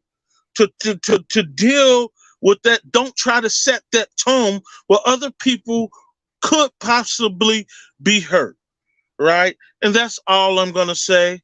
I'm not a real estate. I don't know anything about that. I'm dealing with my own land issue here. And I just pray again that everything is resolved. And can I just say something back based on your comment? Yeah. Can I ask? Just like you said, Juliet had a husband, and he was defending her. Yeah, totally. He's in his rights to defend his wife. Now, with my issue, there was my husband got involved that day when he spoke to Juliet because he felt like Juliet was disrespecting me and taking my kindness for a weakness and taking advantage that I wasn't chasing her, I wasn't running her down, I wasn't rude, I wasn't disrespectful. So everyone has their rights to defend their family and whoever they want to defend. And it's not about, like I said, it's not about tarnishing her or targeting her. The reason why I'm on here is to let people know that they have to be aware if they do land transactions with Blaxit or Juliet, that it's not going to be handled professional. There's many issues that I've had, and that's it. So that's why I said I don't believe they were intentionally going to scam people. No, my query is that why did you not handle it professionally? And if you was so overwhelmed, hold your hands up, because if you're doing so much greatness and good things for people, why don't you say, you know what, we've got so overwhelmed, we didn't know we was going to get this response from everyone, but you guys are killing us, we can't handle it, like we need help. But no, she comes and makes up lies. Now she made up lies on the live, try to tackle individual issues with lies, and that's not on.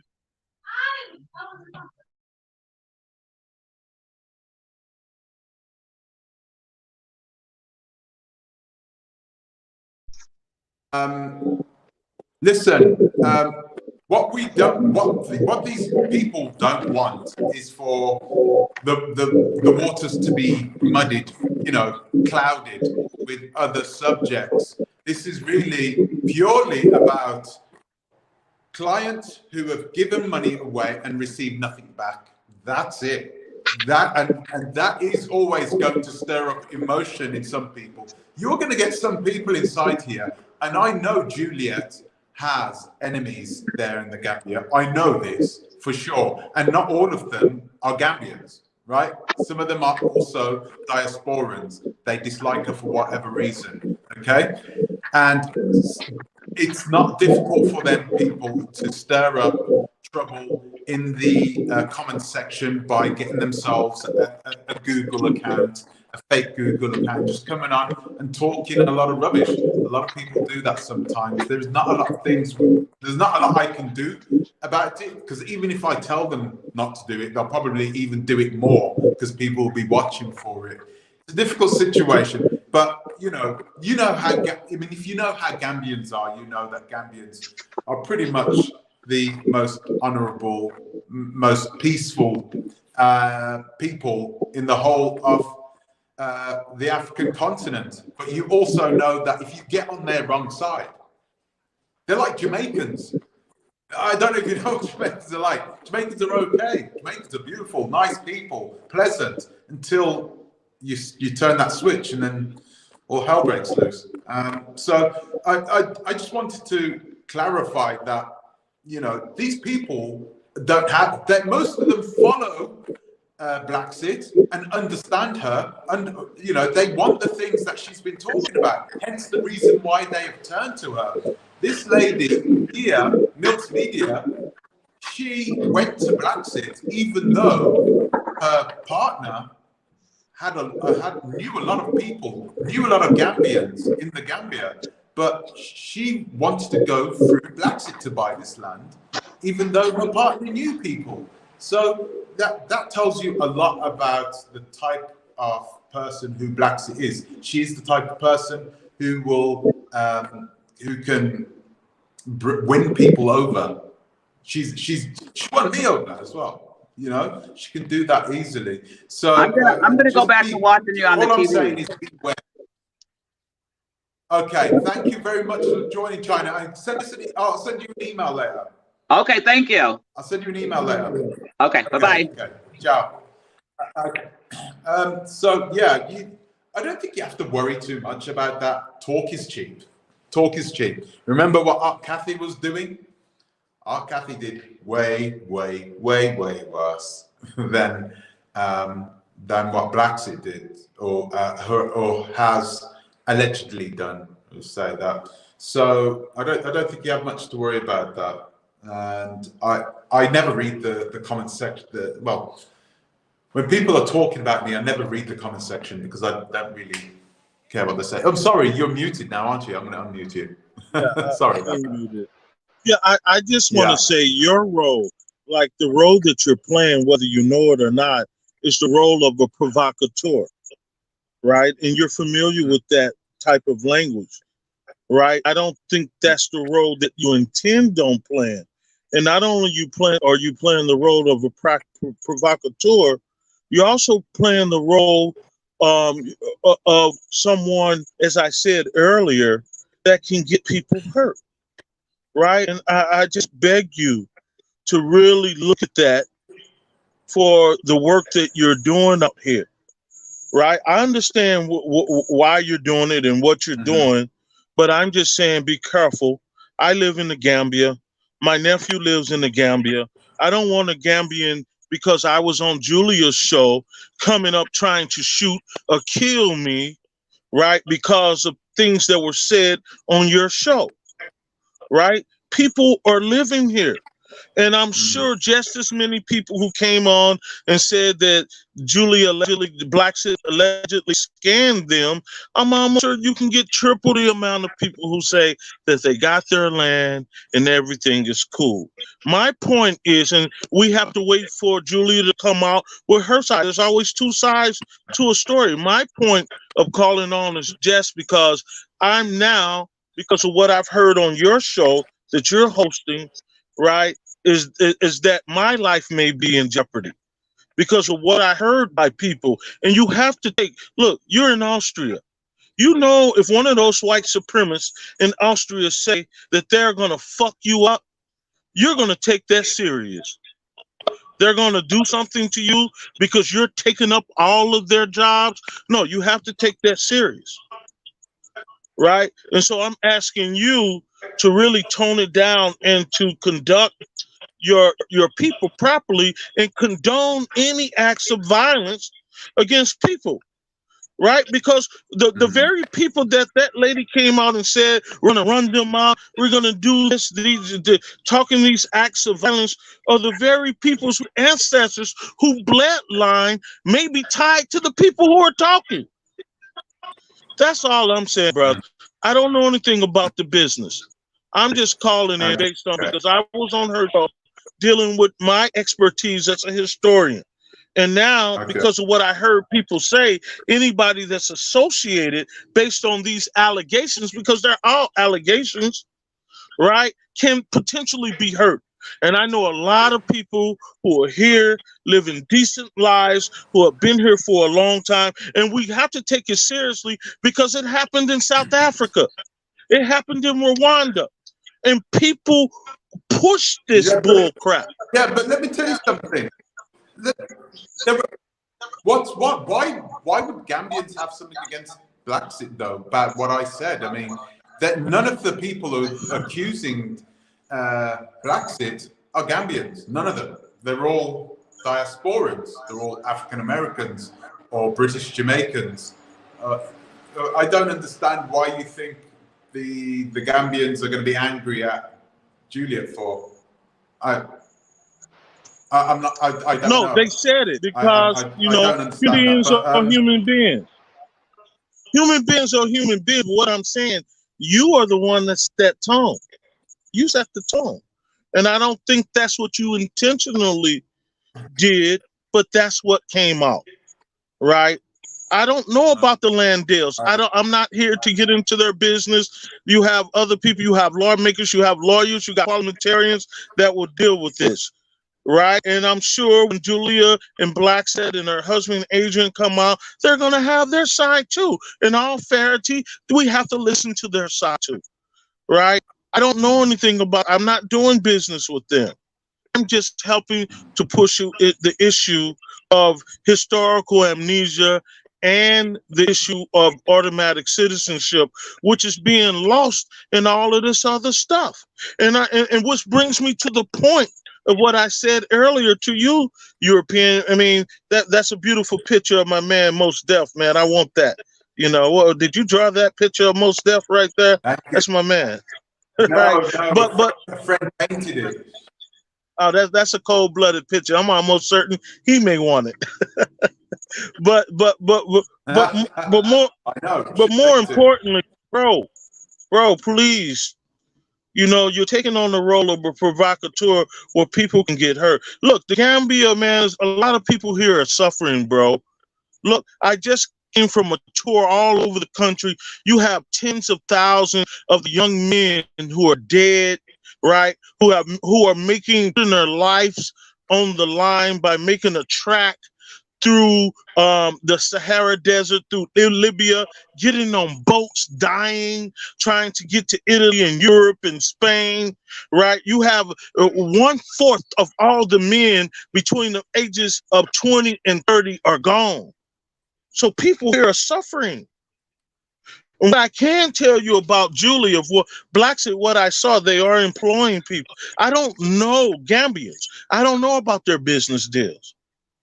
Right? All I can see is about what I saw. And like I said, I pray that everybody is equally treated and they get what is just. But people shouldn't be threatening people's wives. People shouldn't be coming on your show saying they're going to exterminate Africans who were taken away through the slave trade. How do you know? You don't know. Maybe on your mother's side or father's side, you are from the Senegambia region. Right? So that's my real concern. Be careful with that, because if that does happen, they have an election coming up. People are really borderline right now. As one of the people, one of the men came on and said, right? People are borderline at this point. They're pissed off, right? And anything can go down. And those of us who are the less fortunate could be the recipient, could be on the threat of getting harmed. If people are saying that, I don't know why that sister came on and said those things. That was really dangerous. You know, that's the equivalent. I'm born and raised in the United States. Me saying that all Gambians in the United States are taking African American jobs and they have to be ran out and exterminated. Right? I will be held accountable immediately if I said something like that. And I wouldn't even say anything like that. Right? So that's all I'm saying. Peace to you. I'm going to get on off, but I'm almost sure Blaxit is going to have their side, their story, and, you know, which may be just as explosive. With that said, I'm going to get on off. Thank you very much. Thank you for putting me on. Thank you. I really appreciate it. All right, take it easy, man. That's okay, no problem. Give me All right, bye-bye. Your opinion on that. So guys, I'm going to wrap it up in a minute, right? But first, I'm going to give you my verdict on what these clients and these former clients were saying.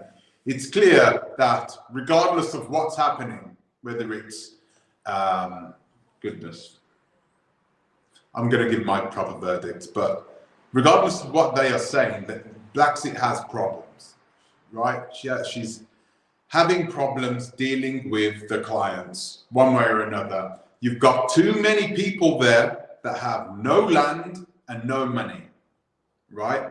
No land or no money. And that should never happen. It should never happen. Let me tell you something. In America, if you went to buy land, would it ever happen where you would have no money and no land? No. Let me tell you why.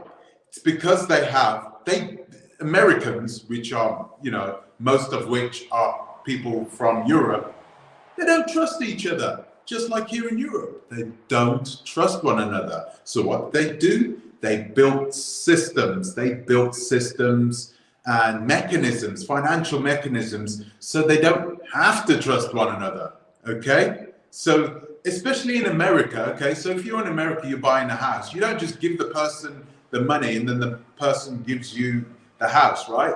There is never a point where you give the money to the person who owns the house and then the person gives you over the paperwork. It never happens. It never happens because they use a system. They use an escrow system, right? So you give the money to a bank who holds that money in trust until the paperwork is done, and then they give it to they'll give it to the house owner when the house owner has sent all the paperwork over. This is what we have done. We've introduced this into Africa. We've introduced it. Of course, there are also escrow companies in Africa already, right, that do this, right? So in the Gambia, we've introduced it because there is virtually no setup where a person, you would have to do everything through a lawyer, basically. And not even the lawyers can guarantee you that you will get your money or your land expediently, quickly. It's not going to happen. So this is what we do at Oversight. We make sure we check the paperwork. We check that you're going to get your land quickly, without messing around. Once we have that all covered, that's when we organize the escrow. So you never pay your money to these people. You're never going to send your money to a Blaxit. Doesn't happen. It's an escrow that you send it to. Sometimes an escrow that you set up. We write out the terms of the escrow. The lawyer writes out the terms of the escrow, makes sure that you're happy with it. Then he makes sure that the person who's selling the land is happy with it. And then you send the money into the escrow, and then we give the escrow details to the bank. So the bank will not release your money until you have had your paperwork given to you. It's really that simple. It's virtually, I'd like to say it's impossible to get scammed. I would say it's 99.99% sure that you're not going to get scammed in this way, because there is no way that you're going to be able to have those papers in your hand, right, after our lawyers have verified that those papers are all good, okay? And then you have that paper in your hand, and then you allow that money to be released to the landowner, and then the landowner, well, what's he going to do? There's nothing you can do. It's virtually impossible for you to get scammed or to be in a situation where you're waiting in limbo for up to a year for your land, just because another person did it with the exact same agent and it took them 3 weeks. Depends where the land is. It depends on so many other circumstances.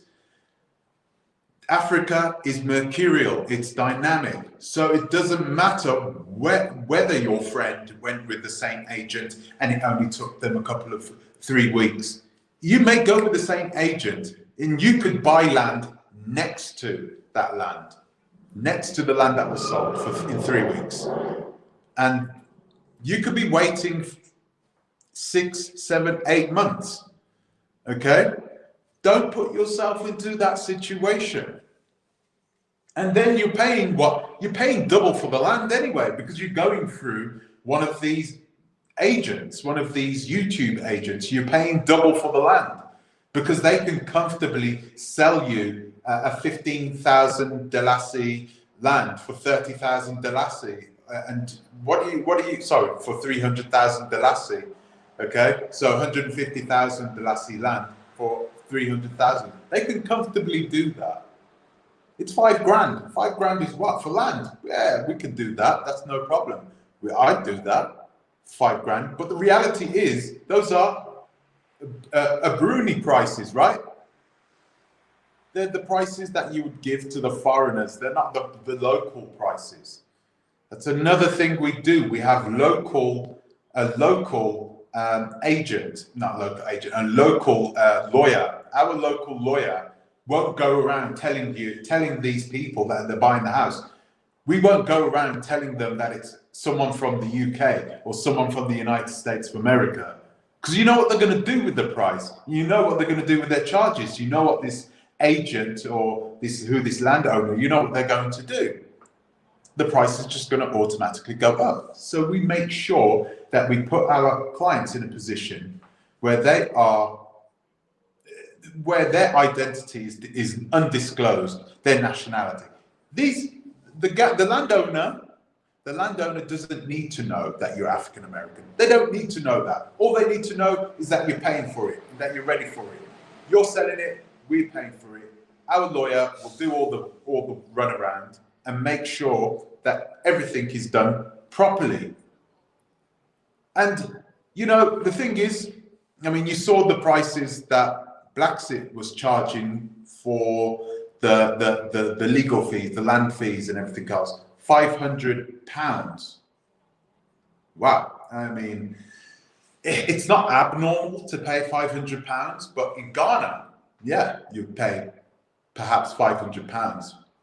In the Gambia, I'm not sure about that. £500, that's what's almost $600. And I would like to see what else you would get for that $600. Would you get your land fenced in? Okay. Would you have your land gravelled as well? You know, once it's gravelled, you have had some form of work done to the land, so that protects you. Okay, because you need to do something to land. You need to develop it a little bit. Okay, so that gravel buys you a few years. It's a really good system. It's a very good system. It buys you a few years. I wonder if that is included into that price that Blaxit was giving this lady from the UK. It would be interesting to see whether that's the case. With the legal fees in Ghana, you're looking at around $600 in Ghana, though. Okay, it's more expensive in Ghana. So paying $600 in the Gambia, I don't know. That just sounds a bit too expensive. I might be wrong with that because I haven't really checked the prices there, and it depends on the lawyer that you're using as well. Some lawyers will charge you $100. Others will charge you $200. It depends on the lawyer.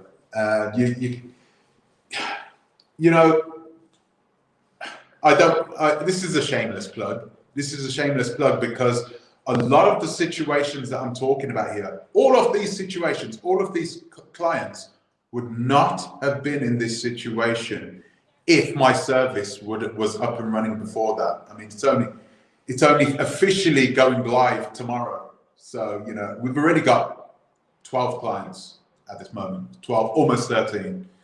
I'm still waiting for one contract to come back. So, and so there are people there that understand the value in what we do. Okay. There are people there that understand the value, and I'm very happy about this. There's no website up yet. So I'm very happy that I've been able to speak to you guys about it. So you guys know, hey, you don't have to be put into this situation. You don't have to go there and keep your fingers crossed and hope that your land comes through, real quickly.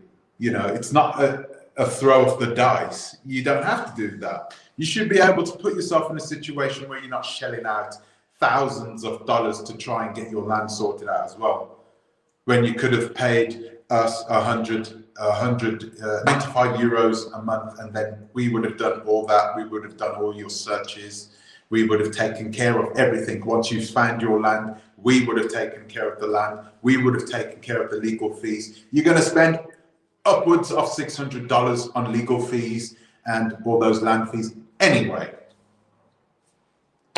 What, you know, there's no point in shortchanging yourself and then putting yourself in a situation where you have nothing. You don't have your land or your money. It doesn't happen all the time. I am starting up a YouTube channel for Oversight, and this YouTube channel will be purely dedicated to giving people advice on how to make sure they don't get scammed when they go to Africa to buy land. That's the only thing we're going to be doing. Okay, we're going to be giving people advice. We're even going to be telling people about how our financial mechanisms work. Okay, because you don't need to go through us. You can do this stuff yourself. You can do everything yourself. You can learn how our processes work, how our risk, our strategic risk management works, how our cross-border escrow works. And you can do all these things and implement it in yourself. And then you could pay for your lawyer and pay for the gravel to be done. That's no problem. The one thing you're not going to get anywhere else is our underwriting. We basically underwrite the entire process. Once you come with us, we underwrite it, okay? Which means if something bad happens, if something buggers up in the system, if your money gets lost, if they are taking 6 months and you're still sitting there waiting for 6 months for your papers to come through, you have somebody there that's insured and accountable who will give you that money back. And you've already paid for that because we're insured to do that. So we will give you your money back, and you'll say, hey, Blaxit still hasn't given you your money back yet. Yeah, here's that. We'll take care of it from here. Thank you. That is a brilliant system. That is an amazing system, right? And a lot of people, and you know, I like to keep my fingers crossed and hope that the people who are going there to buy land, to do the things that they want to do, that they don't end up in the situation that so many other people, that trap that so many other people have found themselves in. You know, it can happen to anyone, you know, but you know, it's important that you have a contingency in place, and we are the number one contingency. Okay, we are the number one. If something happens, I'm safe. I am. You don't have to worry. Especially, I mean, you know, a lot of guys are going over there just thinking, oh well, you know, I'm only spending $5 grand, but $5 is a lot of money. That's a lot. For some of you, it'll be 2 months worth of work, or 1 month even. That's a lot of time that you've given up to build that money up. And to have somebody just take it from you like that, no, that is downright disrespectful. It really is. It's terrible. And I would say that, guys, you know, it's a new era. It is a new era happening right now. I had the next person, I just told you there's a gentleman that is going to sign up right now. He's going to sign up, right? He's signing a 2-year contract with us. And the reason he's signing a 2-year contract is because he's already bought the land. He's already bought the land, but he doesn't want to develop it and have to rush developing it. No, now he can take his time. Now he can stay in the diaspora. Now he can work a bit more and earn a bit more money. He can pour a bit more money into his project. He can take his time because he knows somebody is watching over the contractors over there. I'm not going to mention the country where he's in, but he knows somebody's watching the contractors. He knows somebody is taking apart every single proposal that these contractors are giving, making sure that the amount of money that they are asking for is correct, making sure that the materials that they are using is top grade materials at the right price. Okay, This is a great situation for him. So he can sit back there. He doesn't have to sweat and worry. He doesn't have to think about his land at all. His land's safe, secure, and yeah, well, it is now anyway. Once he sends the contract back, I hope he's watching this now. Yeah, his land will be safe and secure. So there is a lot of positive things to get out of what we do. Okay, and once the website is up, the website will be up within the next 7 days. I guarantee you that the website will be up within the next 7 days, and then I'll tell everybody about it. Once it's up, once it's running, then everybody can. The consultation is free. Anyone can call in. Anyone can send us an email, and we'll consult for them for free. And we will we can at least speak to them about whether we can help them or not. We've helped everybody else that has called us and asked for our services. Okay. There are people who have called us up and they've gone, no, I'll just keep my fingers crossed. That's up to you. That's more than fine, but you will find out that our is my business non-for-profit? Absolutely not. Absolutely not. Our business is for profit. However, our margins are razor thin at the moment because I don't know. There isn't a lot of people that know a lot about risk management and about site management, project management. There isn't a lot of people. And what you are doing right now, when you're planning to buy a piece of land and build a house, that's a whole project. That's a project you're dealing with now. Okay? And a lot of people don't want to wait for their houses to build. They don't want to wait 3-4 years and do it bit by bit by bit and then rent someplace in the gap. They don't want to do it that way. They want to get their house built within 12 months. That's easily done. When you've got the right site manager right there on the site. He's not permanently based there, by the way, guys. So he comes in once a week. He makes sure that everything is okay. Make sure everything is fine, right? Make sure all the right materials are being used. And then he'll come back in a week's time. At the end of the week, he will check, okay? That's what he does. That's what our site managers do. So he makes sure projects on land. Yeah. And now I know why you did this live. You got money to make.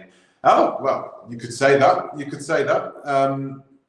I mean, I told people about this, that I was planning on doing something about 6 months ago, but I just didn't know how to do it. And then I realized that I'd done project management before in the past, and I just put 2 and 2 together. It costs money to run this system, but the amount of money that it costs is negligible. It's a small fee at this moment. And we're going to do it this way for now. We're getting paid like we're a bloody non-for-profit, I tell you that. We're not getting paid a lot of money when you take out the lawyers' fees and everything else. So, yeah, so be it. But like I said, it will help a lot of people in the long run. So, guys, that's all I've got time for tonight. I said that I promised you that I'll go on for 2 hours. I've been on for 4.5 hours already. Wow. So, guys, I'd like to thank you all. I'm going to go live tomorrow again. Okay. I'm going to make a video of this as well. So I'm going to make a video. I know I keep saying that I'm going to make these particular types of videos, but right now, like I said, I'm really busy with this. So yeah, I'm going to make another video so you guys can see the emails and so forth that have been sent in. I think it's important for you guys to see that. And I will go live tomorrow. Tomorrow's live video is going to be really, really interesting. Yeah, you're going to see for yourself. Okay, I'm not going to put it up yet. It's going to be really interesting though. I don't want to put it up because I'm doing an interview, and it'll be nice just to sink my teeth in, have a nice chat. You'll see.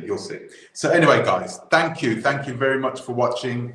Remember, if you want to learn more about oversight services, it is info at ovversight.com, and that is oversight spelled with 2 V's. I'll put it in the comment section below, not in the comment section, in the description box below. Okay, that's oversight with 2 V's, OVVERSIGHT.com, info@oversight.com.